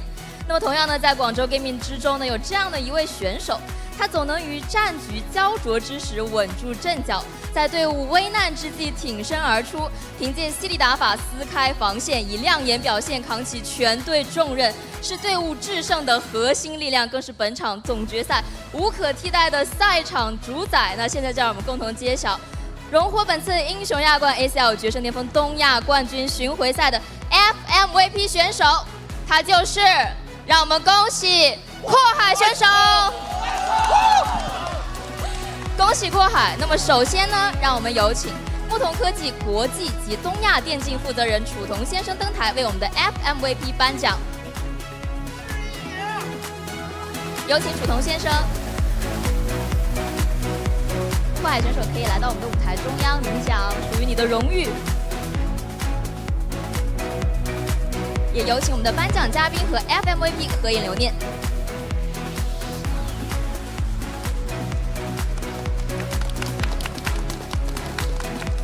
再次感谢楚桐先生，有请我们的嘉宾入座观礼，有请。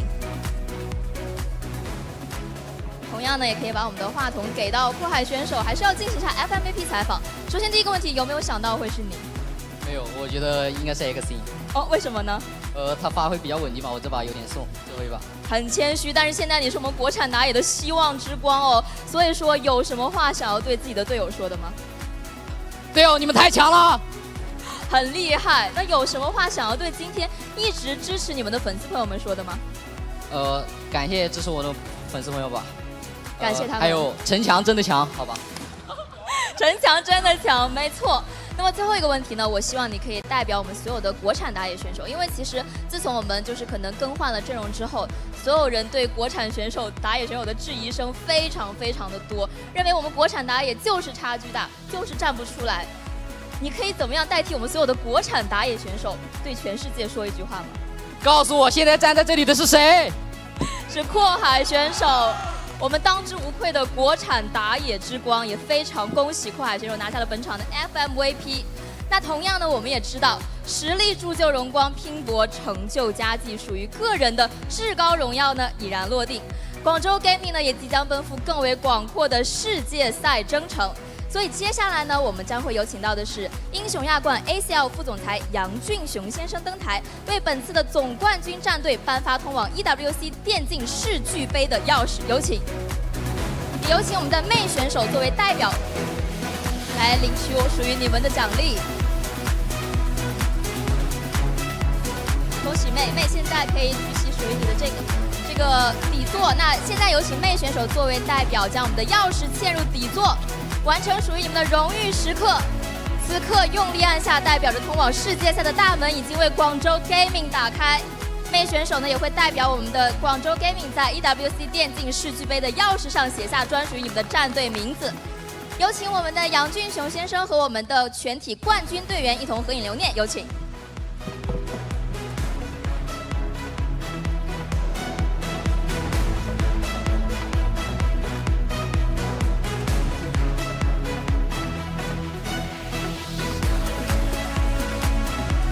感谢我们的颁奖嘉宾，有请入席观礼。赛场荣光已然定格，万千热血尽数汇聚，镌刻荣耀加冕，前路征途浩荡。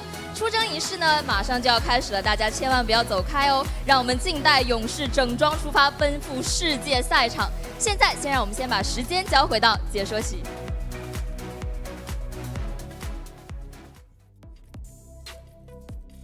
Joe Gaming, you know, I was reminded of something very important here. Back in 2023, we got our first ever look at how a team from China would perform in MLBB esports in a little tournament called MPLI. There was a roamer there by the name of Mei, the same way that we saw carrying the key of Guangzhou Gaming for EWC. He has never competed in the main stage of a major international tournament such as MSC or the M Series until now. What a journey for May, one of the first ever pros we've seen out of China. And fun fact, in some ways, his name is actually translated to Sunday. And what day is it? It's his day today. It's Sunday. What a long grind it has been for May, man. And congratulations as well to GZG and the finals MVP recall. And again, just congratulations to the organization themselves at GCG. No more fight in wildcards. Welcome to the big stage, right? It is the main stage, you know. You see the passion, you see the emotions there from some of the players and, of course, the coaching staff. But my goodness, their journey, and what a way to finish it all. You know, drafting Zetian in your composition, just winning 3-1 in a dominant fashion, a well-deserved win. Definitely from the side of GZG, and unfortunately for the Mongols, they will not enter the main stage just yet, but they will still have another opportunity, Renmar, in competing in the wildcards. And Zixora, Team Zone, they got through under Team Zone, Zixora, so that story might be repeated here later on, perhaps. Yeah, and of course it's great for Mongolia as a region because they have 2 representatives in the wildcards for MSC 2026. The HUNS are there, Sunset Ravens, and of course the champions of MSL Thailand and King of Gamers. Team Falcons from MENA are there. But in the group stages, in what we call the main stage, the members of Guangzhou Gaming are going to be joining the champions of Cambodia in Pro Esports, the champions of MENA in GK Esports, and the champions from India, of course, one of our newest regions, in True Rippers. By the end of this week, we're also going to be seeing the champions from the Philippines and, of course, our runner-ups making it into the main stage, joining the rest of the teams already there. Next week, we're going to be seeing Malaysia and Indonesia as well. And I think we're on the way to seeing also in the Turkish side in MTC. By the way, Aurora have qualified for at least the wildcard, or do they have 2 slots? I'm gonna have to. Yeah, okay. They've qualified for at least the wildcard, so they're gonna be fighting it out of the grand finals there. What a ride, and suddenly we got a lot of qualified teams for MSC in just one weekend. So many grand finals of tournaments overlap. But yeah, what do you have to say, Gani, about what we've seen so far here in East Asia, especially with this grand finals day? Your thoughts? I think keep developing, man. I think this region right here definitely can create a mark in the international stage. And the teams that fall short, their run has to fall quick. Don't give up. You saw earlier was mentioned by Renmar, the journey of May. Haven't touched the M series, haven't touched the M stage, MC stage, but now here he is already on his way to Paris. So again, guys who fall short, just don't give up. Keep chasing your dream, and again, soon enough, it will pay off. It's been a terrific run here at the East Asia Championship Tour.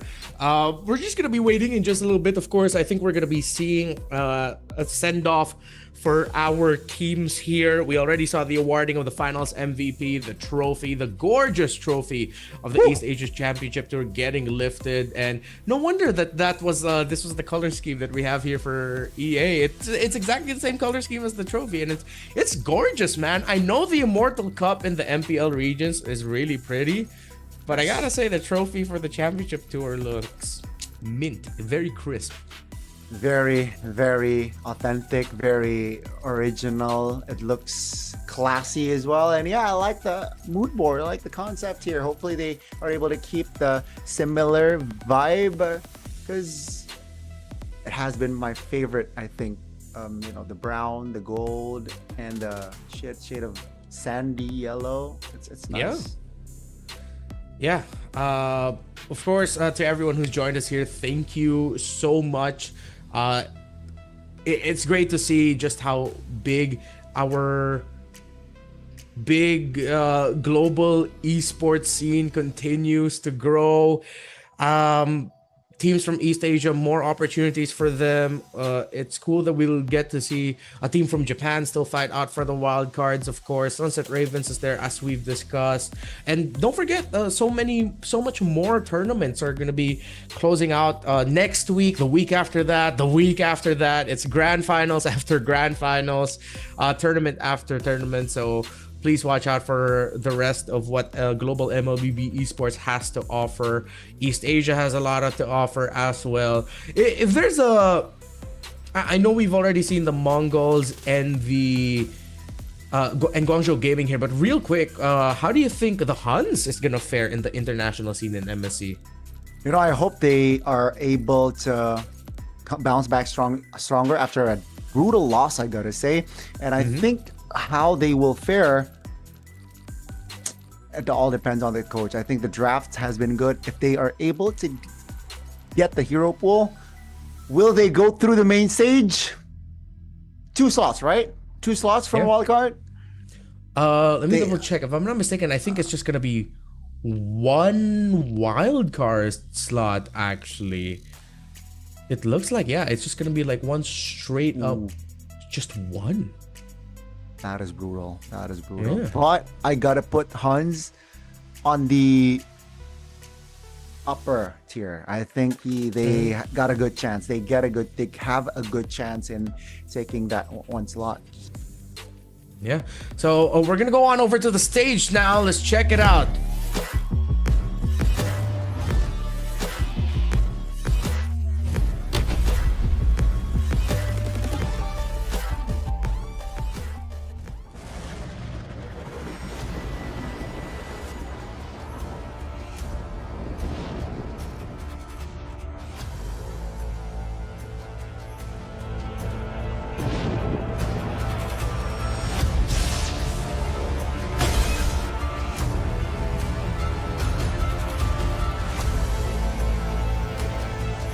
今回の俺たちは1回敗北せずにゴールにたどり着くまで突撃するぜ。少年意气凌云起，万丈豪情踏征程。他们是来自日本赛区的 Sunset Ravens。Тонын зүйлсээ онгоос бид нар төрж бид нар анх хийж тоглож эзлээ. Энэ удаа бид нар бүгдийг нь урьж тасна. 纵有天翻皆可越，敢凭实力定巅峰。他们是来自蒙古赛区的 The HUNS Esports。Бид гал нутгийн алсын салхинд нэрж зэрлэг хүчээрээ бүх садыг даван туулна. 且凭义气临沧海，共赴烽烟决胜名。他们是来自蒙古赛区的 The MongolZ。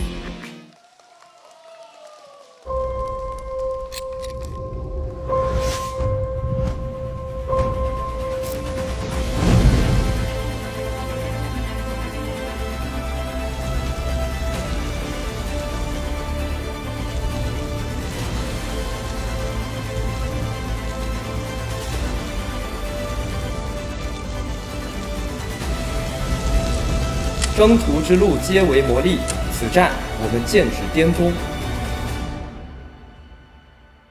百战淬炼锋芒在，任凭争锋问鼎来。他们是来自中国赛区的广州 Gaming。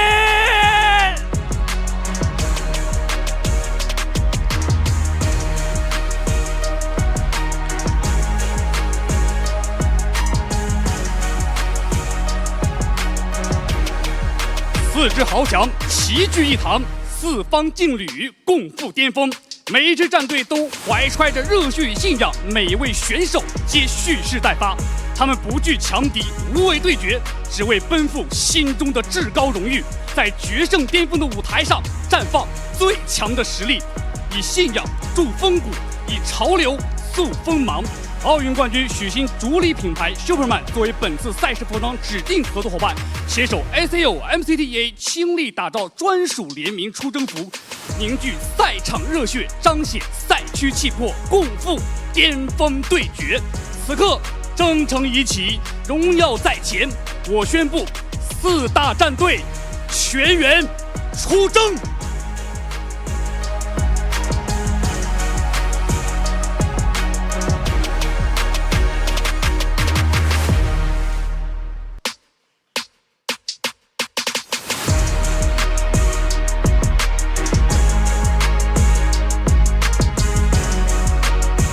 East Asia, the HUNS, Mongol Sunset Ravens, and Guangzhou Gaming officially get set off to EWC MSC 2026. We are about to close out, but any final reactions here to what we just saw and the tournament for today, Gani? You know what? Best of luck for the teams that are still fighting for the wild cards. And again, enjoy your sweet victory, Guangzhou Gaming. On behalf of our wonderful production team and all the casters that have joined us here in MCT East Asia, Husky, Arashi, Naisu, and Sdafa, my name is Renmar. This has been Gani. Thank you so much, and we'll see you in the next big tournament. Good night and good fight.